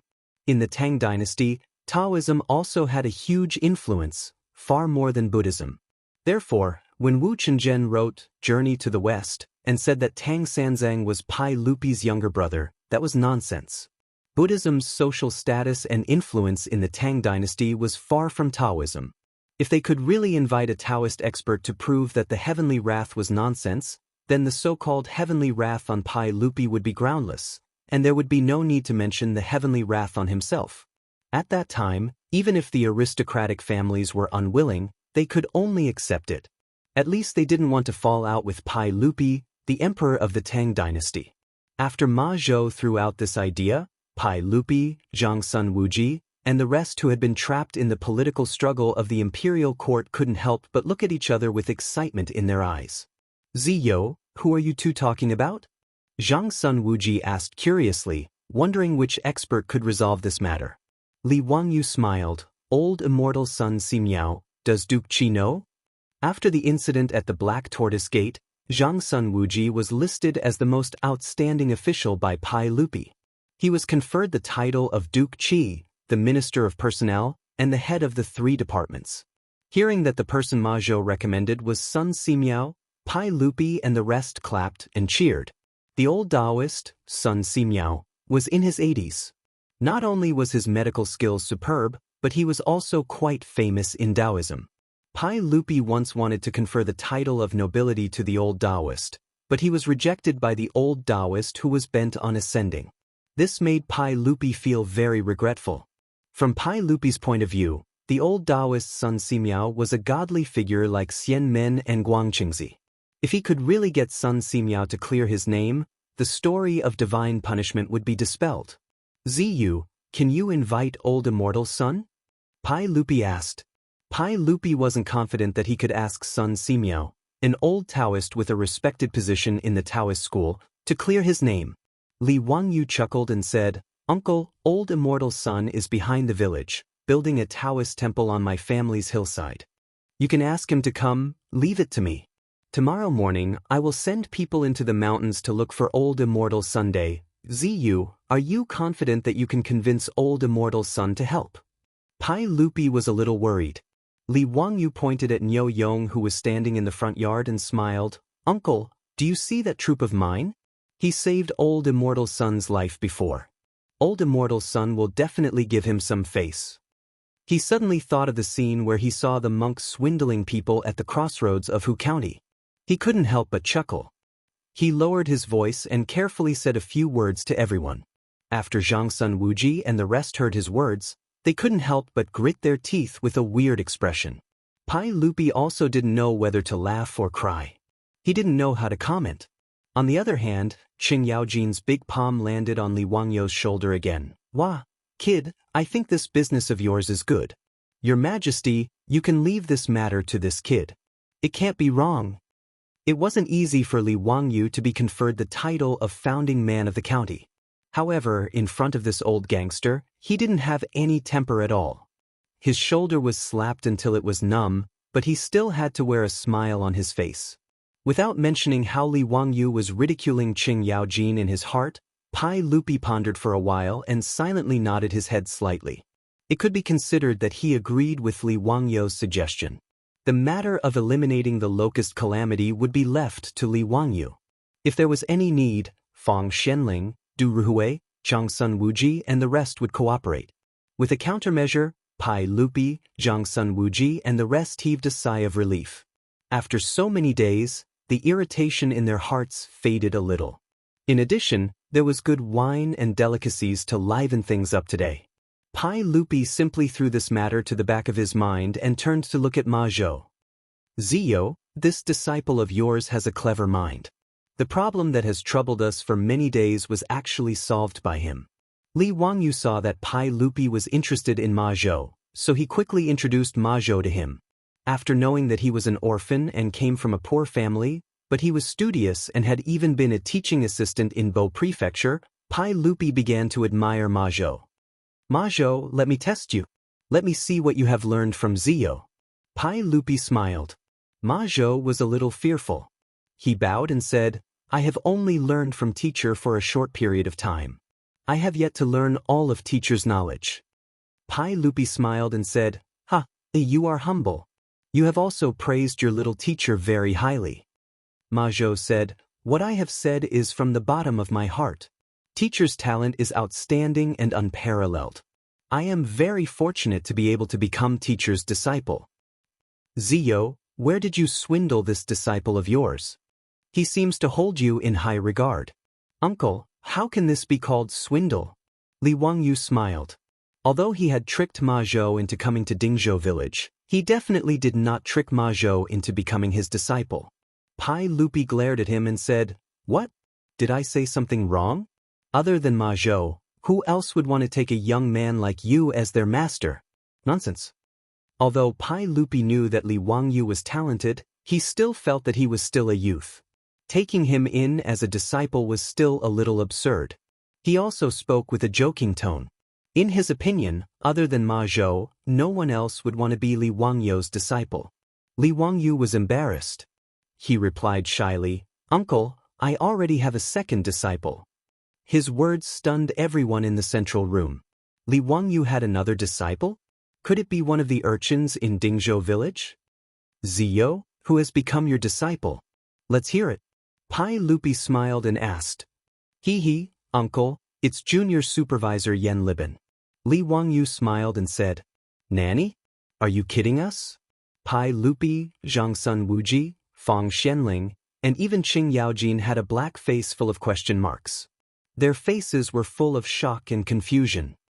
Kid, you're not talking nonsense, right? That junior supervisor Yen is a fourth-rank official. How could he be your disciple? Qing Yaojin was the first to not believe it. Before Li Wangyu could explain, Ma Zhou had already replied respectfully, Lu Guogong, teacher's words are true. There is no doubt that this brother and I will become master's apprentice on the same day. Hiss.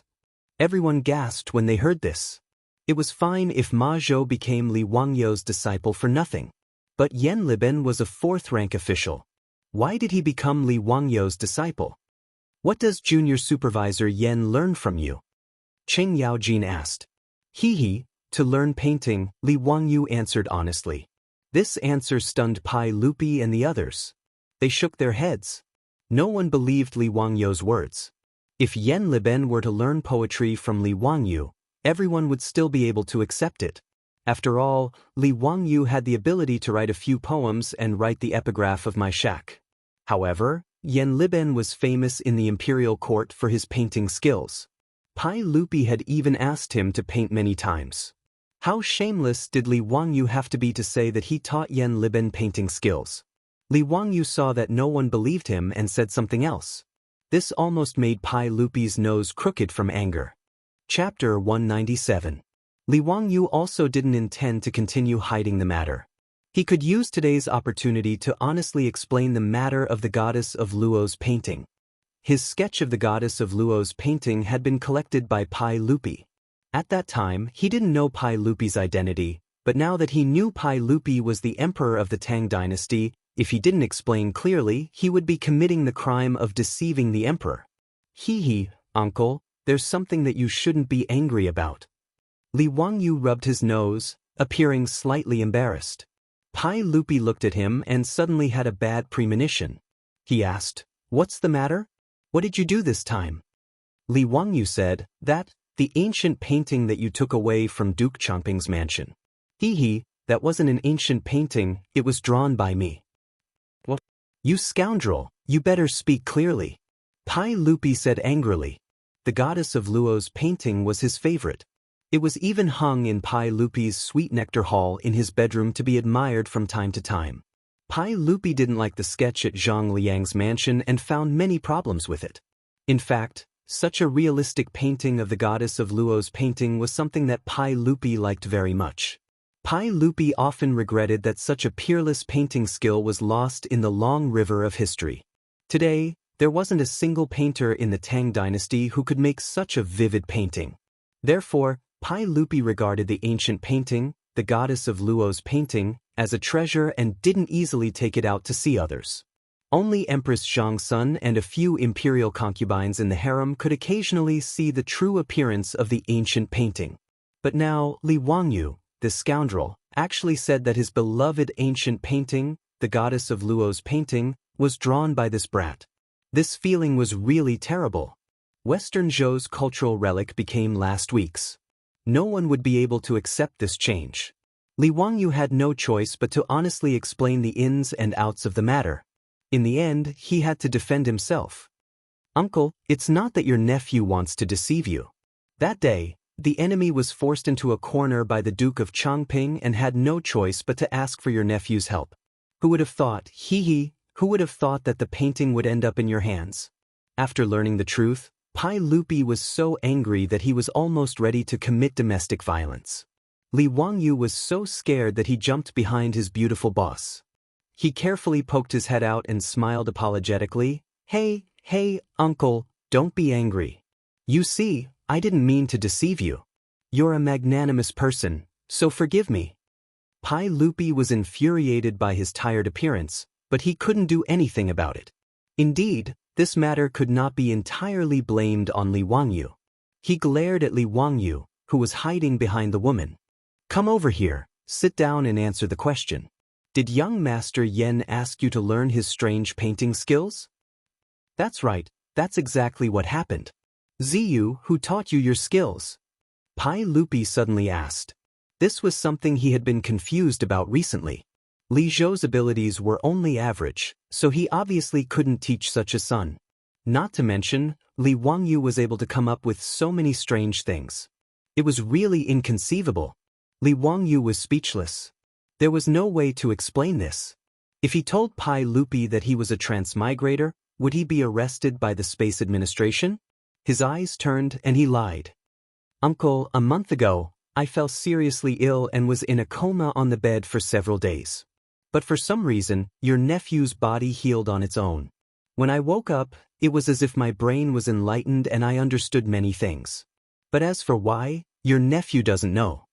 His deceptive words made the beautiful superior feel uncomfortable and almost burst out laughing. She could only turn her back, her shoulders still twitching. Obviously, she was secretly laughing. Pai Lupi and the others were suspicious. Could it be that there was really someone who was born with knowledge? Fang Xianling pondered for a while and said, "Ziyu, could it be that you are the reincarnation of a Taoist master?" Fang Xuanling's words made Pai Lupi and the others somewhat skeptical. If so, it also made sense why Li Wangyu suddenly became so smart. Taoist reincarnation was different from Buddhist reincarnation. They were two different concepts. The reincarnation of Buddhism referred to the reincarnation of the soul after the death of a living being, starting a new life cycle, repeating over and over again. The concept of Taoist reincarnation had been in China since ancient times. For example, in the classic of Mountains and Seas, a girl was reincarnated into a guard. Legend has it that the divine Dr. Bien Ke during the spring and autumn period was also the reincarnation of an ancient famous doctor. Bien Ke's original name was Qin Yu, and Bien Ke was the name of an ancient famous doctor. Yu the Great was not his real name, but the honorific title of an ancient immortal who had achieved the Tao. Yu was believed to be the reincarnation of the ancient immortal, so he was called Yu. Therefore, the reincarnated person must have the same characteristics as the original person to be called reincarnation. It was not like Buddhist reincarnation where it was a new life. Fang Xuanling's guess gave Li Wangyu a perfect excuse. Anyway, he could not explain why he had so many strange skills.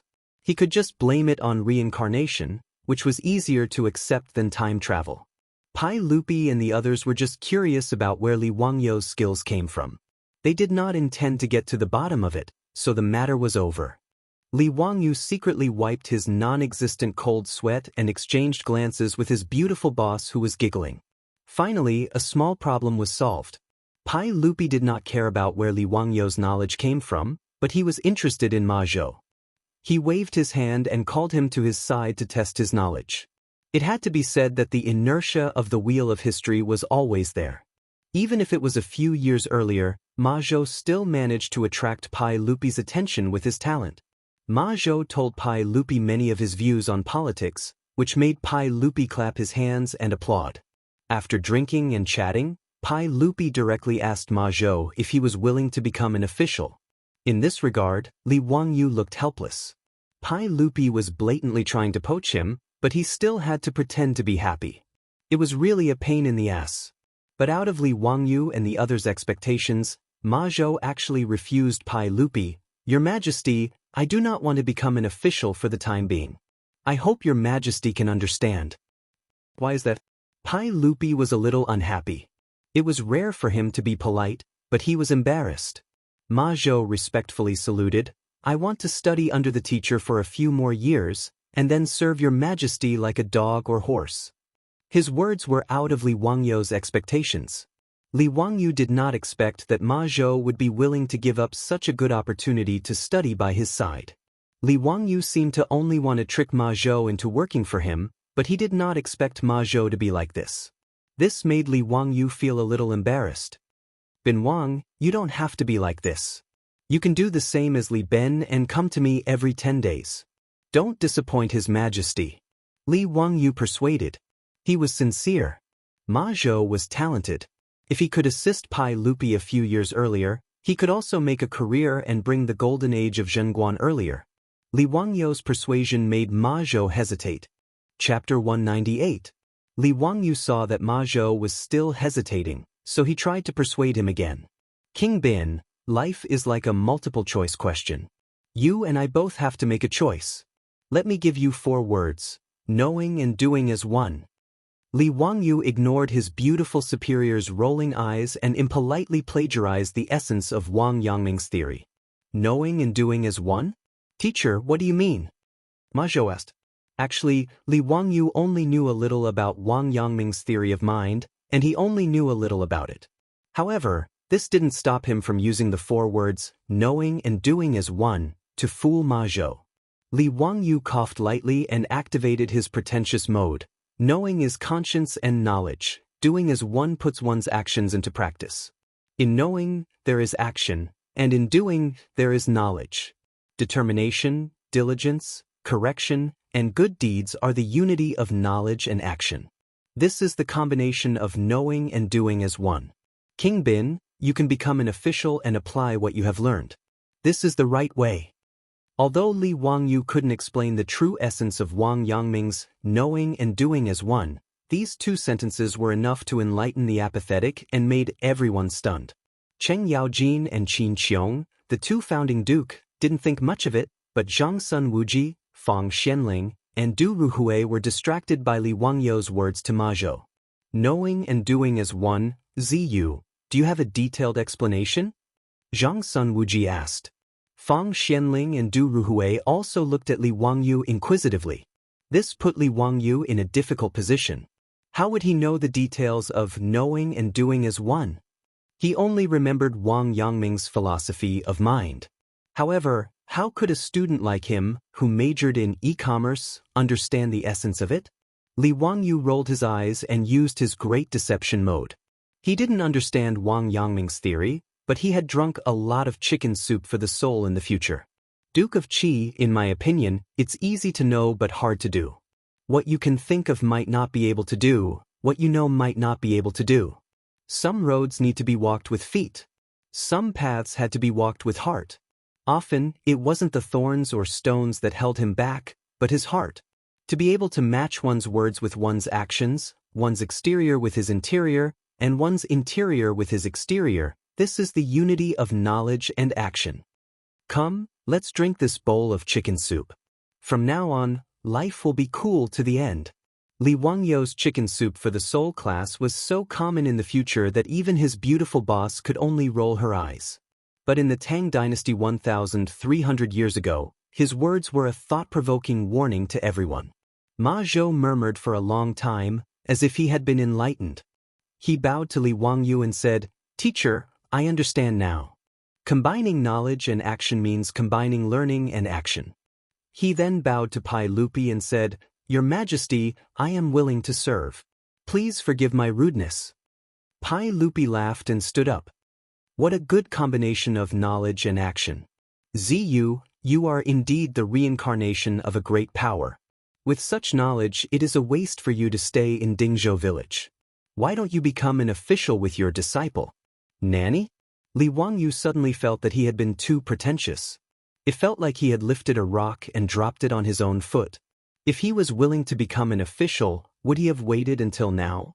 Compared with the free and beautiful life of a small landlord, who would want to be an official? Although when his beautiful boss was bullied by the Zheng family of Xingyang, he also had a desire for power. But with Li Wangyu's tiredness, after a few days of living a comfortable life, he had already thrown that idea to the back of his mind. Not to mention that he was now a noble.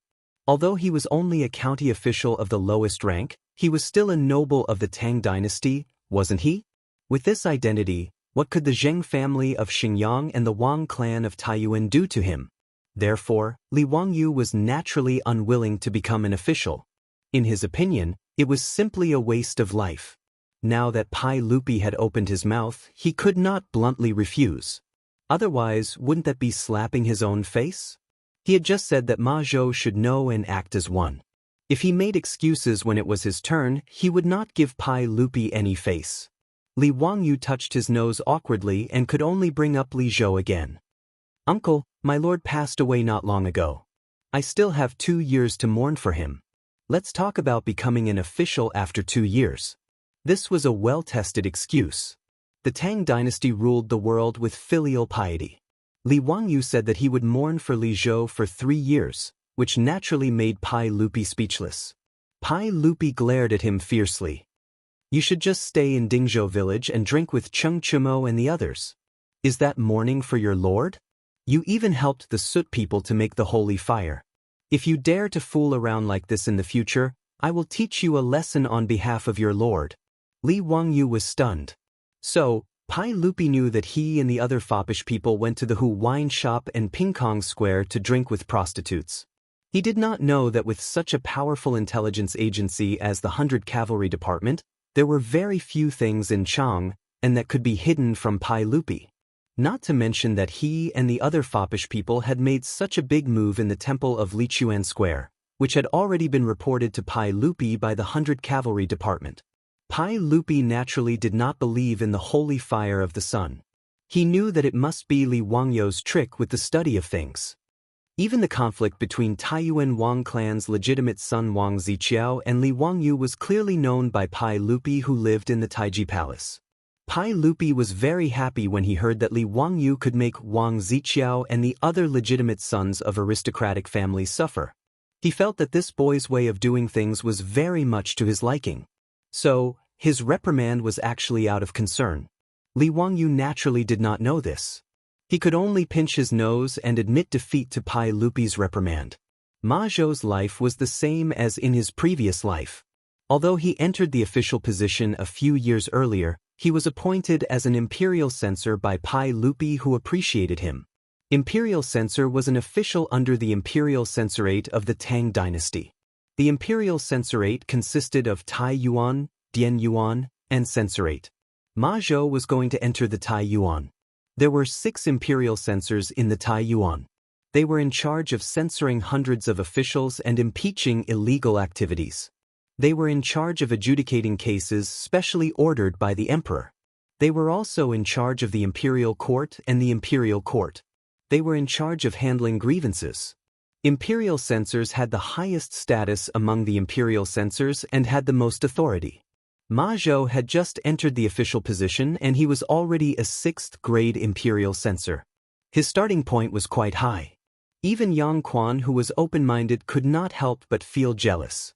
However, the official promotion system of the Tang dynasty was not as perfect as that of the Ming and Qing dynasties. Even if Ma Zhou entered the official position without any background, he could be directly appointed as a high official. This was not unusual. It was the same even in the Song dynasty. That was why there was a saying, being a farmer in the morning, ascending to the emperor's hall in the evening. After everyone congratulated Ma Zhou again, Pai Lupi said to Fang Xianling, "Xianling, Zio's mansion should be rebuilt. This is not the standard of a mansion for the founding of the country. Go back and ask the Ministry of Works to arrange it." Nanny? He wanted to rebuild his house? There was such a good thing? Chapter 199. In the Great Tang's Encampment Edict, there were strict rules regarding the residences of officials and nobles. 4 county men who founded the country, the width of the main hall should not exceed 5 rooms and the depth should not exceed 9 shelves. It could be made into a hall, built on top of a mountain, and decorated with hanging fish and grass. Li Wangyou's Li family's house was just a commoner's house. Now that he was conferred the title of county man, he naturally needed to rebuild his house according to the standards of county men who founded the country. But Li Wangyou immediately looked at Li Heir and said with an embarrassed smile, "Uncle, who paid for this mansion?" He didn't have the money to build the county man's house, and he still owed a lot of debt.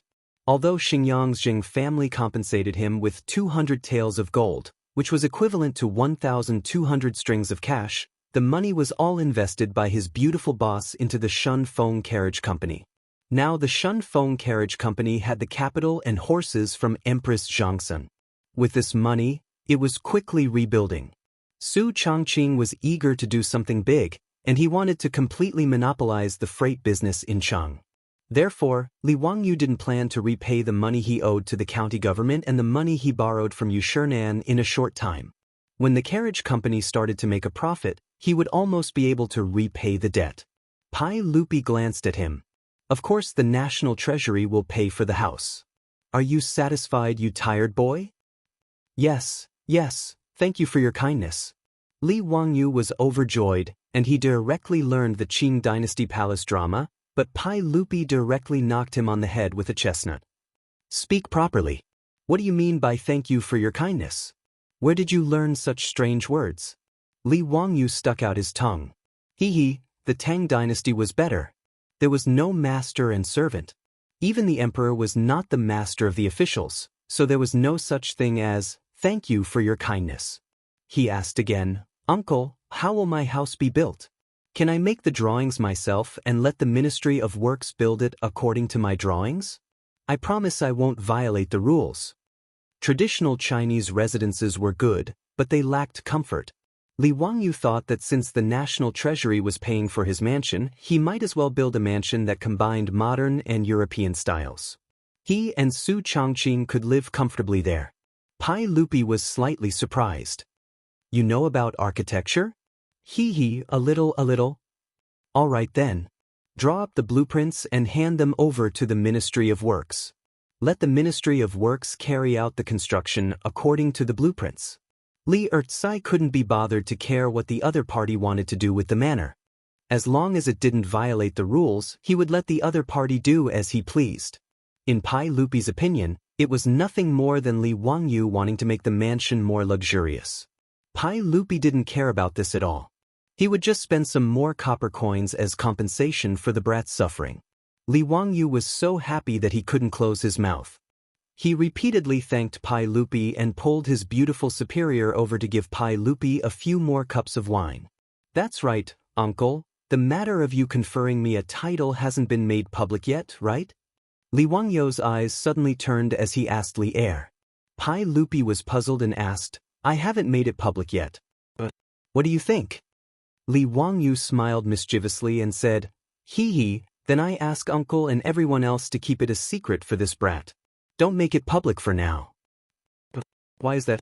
Li Wangyou moved closer to Pai Lupi's ear and whispered a few words, but Pai Lupi couldn't help but laugh. "Brat, you are really full of evil tricks. Fine, we'll do as you say.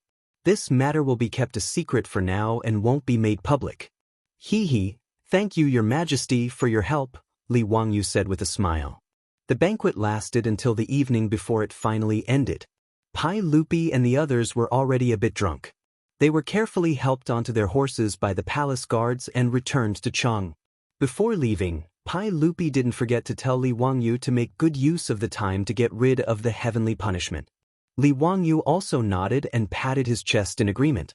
The next morning, Li Wangyou led Niu Wu to the construction site of the Daoist temple on the hillside outside the village and found Lu Shenwei. Lu Shenwei wasn't at the same level as the old Daoist son Simiao, who was able to treat the emperor as nothing. Hearing that this was Pai Lupi's idea to ask his master for help, Lu Shenwei didn't say anything and went with Niu Wu to the Qinling Mountains to find his master. After Niu Wu and the others went into the mountains, Li Wangyou didn't stay idle. He immediately ran to the Wuxia County Yamen to find Yang Quan to settle the formalities for the official title of a household. He was granted the title of County Magistrate of Wuxia County. The 100 official titles of a household were also transferred to him by the Wuxia County Yamen. The official title of a household was directly transferred to the noble family that received the title. Don't think that Li Wangyou's 100 official titles were too little. In fact, in the early days of the Tang dynasty, they were very careful about the official title of a household. Even the princes only had about 800 households at that time. It wasn't until the later days of the Tang dynasty that the official title of a household became widespread, causing the country's taxes to decrease.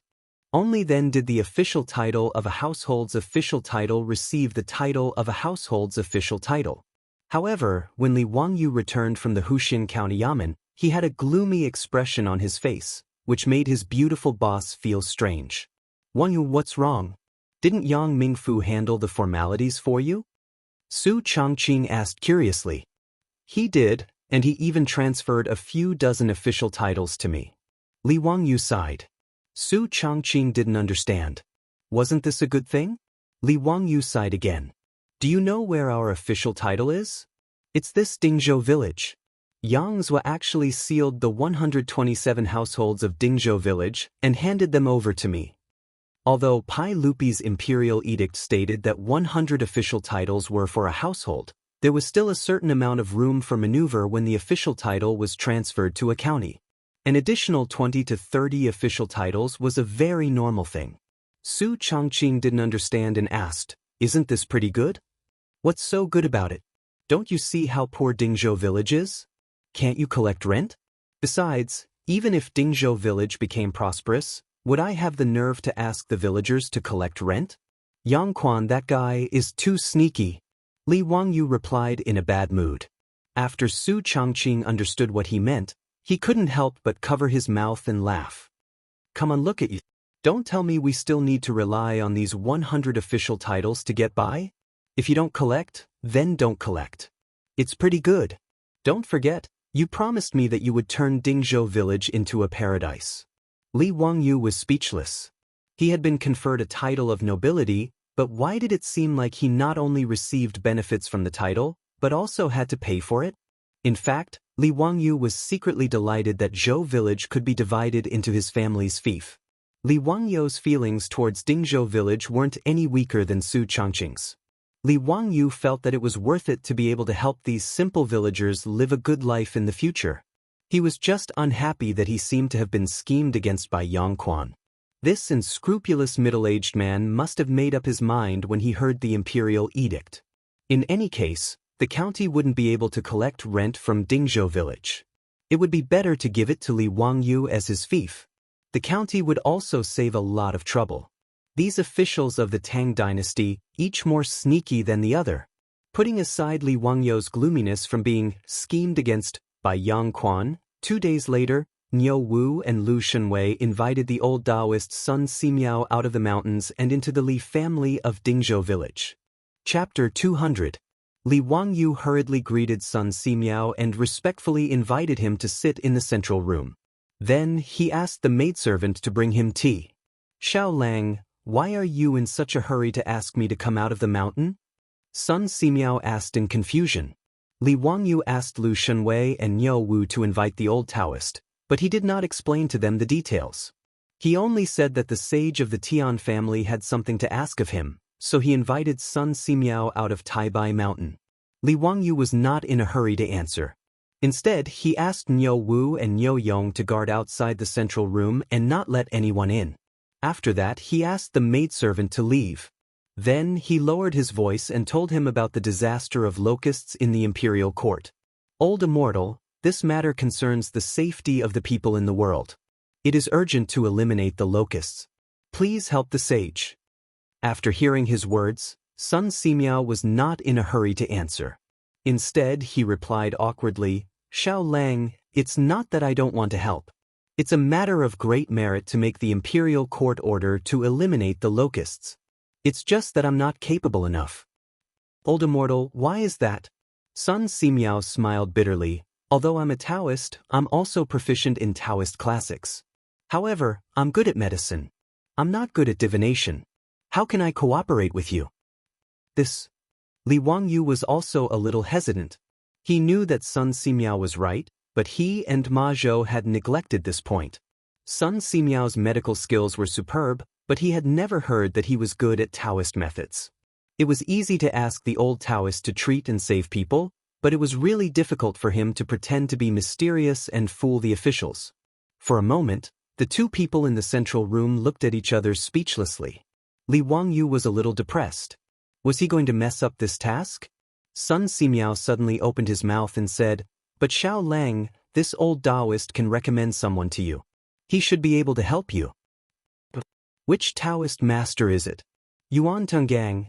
The old Daoist's words made Li Wangyu stand up suddenly, giving the old Daoist a fright. Li Wangyu's voice trembled with excitement. That's right. Yuan Tiangang, how could I forget him? Oh? Xiao Lang also knows Yuan Tiangang? Sun Simiao asked curiously. His words made Li Wangyu speechless for a moment, not knowing how to answer. He couldn't say that he had seen Yuan Tiangang in the novels of later generations, could he? Yuan Tiangang and Li Chunfeng, the two famous Taoists of the Tang dynasty, were extraordinary characters in various novels of later generations. Li Wangyu had also developed a strong interest in these two Taoist masters. He even went online to search for information about their lives. However, he realized that the difference between the two people in history and the various people in the legends was too great. However, when Li Wangyu recalled Yuan Tiangang's experience, he sat back at the table and shook his head again and again. Old Immortal, I'm afraid it's not appropriate. Yuan Tiangang is in Shu County. How can we invite him to Chang'e? There were various theories about Yuan Tiangang and Li Chunfeng in later generations. Many people thought that Li Chunfeng was Yuan Tiangang's disciple. In fact, the two were not master and disciple at all. Li Chunfeng was only 26 years old now. He had been learning Taoism at the Quiet Cloud Temple in Nantua Mountain since he was 9 years old. In the second year of Wuda, Li Chunfeng, who was only 17 years old, was recommended to be Li Shimin's secretary in the army. In the first year of Xinguan, Li Chunfeng was appointed by Pai Lupi to serve in the Imperial Historian Bureau. Yuan Tiangang was now 81 years old and was now the county magistrate of Huijing County in Shu County. It would be 4 years later that Pai Lupi heard of his name and invited him to the court as a think tank. Therefore, there was no master-disciple relationship between the two. However, in various legends, the pushback chart co-authored by the two was known as the first book of Chinese Taoist prophecy. It was said that Li Chunfeng used the 8 trigrams of the Book of Changes to calculate. Unexpectedly, he was addicted to it and couldn't stop. He calculated the fate of China for more than 2,000 years after the Tang dynasty, until Yuan Tiangang pushed his back and said, "You can't reveal the secrets of heaven. Go back and rest." Therefore, the Book of Prophecy was named Pushback Chart. In later generations, there were countless legends about the two powerful Daoists and many TV series were filmed. However, the two of them in history were not that exaggerated. Although they were powerful, they did not have the means to control the clouds and rain with a flip of their hand like in the novel. Yuan Tiangang was from Chengdu, Yizhou, Shu County. He was proficient in face reading, Luren, and the 5 elements. He once read the face of the infant Wu Zetian. At that time, Wu Zetian was carried out dressed as a boy and lied that she was a boy. Yuan Tiangang was very surprised after reading her face. He sighed and said, "Dragon eyes and phoenix neck are very precious. If she were a girl, she would be the emperor." It showed Yuan Tiangang's ability. At this time, Yuan Tiangang was 80 years old, but he was still a 7th-grade county magistrate in Huijing County of Shu County. The round trip from Huijing County to Chang and was more than 3,000 miles. With the current traffic situation of the Tang dynasty, it would take at least several months even if he rode fast. By the time Yuan Tiangang was invited to Chang and from Shu County, it would be too late to mention the matter of eliminating the locusts. Therefore, when Li Wangyu thought of this, he sat down dejectedly.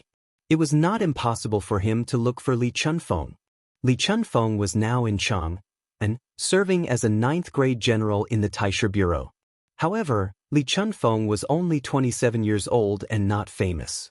If he wanted to rely on him to fool the officials and aristocratic families, he was afraid that his reputation was far from enough. After hearing Li Wangyu's words, the old Taoist Sun Simiao laughed and said, "Xiao Lang, don't worry.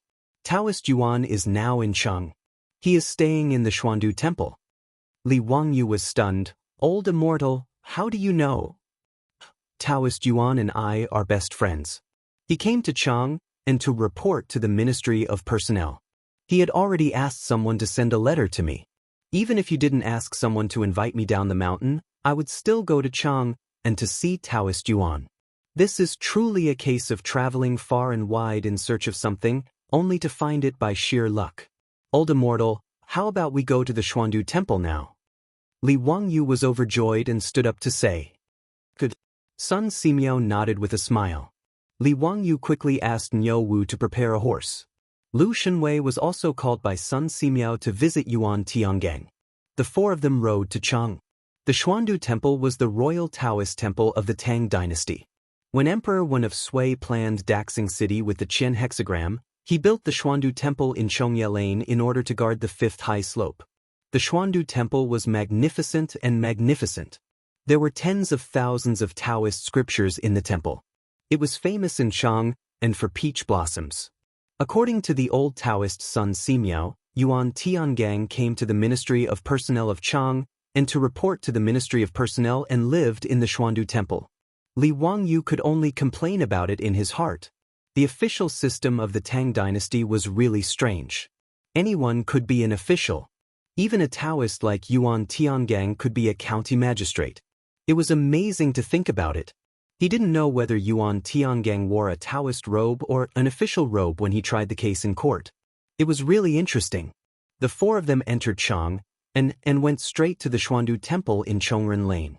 When the old Taoist Sun Simiao just entered the Xuandu Temple, the abbot of the Taoist temple immediately came out to greet him. Chapter 201. That's right.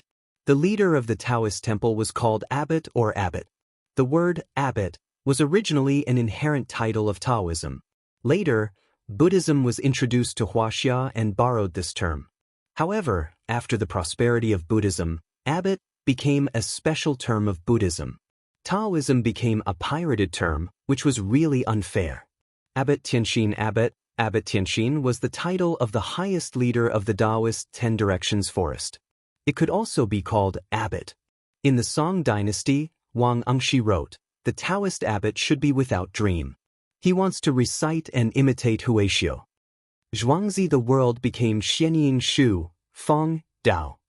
Dali Li Ji, Zhang Chang Dao." That was the title of the senior Taoist. With Sun Simiao's prestige in Taoism, even though the Xuandu Temple was a royal Taoist temple, the Taoist abbot was very respectful to him. Is Yuan Tiangang in the temple? Sun Simiao asked directly. Immortal Master, today Immortal Master Yuan went to Chang and to visit friends and hasn't returned yet. Please enter the temple and wait for a moment. The abbot replied respectfully. Whether it was Sun Simiao or Yuan Tiangang, for him, as the abbot of the Taoist temple, they were seniors and had to be carefully served. In Taoism, seniors were usually called Taoist or Immortal Master. Then let's wait for a moment. Inform me when Yuan Tiangang comes back. Hearing that Yuan Tiangang was not in the temple, Sun Simiao had to wait for him in the temple. The abbot of the Xuandu temple asked the little Taoist to bring the clay stove and the tools to make tea for everyone. Li Wangyu couldn't adapt to the dark cuisine in the tea. Besides, he couldn't understand the Taoist scriptures discussed by Sun Simiao and the abbot. He simply excused himself and walked out of the guest room. Then he led Niu Wu to wander around the Xuandu temple. Xuandu temple, the peach garden behind the temple, had been famous in Chang. Every time the peach blossoms in the temple, the literati, high-ranking officials and noble ladies in Chang and would invite their relatives and friends to enjoy the flowers in the Xuandu temple. They came to the Xuandu temple today in March. It was the season of peach blossoms in the temple. Xuandu temple was the royal Taoist temple of the Tang dynasty. Without a certain status, it was difficult to enter and enjoy the peach blossoms. Therefore, in Noda's Xuandu temple, there were not many people enjoying the peach blossoms. From time to time, there were sounds of pipa music coming from the peach garden. Clearly, it was the musicians brought by the nobles who came to the peach garden to liven things up. Li Wangyu just strolled around the peach garden. The peach blossoms in his eyes were majestic, like the tide of the sea. Up close, they were pretty and charming, like a young girl putting on makeup. A light breeze blew past, and the peach blossom petals drifted down. It was a beautiful sight. Li Wangyu's only regret was that he didn't bring his beautiful boss along with him to admire the peach blossoms at the Xuandu temple. Behind him was only Niu Wu, the stout one-eyed man. It was really a killjoy. Just as he was thinking about bringing his beautiful boss and the others to enjoy the peach blossoms together in 2 days, he saw a few people dressed as scholars not far away talking loudly under the peach blossoms. When Li Wangyu saw this, he was amused. Sure enough, enemies would not meet each other. Who else could it be but Wang Ziqiao, the legitimate son of the Wang clan of Taiyuan who was surrounded by a few scholars? He, the legitimate son of the Wang clan of Taiyuan, was really awe-inspiring. Wherever he went, he was the center of the crowd. Was he planning to debut in the center position? Li Wangyu also had a deep grudge against Wang Ziqiao. The reason why he asked Pai Lupi to keep the knighthood a secret for the time being was that he wanted to dig a hole for Wang Ziqiao and others. The cynical man was not a generous person who could forget the enmity with a smile. Before the Wang clan of Taiyuan broke off the engagement, Li Wangyu felt that he had lost face for no reason and inexplicably targeted him. Li Wangyu had been angry for a long time. However, at that time, he was a commoner. Although he was on good terms with the playboys, he had no power or influence. The playboys could not protect him at all times. Therefore, even if he was unhappy, Li Wangyu had to endure it.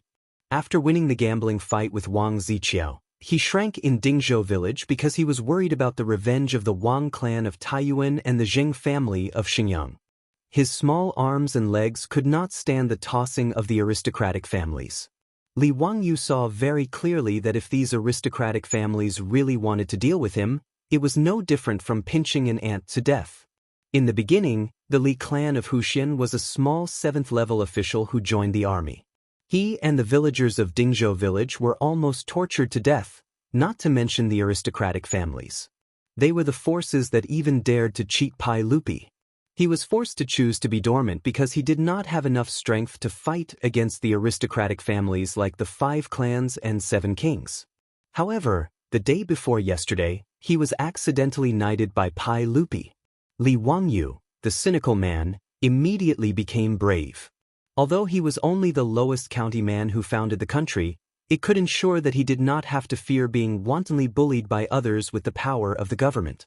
Although the knighthood of the Tang dynasty was only an honorary title, It belonged to the real privileged class.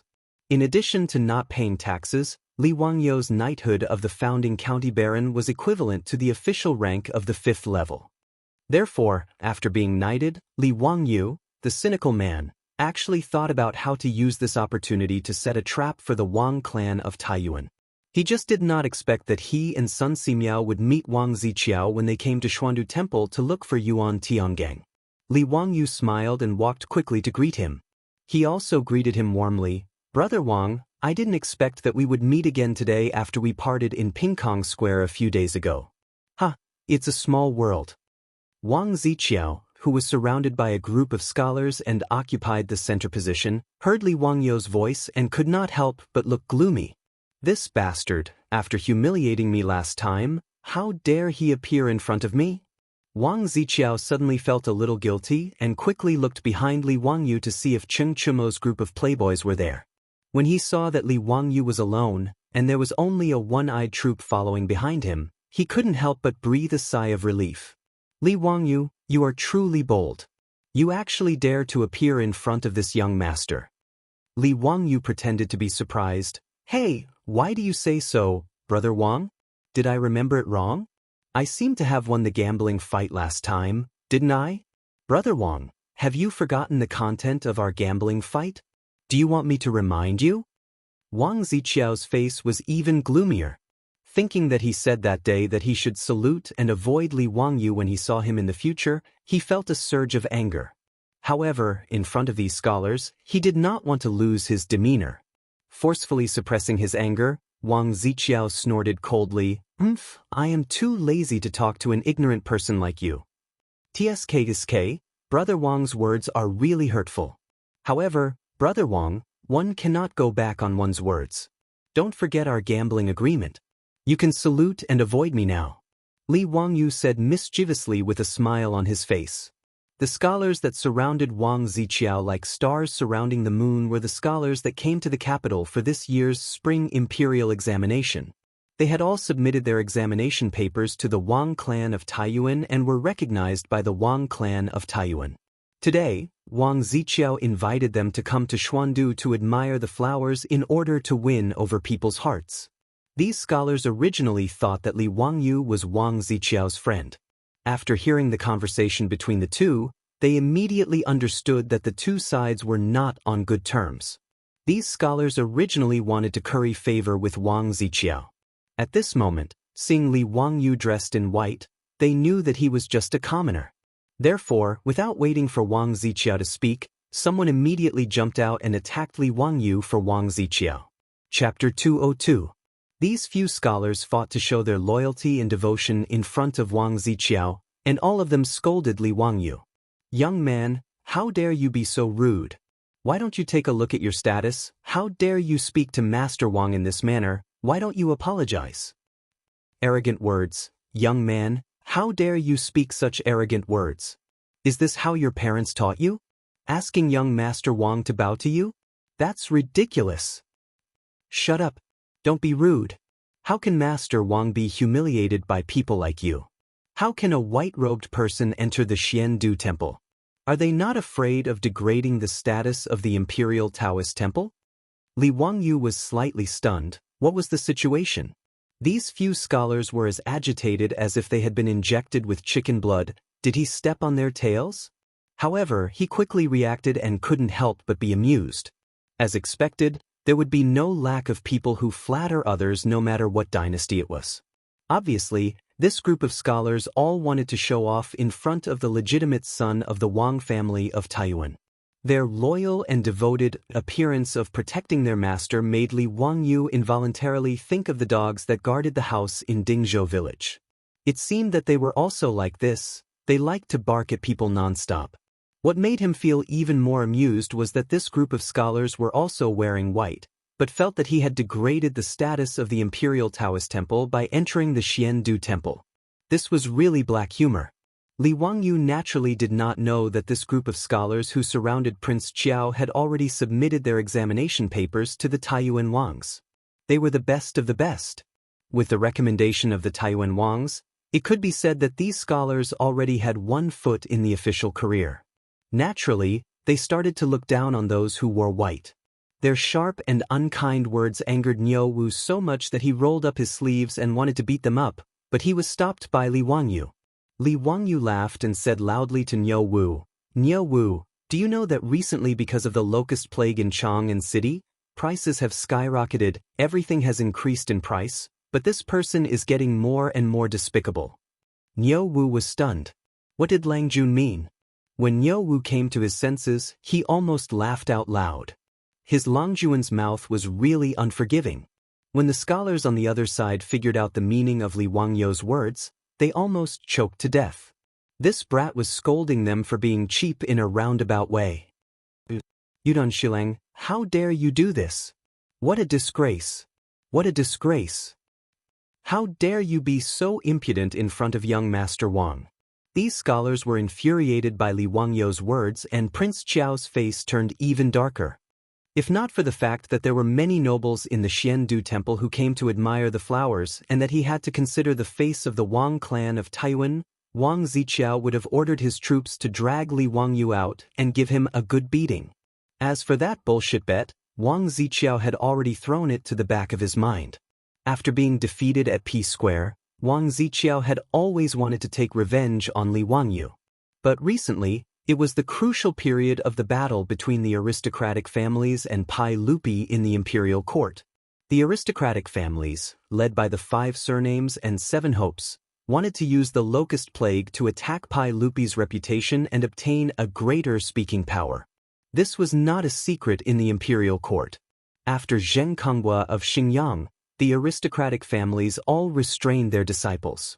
They were afraid that they would cause trouble at this crucial moment and allow Pai Lupi to turn the tables. That was why Wang Ziqiao did not immediately go to Dingzhou village to find trouble with Li Wangyu. But he did not expect to meet him at the Xiandu temple today. Wang Ziqiao's triangular eyes shot out a ray of cold light. Without batting an eyelid, he stretched out his hand to summon one of his troops and whispered a few words into his ear. That troop nodded his head and looked at Li Wangyu with a sinister smile. After bowing, he turned around and left. Li Wangyu did not notice Wang Ziqiao's actions. He was still busy arguing with the scholars beside Wang Ziqiao. The words of the scholars, turned from embarrassment to anger, did not affect Li Wangyu at all. He turned his head and smiled at Niu Wu. "Niu Wu, did you see how these shameless people look like?"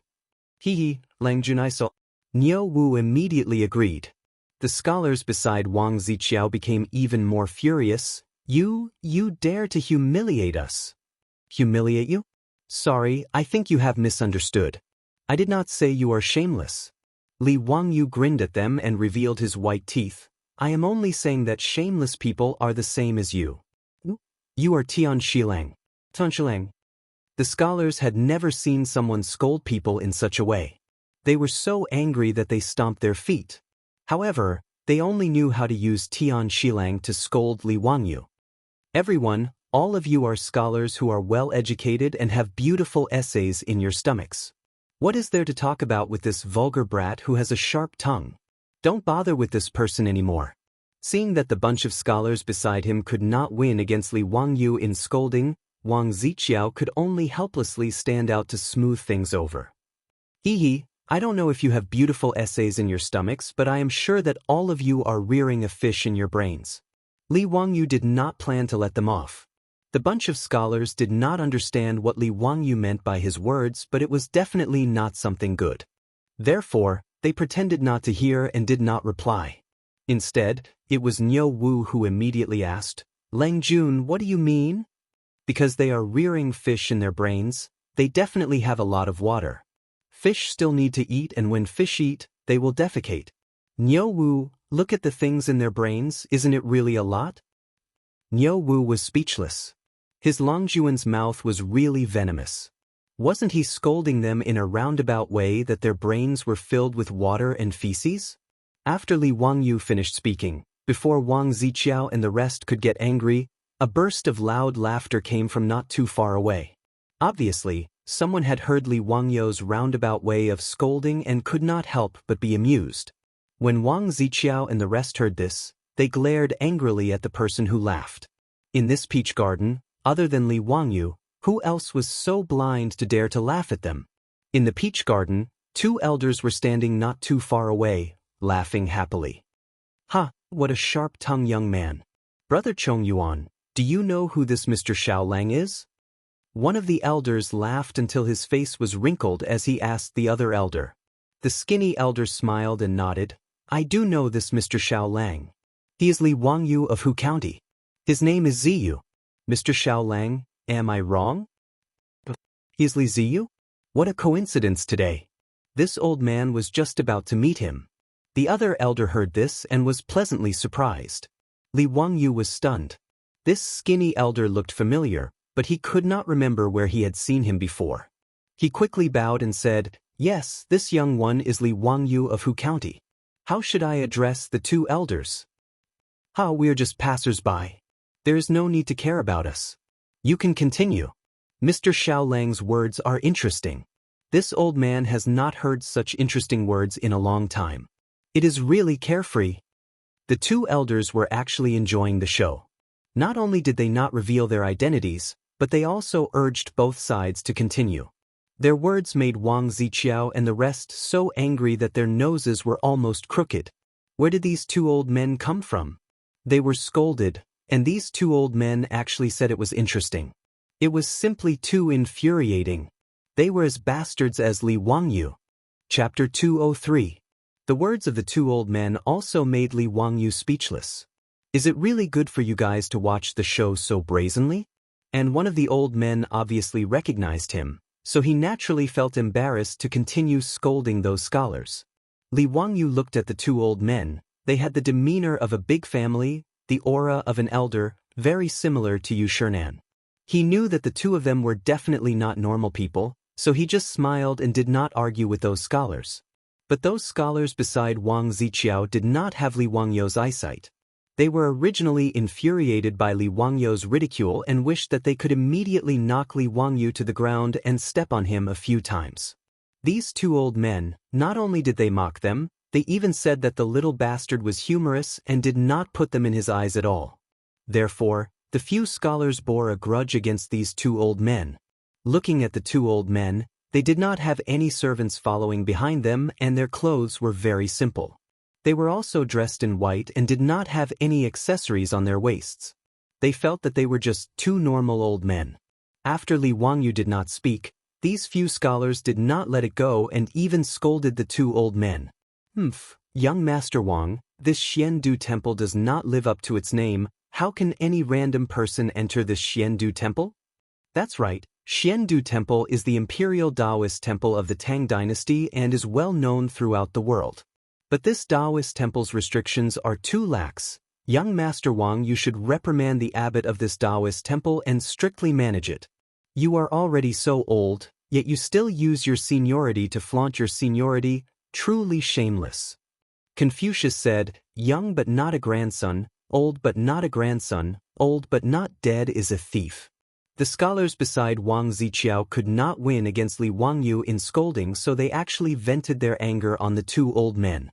Wang Ziqiao originally wanted to stop the few scholars beside him and humiliate the two old men. Although he didn't know these two people, he had a feeling that these two old men had extraordinary origins. It was better not to offend them. But before he could open his mouth, the scholars beside him, who felt that they had already relied on the Taiyuan Wang clan and thought that they would be promoted, get a raise, marry a rich and beautiful woman, and walk to the peak of life, could not wait to open their mouths and humiliate the two of them. Since it had already come to this, he could only shake his head and watch silently.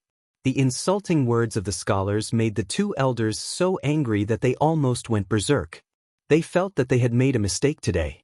Originally, he was in a good mood today, which was why he came to Xiandu Temple to admire the peach blossoms.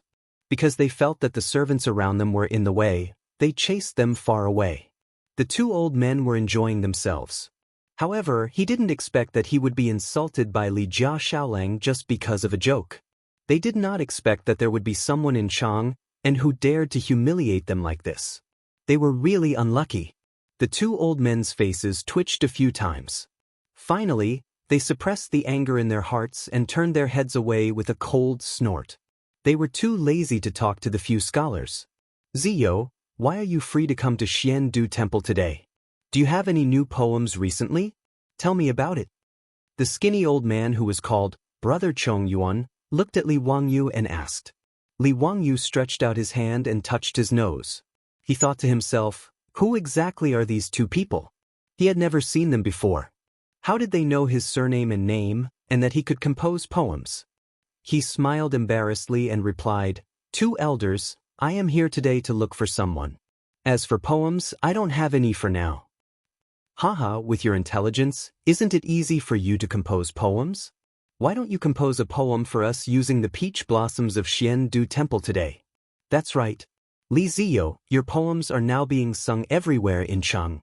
I wonder if you can compose a poem for us today? After the two old men finished their words, before Li Wangyu could reply, he heard a burst of laughter from the scholars not far away. Ha, brother, did you hear that?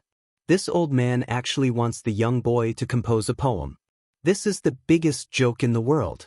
Since when did this poem become something that even the field workers could compose?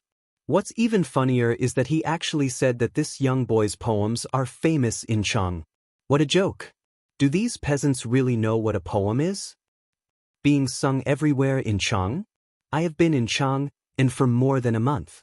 How come I have never heard of any poem written by Li Ziyo? You really don't know how to brag. How dare you talk about poems in front of us? Haha, I'm afraid you don't know that we are this year's spring imperial exam candidates? The imperial exam was one of the subjects in the Sui and Tang imperial exam system. Other than testing Confucian classics and current affairs, the imperial exam also tested poetry. In the Tang dynasty, the imperial exam could be publicly recommended by the aristocratic families before the exam. It was called the Pass of the Imperial Exam. The old Tang book, the biography of Shui Deng, described it like this: driving the door of the temple, entering and exiting the palace of the kings and dukes, opening Chen Chen's poem, only sighing and spitting, touching the top to the foot, gee, he's grace in guiding you. It was talking about how these scholars painstakingly curried favor with the rich and powerful in order to gain their favor and thus become scholars who passed the imperial exam. And these scholars were the scholars who were prepared by the Taiyuan Wang clan to be recommended by the Taiyuan Wang clan to the chief examiner, the pass of the imperial exam. To be accepted by the Taiyuan Wang clan, these scholars had some ability in poetry. So when they heard the two old men praising Li Wangyu for writing good poems, they ridiculed him like this. In their eyes, these peasants discussing poems in front of them was simply showing off their skills in front of Guan Yu and asking for humiliation. However, their words made Wang Ziqiao curse in his heart. He felt that the scholars that his family had selected this year were not crazy. Even if Wang Ziqiao and Li Wangyu were like fire and water, he would not attack him for not knowing how to compose poems. Were they idiots? They had been in Chang and for so long. Could it be that they had not heard of Li Wangyu's works that had been handed down for generations? Even their Taiyuan Wang clan was ridiculed because of Li Wangyu's poems. Were they crazy? They wanted to compete with Li Wangyu on the level of poems? Actually, Wang Ziqiao had really wronged them. These scholars had not heard of Li Wangyu's works that had been handed down for generations. There was no other reason except for one word: poverty. That's right, it was because they were poor. These scholars were shy in their pockets. After coming to Chang'an, where would they find the copper coins to listen to the courtesans sing Li Wangyu's works? Because they were poor, they hardened their hearts and sent themselves to the Taiyuan Wang clan. They purposely fawned on them in order to advance in their careers. Because they were poor, these scholars who were not young in age were so arrogant after being accepted by the Taiyuan Wang clan. It was purely because they had been a loser for their whole life. Seeing the dawn of life in front of them, they were arrogant and dared to say anything. Wang Ziqiao opened his mouth but did not know what to say. If he were to introduce Li Wangyu's poetry talent to these scholars, he would not be able to say it and increase Li Wangyu's prestige for no reason. However, if he did not say it, he reckoned that these scholars that his family thought highly of would lose their face today. However, after thinking about it, it was not him, Wang Ziqiao, who would lose face. In addition, he was also dissatisfied with these scholars. Hence, he just kept his mouth shut and did not say anything. He would just treat it as watching a show. Wang Ziqiao did not say anything to remind these scholars. This made them mistakenly think that young Master Wang was silently allowing their provocation and hoped that they would use poems to educate these scholars. This made them even more proud. Chapter 204. The words of these scholars were heard by Li Wangyu and the two elders, but the three of them did not have any reaction at all. Only Li Wangyu could not help but wave his hand, as if he was driving away a fly that was flying around his ear. The two elders have praised me too much. I am really ashamed, but I do not have this poem for the time being. Li Wangyu came today to find Yuan Tiangang. The proper business had not been done yet, and he was too lazy to copy poems, so he tactfully declined. Seeing that Li Wangyu was not willing to compose a poem, the two elders were very regretful. However, the scholars beside Wang Ziqiao were interested. One of them purposely frowned, paced back and forth a few steps, and suddenly began to recite a poem. Thousands of dewdrops, where can they shine red? In the source of the warm wind, in the country of spring and water. This poem was naturally not made by that scholar on the spot. It was just that he had previously made a poem about peach blossoms, so he recited it at this moment, wanting to show off. This poem was not bad. Although it was far from being a masterpiece, it was still considered a masterpiece.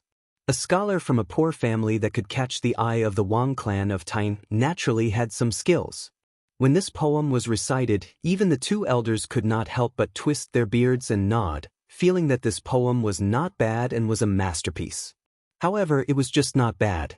Compared to Li Wangyu's previous masterpieces, it was the difference between an abalone and a salted fish. Brother, good poem. I also have one here, please listen to it. Immediately, another scholar did not want to be left behind. He also stood up and recited his poem with his hands behind his back. Flowers are empty in the dance floor, still red year after year. Tears stop at dawn, melancholy relies on the spring breeze. This is called a poem. It is laughable that some farmers think that they can compose poems just because they can recite some limericks.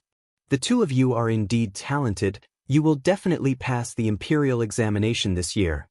Well said, well said. You are also talented in poetry, but we are all relying on young Master Wang's support.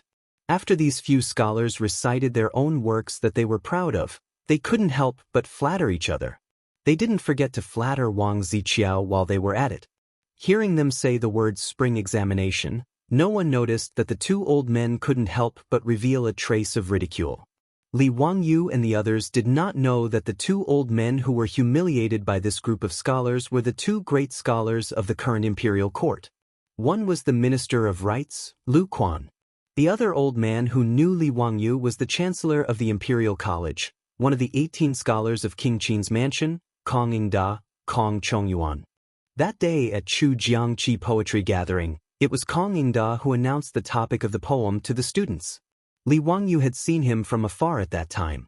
However, at that time, he had only seen them twice from afar. After that, Li Wangyu had gotten himself drunk and entered the Zhujiang Pond Pavilion in a muddle-headed state. He had no idea who he had met that day. Therefore, Li Wangyu did not recognize Kong Yingda just now. He only felt that Kong Yingda looked familiar. For this year's spring examination, the chief examiner of the Ministry of Rights was Lu Quan and the assistant examiner was the Chancellor of the Imperial College, Kong Yingda.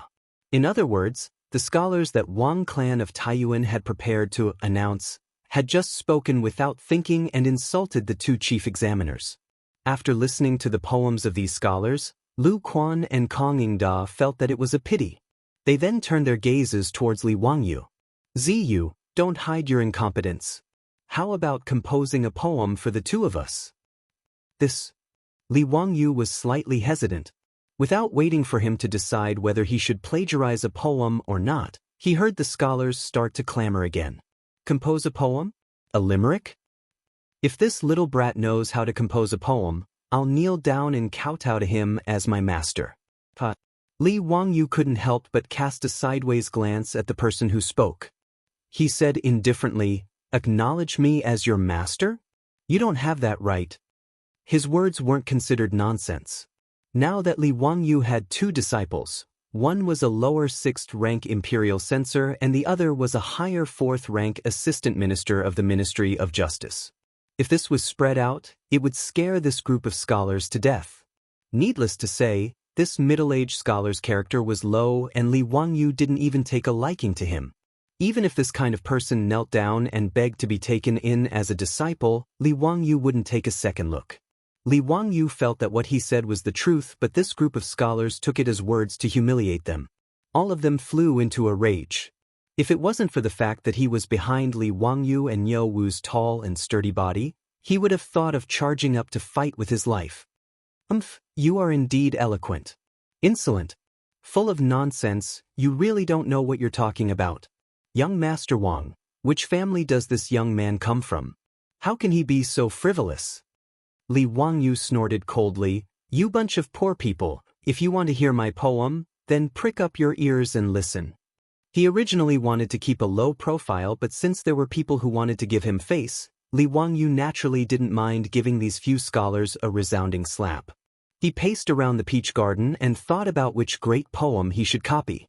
In the peach garden of Xiandu Temple, there was a small grass hut built. This was a resting place for the craftsmen who managed the peach garden. Outside the grass hut, there were a few farming tools for plowing the soil. Li Wangyu's eyes couldn't help but light up as he opened his mouth to recite. In the peach garden is the peach blossom nunnery. Under the peach blossom nunnery are the peach blossom immortals. The peach blossom immortals plant peach trees and pluck peach blossoms to exchange for wine money. What he recited was the great scholar Tang Bohe's Song of Peach Blossom Nunnery. However, he changed the beginning of the Peach Blossom Cove to Peach Blossom Garden, which was more suitable for the scene. These 4 lines of the poem were simple and didn't have any flowery words. When the few scholars heard this, they curled their lips and revealed a mocking expression. This was called a poem? In the Peach Blossom Garden, there was a Peach Blossom Nunnery, and in the Peach Blossom Nunnery, there was a Peach Blossom Immortal. The Peach Blossom Immortal planted many peach trees and plucked peach blossoms to exchange for wine money. To be so straightforward, he was indeed a farmer. How could he have any literary talent to speak of? These few scholars exchanged glances with one another and couldn't help but want to mock him. Lu Quan and Kong Yingda naturally wouldn't be as shallow as them. However, they felt that these 4 lines were using peach blossoms as a metaphor for a hermit, vividly portraying the image of a hermit who wandered under the forest, was free and easy, loved life and lived happily like an immortal. However, if there were only these 4 lines, it was a little too weak and couldn't be considered a great work. Just as the two of them were frowning, they heard Li Wangyu continue to recite. When sober, only sit in front of the flowers. When drunk, still sleep under the flowers. Half drunk and half awake, day after day, flowers wilt and bloom year after year. When these 4 lines of the poem were recited, the few scholars couldn't help but reveal a surprised expression, and the mocking expression on their faces disappeared. Lu Quan and Kong Yingda exchanged glances and felt that Li Wangyu's poem was not bad. No matter if he was sober or drunk, he didn't leave the peach blossoms. Day after day, year after year, even as time passed, the flowers bloomed and withered. His original intention didn't change. Wonderful. Without waiting for them to praise, they heard Li Wangyu continue to recite. I hope to die in the wine and flowers, and not bow in front of carriages and horses. The rich are interested in the dust of carriages and horses, the poor are faded. Wealth is compared to poverty, one is on the ground, one is in the sky. If poverty is compared to carriages and horses, he has to drive and I have nothing to do. These few lines of the poem caused the few scholars' expressions to turn ugly. They thought that Li Wangyu was mocking them. Money could buy enjoyment, but it couldn't buy a leisurely and poetic life. Even if they were poor, they wouldn't lose the joy of life and the richness of the spirit. And the few of them purposely sucked up to the Taiyuan Wang clan for glory and wealth. It was the complete opposite of the attitude in the poem. Lu Quan and Kong Yingda's eyes became brighter and brighter. They were right to come to the Xiandu Temple today. To be able to hear such a poem, they had to drink a lot. It was a pity that they didn't have any wine on them. Chapter 205. Li Wangyu's Song of Peach Blossom Nunnery had been copied to this point. No matter if it was Kong Yingda, Lu Quan, Wang Ziqiao and the other scholars, they all thought that it was finished. They had to admit that this poem was already many times better than the so-called proud works of those scholars. Comparing goods would be embarrassing, comparing people would be infuriating. Lu Quan and Kong Yingda were already prepared to clap their hands and cheer. Li Jia Xiaolang indeed did not disappoint them. Even though in the eyes of the two scholars, this poem seemed to be lacking a bit of charm and did not seem to have reached the level of a work that could be passed down for generations, but compared to the poems of those scholars that they had heard before, it was already rather stunning. They heard Li Wangyou's voice paused, took in a deep breath and continued to recite. Others laugh at me for being too crazy, I laugh at others for not being able to see through. Not seeing the tombs of the heroes of the 5 hills, no flowers, no wine, no hoe for the fields. When he recited the last 4 lines of the poem, the faces of everyone present changed. Wang Ziqiao gritted his teeth while the faces of those scholars turned pale and were very embarrassed. The tomb of the heroes of the 5 hills in this poem was referring to the aristocratic families. The meaning was that even though those aristocratic families were once glorious, now they could not see their tombs and were only used as fields for farming. From Wang Ziqiao's point of view, Li Wangyu was simply cursing them. How could these aristocratic families not be enraged? As for those scholars, their faces were filled with embarrassment. They had been bragging to each other for so long and in the end, they were slapped in the face by this weak young man. Even if they did not want to admit this song of peach blossom nunnery, they could only accept it in their hearts. It was because they realized the difference that these scholars were even more embarrassed and angry. Compared to this young man in front of them, they had lived for so many years in vain. How could they not be angry? As for Lu Quan and Kong Yingda, their faces were filled with astonishment. Originally, it was only a poem, but because of these last 4 lines, it had become a work that could be passed down for generations. It could not help but make these 2 scholars surprised. Kong Yingda chewed and savored the entire poem. He stroked his beard and praised, "This poem is real and easy, not restricted to the method. The concept is fresh and fresh. It is indeed a work of art." Ziyu, based on this poem alone, if you were to participate in the spring imperial examination, you would definitely come in first place. Others laugh at me for being too crazy, and I laugh at them for not being able to see through me. Li Ziyu, it's a pity that you're not participating in this year's spring quarter examination. Lu Quan had the same attitude. The praise of the 2 elders made Li Wangyu blush slightly. He had only plagiarized Tang Bohu's poem. Actually, he did not know how to compose poems. What's more, the poem he copied wasn't really suitable.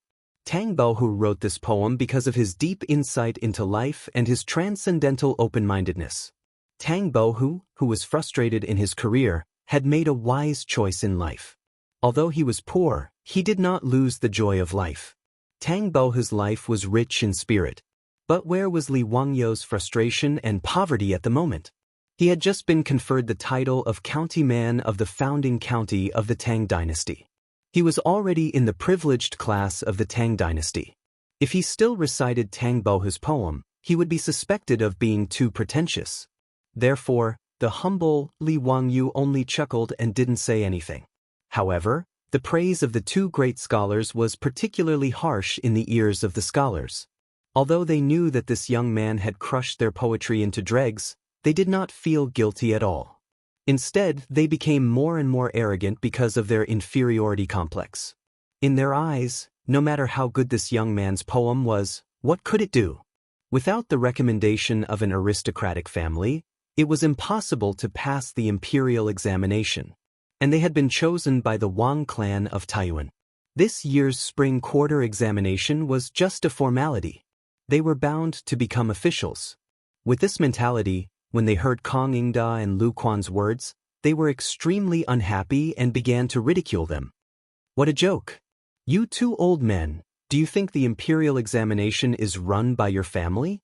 The spring quarter examination is the imperial examination. How can this kind of young man enter it? First place in grade A? You're just a fool talking nonsense. Tian Shalang is Tian Shalang.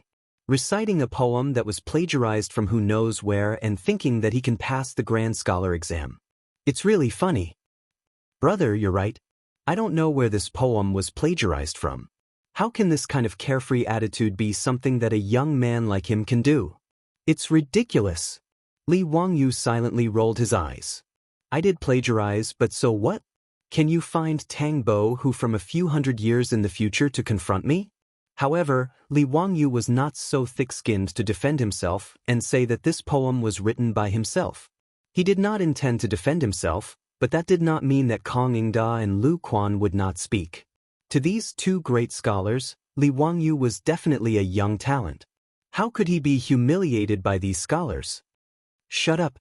Have all your etiquette, justice, integrity, and sense of shame gone to the stomachs of dogs? Instead of reflecting on your own knowledge, you're slandering Li Jia Xiaolang for plagiarism. This kind of legendary work, why don't you try to plagiarize it for me to see? Lu Quan said angrily. Although he was a great scholar, he was also one of the 6 ministries. When he was angry, it was even scary. Kong Yingda also shook his head. Common people look at their etiquette, noble people look at their actions. You haven't even been nominated yet and you're already so domineering. You're not worthy of being a scholar. You don't have to participate in this year's spring imperial examination. Even if you participate, you won't be accepted. The few scholars' faces changed slightly. They then spat out in disdain. Pei, 2 old fools, who do you think you are? Tian Shalang also dares to speak so arrogantly. You're really a toad yawning. What big words. We will definitely pass this year's spring imperial examination. Is it something that 2 old fools like you can talk nonsense about? We are scholars who have obtained the recognition of Taiyuan Wang clan. Who do you think you are? At this moment, these scholars had long been overwhelmed by anger and started to speak without thinking. When Li Wangyu heard the 2 old men's words, a strange glow flashed across his eyes. The identities of these 2 old men didn't seem to be simple. Heh, the few scholars beside Wang Ziqiao are probably going to be in big trouble. Taiyuan Wang clan. How impressive. I would like to see how Taiyuan Wang clan will allow you to enter the spring imperial examination. Lu Quan took a glance at Wang Ziqiao who was behind the scholars and spoke with disdain. Wang Ziqiao became more clear-headed at this moment. He hurriedly separated the few scholars in front of him and went forward to greet Lu Quan and Kong Yingda. Greetings, I am Taiyuan Wang clan's Wang Ziqiao. May I know the names of the 2 old men? Lu Quan glanced at him from the corner of his eyes and replied unhurriedly, I am Lu Quan. I am Kong Yingda. Lu Quan? Kong Yingda? Wang Ziqiao and the few scholars felt that these 2 names were very familiar. After pondering for a moment, everyone's faces instantly turned pale. Minister of Rights? Chancellor of the Imperial College? The Chief Examiner and Deputy Chief Examiner of this year's Spring Imperial Examination? Did we call these 2 old fools just now? The few scholars who were still speaking rudely earlier felt their legs go soft and fell onto the ground. Chapter 206. These scholars who were flushed with success earlier now had ashen faces and their bodies were trembling like sieves. They were scared to the extreme. Even if their minds were not clear, they knew that their official career was over. Even if they had the recommendation of Taiyuan Wang clan, it was simply wishful thinking to want to pass the imperial exam after offending the 2 main examiners of the spring imperial examination and the big shots of the imperial court. Originally, these scholars from poor families had a decent level of knowledge. Otherwise, they would not have been accepted by Taiyuan Wang clan. However, because of a mistake, they purposely curried favor with Wang Ziqiao and thought that they could become an official. However, they forgot their duty as a person. His reckless actions had destroyed his own future. He really regretted his actions in the first place. If they had another chance, these few scholars would rather not go to the examination paper and honestly rely on their own knowledge to go to the examination hall. Who knows, they might be able to pass the examination in one go and become an official. However, it was obviously too late to say anything now. Lu Quan and Kong Yingda, the 2 great scholars, now had an extremely bad impression of these scholars. No matter how good their knowledge was, they would never let them pass the imperial exam with such a bad character. If people with this kind of character were to become an official in the future, they would be cheating the people of the Tang dynasty. After Wang Ziqiao learned of Lu Quan and Kong Yingda's identity, he was also stunned. Following which, his face also became ugly. He turned around and looked at the scholars who were sitting on the ground. A look of disdain flashed through his triangular eyes. He was only glad that he did not say anything excessive just now and did not attract unnecessary enemies for his family. As for these scholars, without a doubt, Taiyuan Wang clan would definitely abandon them. Those who could not pass the imperial exam were trash. For Taiyuan Wang clan, they were useless. Wang Ziqiao bowed deeply to Lu Quan and Kong Yingda again. Minister Lu, Chancellor Kong, my Taiyuan Wang clan has nothing to do with these people. I ask the two of you not to wrongly blame my Taiyuan Wang clan. My Taiyuan Wang clan is also ashamed to be associated with such despicable people. I ask the two of you to investigate clearly. How could Lu Quan and Kong Yingda be fooled by his words of disentanglement? Towards Wang Ziqiao's actions of abandoning those few scholars, the two of them felt disgusted from the bottom of their hearts. The aristocratic families were indeed cruel to the extreme. However, they did not want to offend the Taiyuan Wang clan too much, so they only nodded slightly. Since it has nothing to do with the Taiyuan Wang clan, Xiaolang, please do as you please. Wang Ziqiao glanced at Li Wangyu, and a cold light flashed in his eyes. After greeting Kong Yingda again with a smile, he waved his sleeves and led his troops away. As for those few scholars, he couldn't even be bothered to take another look at them, as if he really didn't know them. A few scholars stretched out their arms towards the back of Prince Qiao as he left. They wanted to shout something, but after opening their mouths, they finally shut their mouths dejectedly. Tears of remorse directly rolled down from the corners of their eyes. After Wang Ziqiao left, the few scholars also became like walking corpses, bowing towards Kong Yingda and Kong Yingda before walking out of the Daoist temple in a daze. Kong Yingda also couldn't be bothered with these few scholars, and smiled towards Li Wangyu. Ziyu, you don't remember me? At this moment, Li Wangyu finally recalled where he had seen this skinny old man before. It was at the Lake Chu poetry gathering that day. He hurriedly bowed with his hands clasped in front. I greet Chancellor Kong, I greet Minister Lu. Chancellor Kong, please forgive me for my poor eyesight just now. I have seen you at the Lake Chu poetry gathering that day. I thought you couldn't remember. That day at the Lake Chu poetry gathering, Ziyu, you were famous for a period of time. Lake Chu poetry gatherings, spring river scenery, and leaving the fortress are all works that have been handed down for generations. Also, that dreamy Tianlao's farewell that you wrote after you were drunk really shocked me. Chancellor Kong, you flatter me. It was all my fault for being impetuous. I drank too much and messed things up when I was drunk. Speaking of this matter, Li Wangyu's face turned red. He drank too much and actually recited something in front of Pai Lupi. How can I bend my eyebrows and bend my waist to serve the rich and powerful, causing me to be unhappy? He was simply courting death. Because of this matter, Pai Lupi even pulled his ear and lectured him for half a day after he was conferred a noble title, causing him to regret it greatly. Now that this matter was brought up by Kong Yingda, Li Wangyu felt even more embarrassed. His embarrassed look made Lu Quan and Kong Yingda burst into laughter. They increasingly felt that Li Wangyu was to their liking. Ziyo, what I said just now was not a joke. Are you really not going to consider participating in this year's spring examination? Kong Yingda asked Li Wangyu seriously after he finished laughing. Li Wangyu was speechless. Why were these great scholars the same as Yu Shernan, wanting him to enter an official career? He didn't want to reject the good intentions of these two elders. He looked around and saw that there was no one else around, so he took out an item from his robe and handed it to them. Chancellor Kong, Minister Lu, it's not that I don't want to. It's just that with my current status, it's inconvenient for me to participate in this spring examination. Kong Yingda was stunned and reached out to take the item. What do you mean? Ziyo, why is it inconvenient for you to participate in the spring? This is a goldfish talisman? Lu Quan was also stunned when he heard this. He hurriedly reached out to take the goldfish talisman from Kong Yingda and examined it carefully. The goldfish talisman of the founding county's baron. Ziyo, where did you get this? Lu Quan cried out in surprise. What Li Wangyu gave them was the proof of his identity after he was conferred a noble title. In the Tang dynasty, the fish talisman was the proof of an official's identity.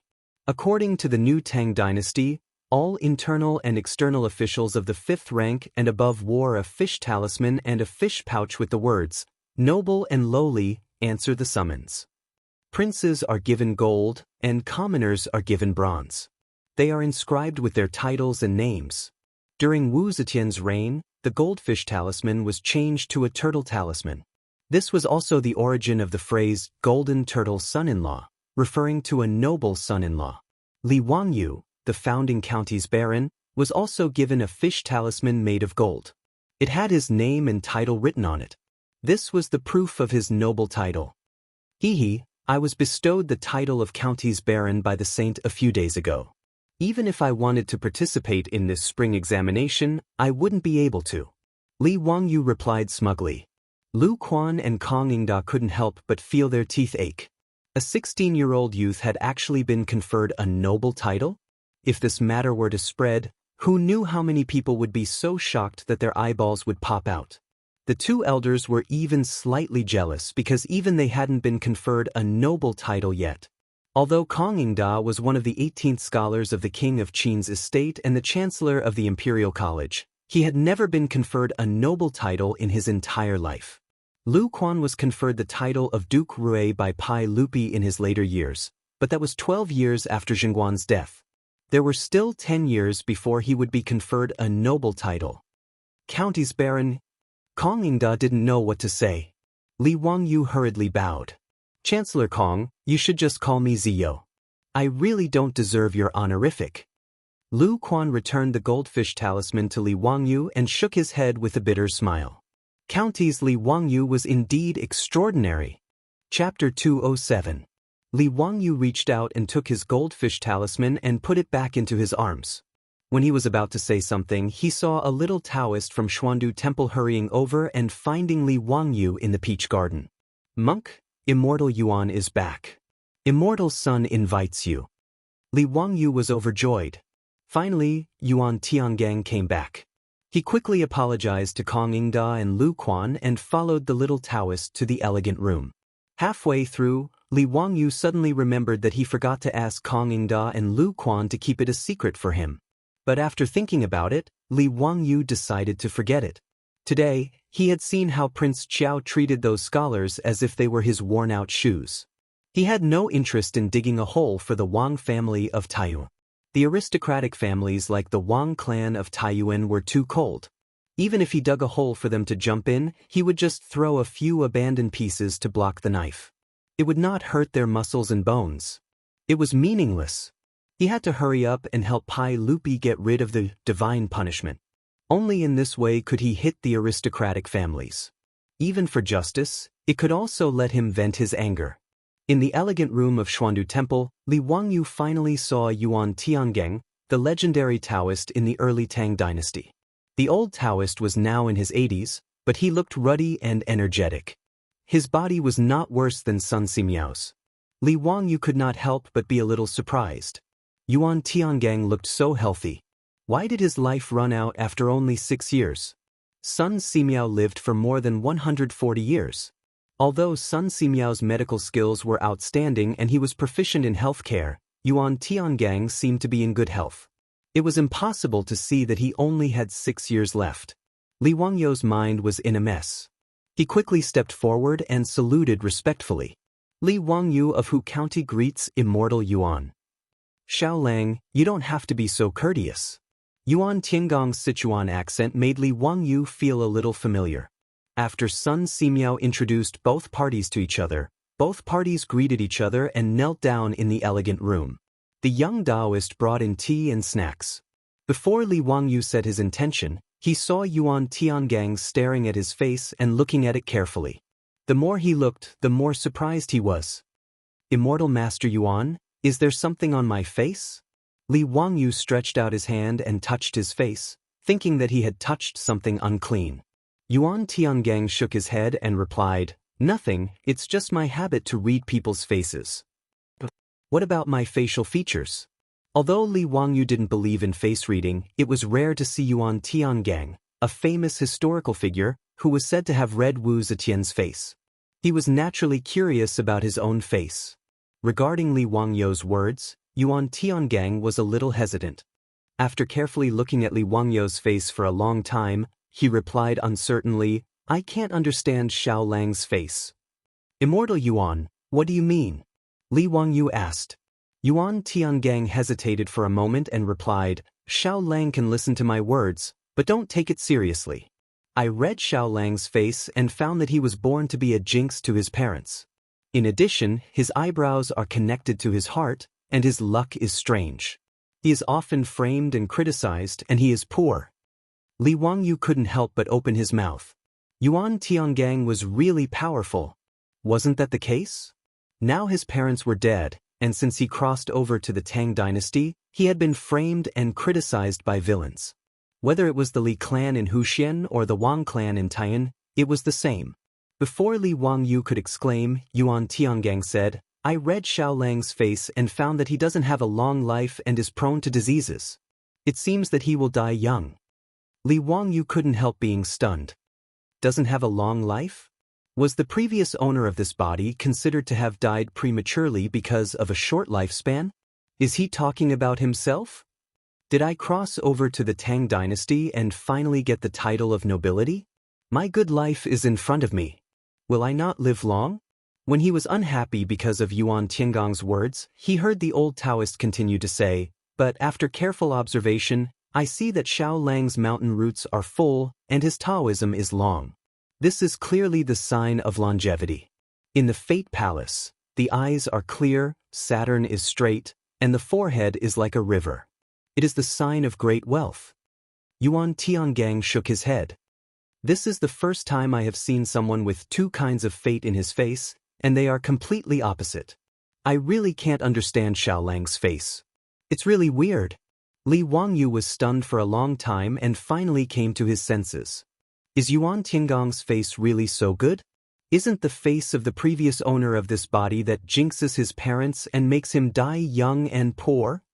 After his soul crossed over to the Tang dynasty, he replaced the unlucky Li Wangyu. Does this count as changing my fate against the heaven? Great wealth, this should be referring to me, right? Hey, now I have been granted the title of nobility, and my family's various industries are thriving. It seems that Yuan Tiangang's face is really right. He glanced at Yuan Tiangang with a little guilty conscience and secretly thought that the old Taoist wouldn't see through his soul crossing over to the Tang dynasty and taking over the nest of the magpie, would he? Yuan Tiangang just glanced at him with a little deep meaning, and then passed the matter and no longer mentioned it. Li Wangyu's back almost sweated. Yuan Tiangang is really a metaphysics master. He can see so much just by looking at my face. He quickly changed the topic. "Immortal Yuan, how old are you this year? Boy, look at your ruddy face and white hair. You are really a Taoist master." "Haha, I am 81 years old this year, and I don't have much life left." "Immortal Yuan, what are you talking about? Your body is better than mine, and you are a Taoist. You must live a long life." Yuan Tiangang smiled and waved his hand. "I have calculated it clearly. In another 6 years, my lifespan will be exhausted." His casual words caused Li Wangyu to have goosebumps all over his body. The hair on his arms was about to stand up. Can Yuan Tiangang really calculate these? It's really amazing. Is this metaphysics really so powerful? Li Wangyu didn't dare to discuss these with Yuan Tiangang anymore. He quickly said his intention, "Immortal Yuan, the old immortal and I are here today to ask for your help. Xiao Lang, please." After Li Wangyu asked the little Taoist who served everyone in the elegant room to leave, he told the whole story of why he and Sun Simiao came to him. In the end, he cupped his hands and said to Yuan Tiangang seriously, "This matter is related to the people of the Tang dynasty. Whether they can escape this disaster of locusts, I ask Immortal Yuan to help. After it is done, the sage will reward me. This is also a matter of great merit. Please don't refuse." After listening to Li Wangyu's words, Yuan Tiangang didn't speak for a long time, just bowing his head and thinking. Li Wangyu was a little anxious and asked, Immortal Yuan, do you have any concerns? You don't have to worry about those aristocratic families. The sage will make the decision for you. Yuan Tiangang waved his hand and said, Xiao Lang, I have nothing to worry about. I am naturally willing to preside over the ceremony of the great sacrifice of all heaven. But how can it be possible for the Daoist ancestor to show his spirit and personally say that it is not the wrath of heaven? I don't have this ability. It turned out to be this. Li Wangyu couldn't help laughing when he heard this. It depended on his ability. Chapter 208.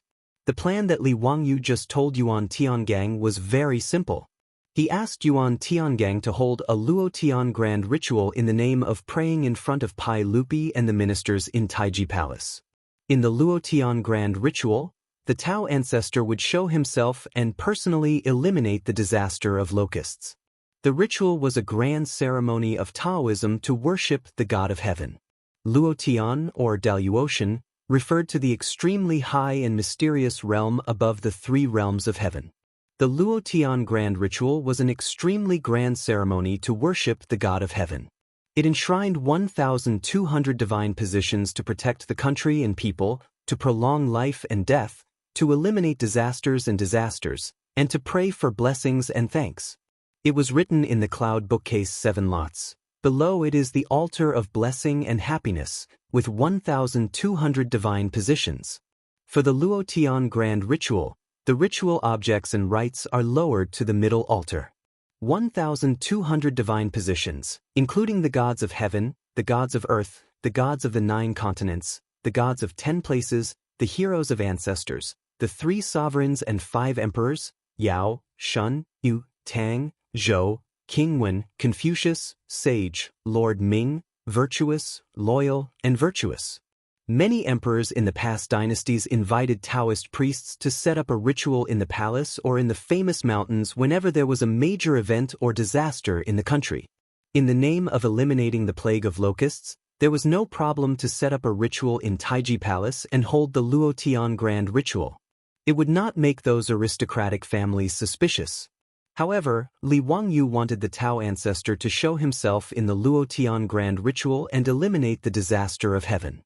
Sun Simiao and Yuan Tiangang could only smile bitterly. Although they were all cultivators, who had heard that the Tao ancestor could really show himself. How could it be done? Although Taoism also had some tricks to fool the secular mortals, it was not much different from the monk that Li Wangyu saw on the cross street of Hu County that day.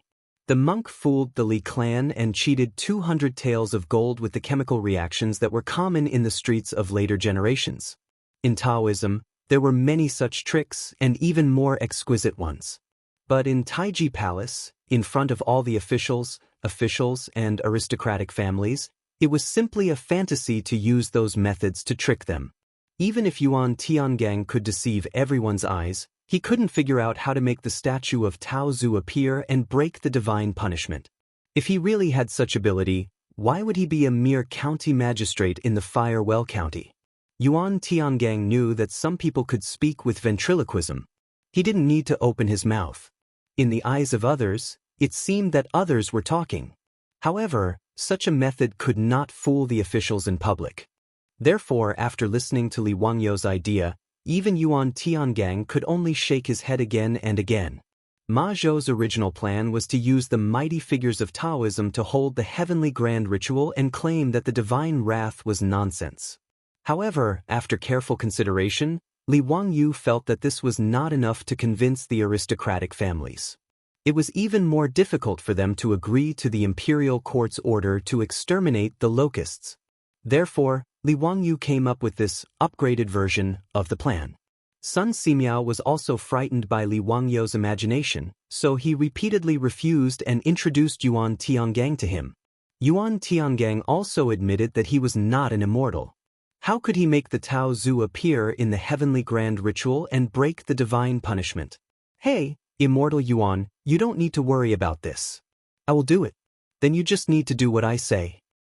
Really? Of course. Yuan Tiangang hesitated for a moment and nodded, although he didn't believe that Li Wangyu could make the Tao Zu appear. But since Li Wangyu patted his chest and promised, and this was Pai Lupi's idea, he naturally had no reason to refuse. Although Yuan Tiangang was proficient in metaphysics, he was not the old Taoist Sun Simiao who saw through the mortal world and was devoted to Taoism. Otherwise, as a Taoist, he would not be a county magistrate in the Fire Well County of Shu Commandery. Yuan Tiangang still had enough awe for the secular imperial power. As for what Li Wangyu said, Pai Lupi had other rewards after the matter was done. He also had some expectations. Although Yuan Tiangang could even calculate his own lifespan, he still could not jump out of the mortal world. From this point of view, Yuan Tiangang was not as good as Sun Simiao. Seeing that Yuan Tiangang nodded, Li Wangyu immediately asked Niu Wu to call the little Taoist and asked him to invite the abbot. After the abbot arrived, Li Wangyu took out an imperial edict from his arms and read the edict of Pai Lupi to him. The imperial edict ordered the abbot of Xuandu Temple to gather the manpower and material resources of 58 Taoist temples in Chang and city to hold the heavenly grand ritual in Taiji Palace 3 days later. This imperial edict was sent by Pai Lupi to Li Wangyu yesterday. For this heavenly grand ritual, Pai Lupi ordered that Li Wangyu was responsible for directing these Taoist temples to set up the altar and build the ritual. The abbot of Xuandu Temple received the imperial edict in fear and trepidation and immediately ordered the little Taoist to immediately invite the abbots of the 58 Taoist temples in Chang and city to come to Xuandu Temple to discuss this matter. Li Wangyu also asked Yuan Tiangang to be the officiant of the heavenly grand ritual in front of the abbot of Xuandu Temple and asked the abbot to obey all the instructions of Yuan Tiangang.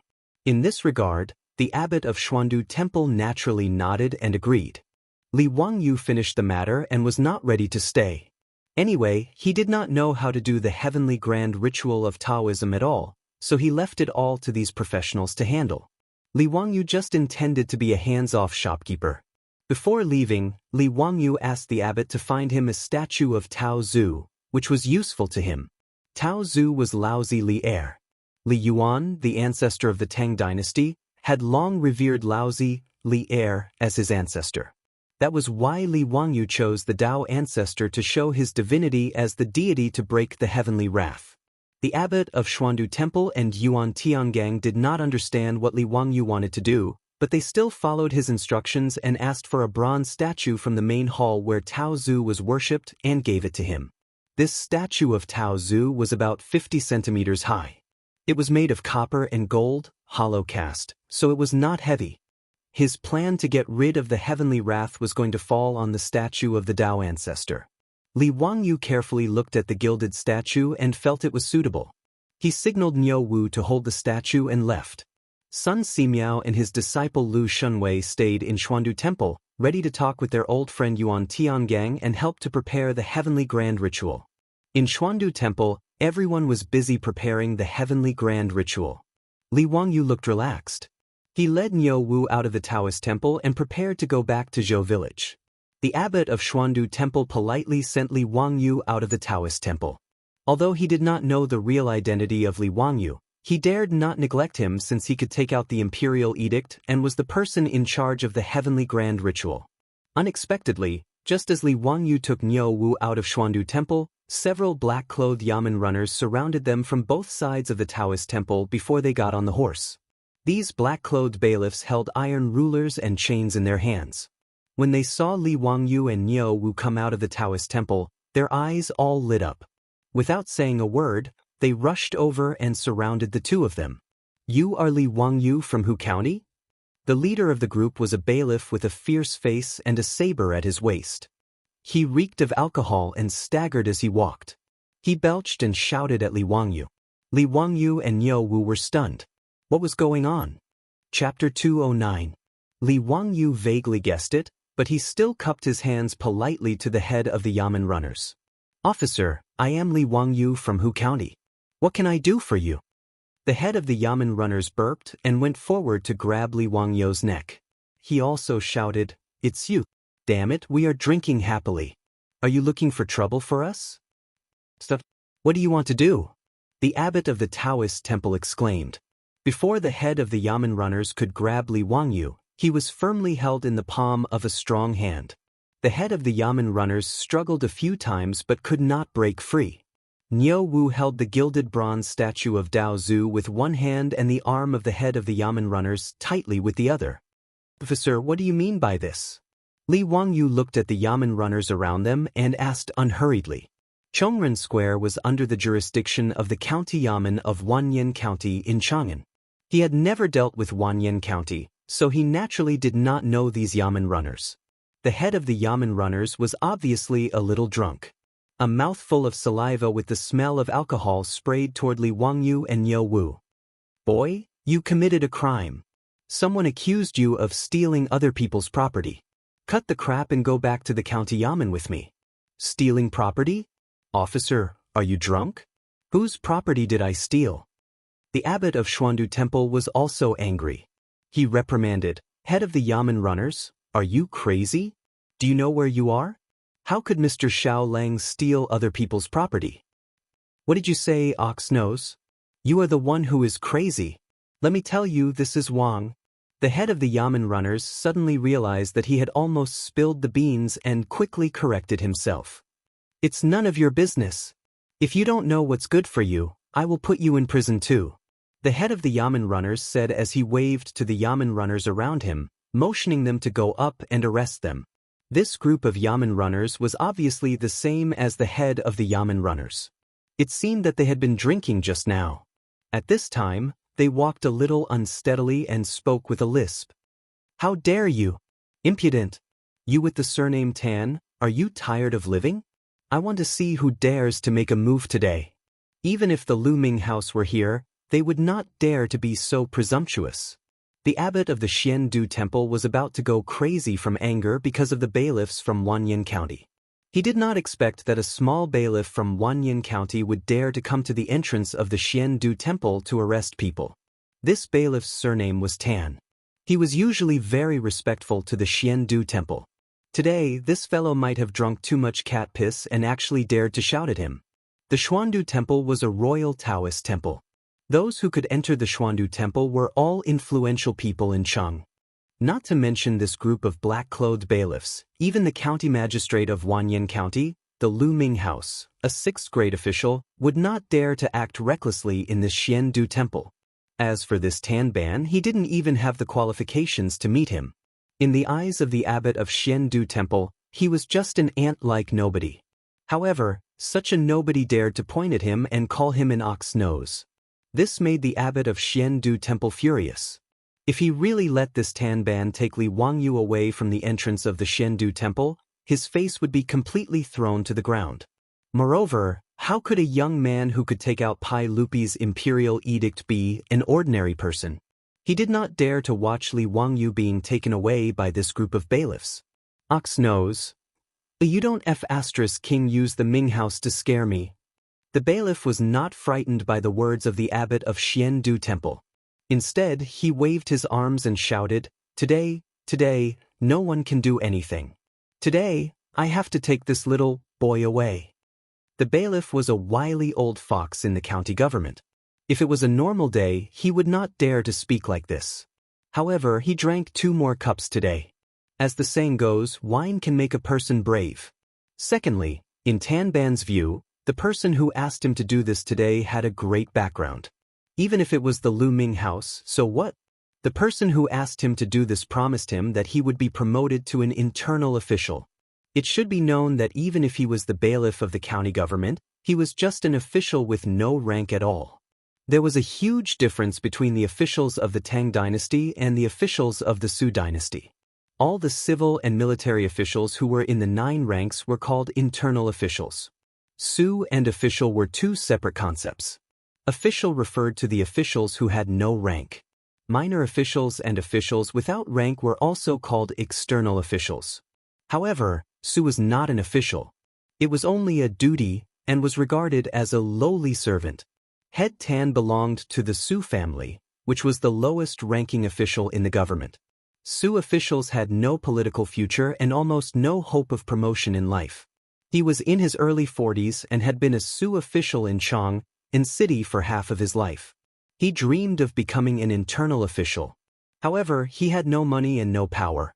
It was simply a dream to be promoted from a Su official to an internal official. Today, He was leading a group of bailiffs to drink and have fun in a wine shop. However, he was unexpectedly found by someone who asked him to guard the entrance of the Xuandu temple and wait to catch a young man. Tan Ban naturally did not dare to go to the entrance of the Xuandu temple to catch a person. Even if he was drunk, he knew how much weight he had. However, the person who came promised him that he would be promoted to an internal official. This could not help but make Tan Ban tempted. It should be known that the person who asked him to do this was a troop of the Taiyuan Wang clan.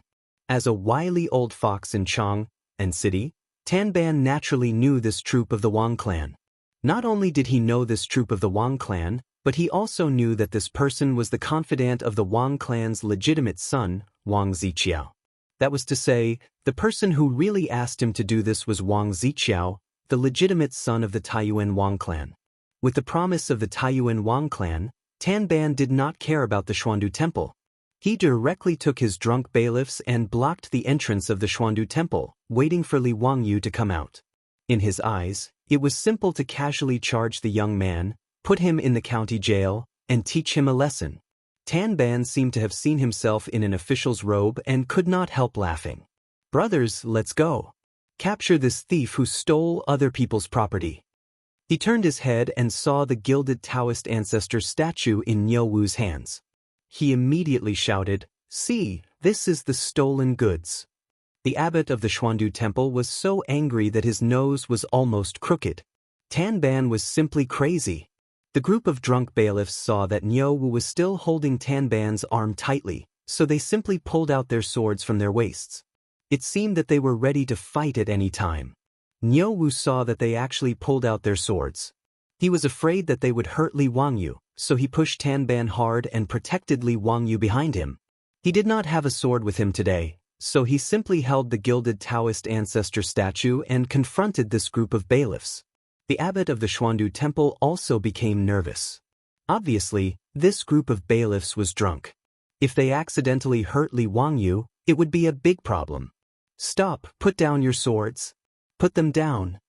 The abbot of the Xuandu temple was so anxious that he rushed to the bailiffs and reached out to grab their swords.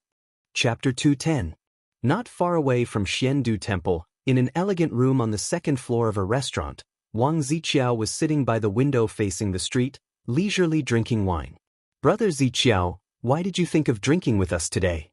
Why did you choose this shabby restaurant? Let's go, let's drink at P Square." The door of the elegant room was pushed open from the outside, and Cui Daogu, Cui Hong, and Lu Xiang entered. "Huh, I invited you to watch a good show." "What good show?" Lu Xiang asked in confusion. Wang Ziqiao proudly pointed outside the window. "Isn't that a good show?" The few of them moved to the window and looked in the direction that Wang Ziqiao was pointing. They saw the scene of Li Wangyu and Niu Wu being surrounded by bailiffs. "Ha, brother Ziqiao, your hobby is really special. Just find someone to teach that Tian Shilang a lesson, but you had to personally watch it." Cui Daogu smiled. "How did that kid end up in your hands?" It was fine if he didn't mention this matter, but when he did, Wang Ziqiao was filled with anger. I was in a good mood today and wanted to find a few scholars to accompany me to Xiandu to enjoy the flowers. In the end, I didn't expect to bump into this Tian Shilang in Xiandu temple. Wang Ziqiao drank a cup of wine. Naturally, I couldn't let him go just like that, so I told my family to find 10,000-year county bailiffs to teach this bastard a lesson. Cui Daogu clapped his hands. He really walked right into the trap. This kid is unlucky. Wang Ziqiao spat. "Bah, I am even more unlucky. Today, I even met Lu Quan and Kong Yingda, those two old things in Xiandu temple. The few scholars that my family has high hopes for this year's spring examination offended those two old things. This young master could only harden his heart and give up on those pieces of trash. What a waste of this young master's efforts." His words caused Cui Daogu and the other two to look at each other and laugh. Brother Ziqiao, you are really unlucky today. But it's fine, we'll teach that kid a lesson and vent your anger for you." The bailiff who blocked Li Wangyu was naturally found by Wang Ziqiao's own troops. As for the recommendation he promised, it was just a matter of a word. With Wang Ziqiao's face, it would be easier for him to get a lower 9th grade official position than drinking water. He ordered his own troops to find the bailiffs to deal with Li Wangyu. He also didn't forget to ask people to inform those rich young masters of aristocratic families to come and watch the show. That day, he had been humiliated by Li Wangyu in P Square. He had also lost face in front of the few silk pants. Today, he had invited them to watch the show in order to regain his face. A few silk pants were sitting in the restaurant, laughing and joking. They were drinking wine while watching the commotion at the entrance of Xiandu Temple. In front of the Xuandu Temple, the abbot rushed up and wanted to take away the blades in the hands of the bailiffs. However, he was kicked to the side by a drunk bailiff and fell to the ground. The young Daoist from the Daoist temple hurriedly ran forward and helped the abbot up. He glared angrily at the group of lawless yamen runners. "All of you, lock the two of them up. Take them back to the yamen." The drunk tan bailiff waved the blade in his hand and shouted at the bailiffs under him. He felt very good now. It was as if he wasn't wearing a black official's uniform, but a green official's uniform. "Lang Jun, what do we do now?" Niu Wu was somewhat nervous. He looked at the bailiffs who were waving their blades and rattling their iron chains. For a moment he didn't know what to do. He wasn't afraid of the bailiffs, but he was worried that his Lang Jun would be injured. Even if he could defeat a few bailiffs, it would be difficult for him to protect Li Wangyu. Li Wangyu knew that there was no reason to reason with these drunk people. Even if he took out the goldfish talisman now, these drunk bailiffs would probably not admit his identity. If he was cut by them like this, it would be a pity. "Niu Wu, put down the idol. Don't break it. I still have use for this idol.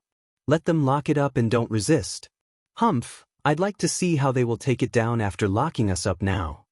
Niu Wu nodded and gently put the idol aside. He didn't resist and let the bailiffs lock him up with iron chains. Seeing that the one-eyed strong man didn't resist, the bailiffs were relieved. This strong man was so burly. If he really made a scene, they were afraid that they would be beaten by him. "Ha, lock that boy up for me too. Take away the idol too. It's evidence." Tan Bailiff laughed proudly when he saw that the situation was under control. The abbot of Xuandu Temple was angry and glared at Tan Bailiff. He also saw that this fellow was now very drunk. He even dared to beat and scold him. It was useless to say anything now.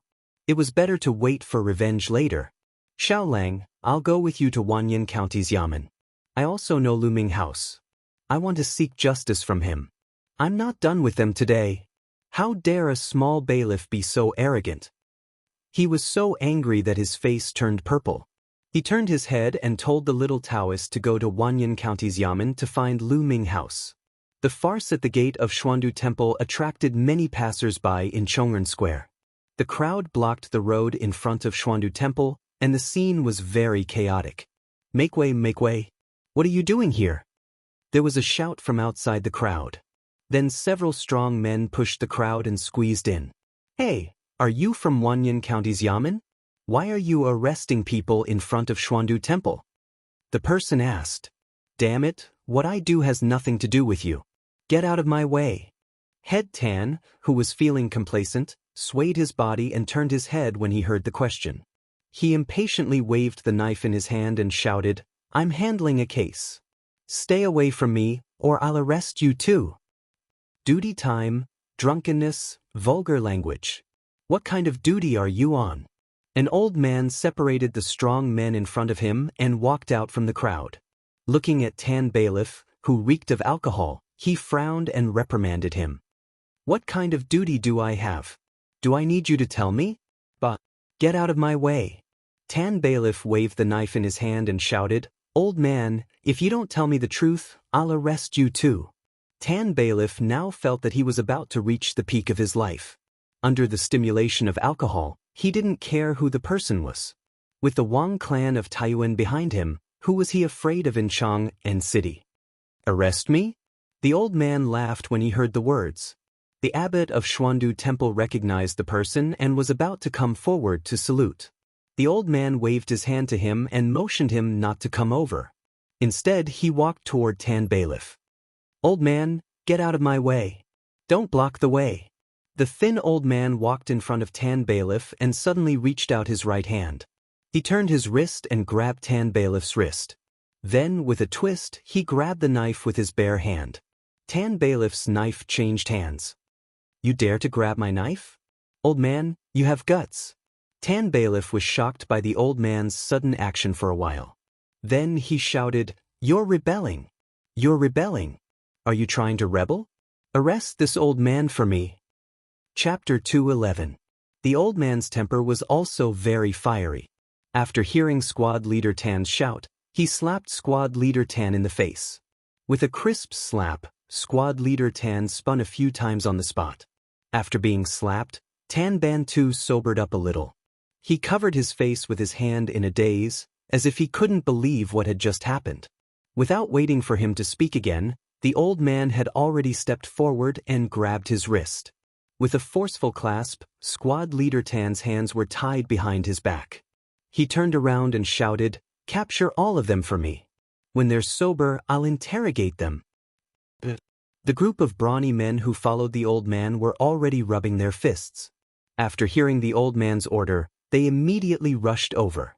Like fierce tigers descending the mountain, they knocked over the group of bailiffs and tied them up with ropes. For you. Squad Leader Tan finally felt that he had kicked an iron plate. He struggled and shouted. This series of unforeseen events not only stunned Squad Leader Tan and the group of bailiffs, but also stunned Li Wangyu and Niu Wu. Li Wangyu didn't expect such a turn of events. He estimated that he would suffer some physical pain. Only when he went to Wanyan County's Yamen, took out the goldfish talisman, and revealed his identity, could he vent his anger. However, he didn't expect that the old man who suddenly appeared would take care of the group of drunk bailiffs in a few moves. This made him feel slightly relieved. Wang Ziqiao, who was waiting in the restaurant to watch the show, was so angry that he fiercely smashed the wine cup in his hand on the floor. How could it be him? Damn it! Why is that Tian Shenu's luck so good that he was saved? Wang Ziqiao angrily roared. Cui Daogu also saw the scene of the old man showing off his power. He could only sigh and comfort him. Brother Ziqiao, your luck is really bad. You actually met him. Forget it. Just pretend that this didn't happen. Tell your subordinates to keep their mouths shut. We can't afford to offend that person. Pumph. Wang Ziqiao coldly snorted and no longer looked at the scene outside the window. Today, he had gone looking for Li Wangyu without success. This made him very angry. Let's go. Let's go for a drink at P Square. After Wang Ziqiao left, Cui Daogu, Cui Hong, and Lu Xiang glanced at each other, yet their eyes revealed a wisp of a smile. Although the 5 clans and 7 watchful clans were of the same breadth and branch, there were also open struggles and covert struggles between each other. Seeing the legitimate son of the Taiyuan Wang clan being defeated again and again made the 3 of them secretly happy. Cui Daogu's group of 3 couldn't be bothered to continue watching the show, and they joked with each other for a while before following Wang Ziqiao to the Peace Square to drink wine. In front of the Xiandu temple, Tan Ban was tied up tightly by the strong man brought by the old man. After sobering up a little, he finally began to feel afraid and shouted at the top of his lungs, Young Master Wang, save me. But at this time, Wang Ziqiao was already far away. How could he save him? Even if Wang Ziqiao didn't leave, with his character, he would probably treat him like trash and kick him to the side. Wang Ziqiao did not care about the life or death of this kind of official at all. When Li Wangyu heard Head Tan's shout, he confirmed his guess. Sure enough, it was that bastard Wang Ziqiao. I didn't look for you, but you actually tried to use such a despicable method to deal with me. Surnamed Wang, you just wait for me. Let's ride a donkey and read a songbook, just wait and see. Li Wangyu suppressed the anger in his heart and went forward to greet the old man. Li Wangyu of Hu County, thank you for your help. You are Li Wangyu of Hu County? Not bad. You can be considered a talent, but your body is too weak. The old man smiled and patted his shoulder. Li Wangyu was speechless. Why did all these old men seem to know him when he met them today? Was his reputation already so big in Chang'an City? May I ask for your surname? I am Li Jing. Li Jing? This name is so familiar. Li Wangyu's heart trembled, and he hurriedly bowed. Are you in front of Duke Wei? That's right, it is me. Li Wangyu's heartbeat quickened. The war god of the Tang dynasty, he just happened to meet him on the street? Li Jing, medicine master, was one of the 24 meritorious officials of the Lingyan Pavilion, and he was conferred the title of Duke Wei. He was talented in both civil and military matters, and he was a general and a minister. He made great contributions to the Tang dynasty and was hailed as the war god of his generation. Li Wangyu hurriedly bowed again. This was a real big shot. No wonder he could easily take care of Head Tan. His actions were even more decisive than Niu Wu's. The abbot of Xuandu Temple also hurriedly came forward to greet. He naturally knew Duke Li Jing. The reason why Wang Ziqiao left was because he recognized Duke Li Jing's identity, so he had no choice but to leave. Everyone exchanged a few words, and Li Wangyu pointed at the tied-up bailiffs and asked, "Duke Wei, how do you think we should deal with these people?" "Send them to Wanyan County. I want to ask that Ming House Lu how he manages his officials." Duke Li Jing's face was filled with anger when he mentioned this matter. He was an upright person, and he hated these unscrupulous officials the most. He had already seen what happened just now clearly from outside the crowd. Obviously, these bailiffs wanted to frame Li Jia Shaolang and frame him for stealing the idol from Xuandu Temple. It was ridiculous. Duke Li Jing didn't think much about it. He thought that these bailiffs were just drunk and wanted to blackmail Li Wangyu.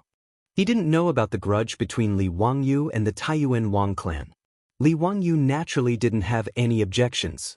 He also wanted to teach these unscrupulous bailiffs a lesson, so that no Tom, Dick, or Harry would dare to reach out their claws to Li Wangyu in the future. Duke Li Jing's troops escorted the bailiffs to Wanyan County's Yamen, ready to punish them. Xianyang Lane, where Wanyan County's Yamen was located, was not far from Xuandu Temple. After leaving Chongren Lane and passing Peace Lane, they would arrive at Xianyang Lane. The structure of Wanyan County's Yamen was almost the same as Chong'an County.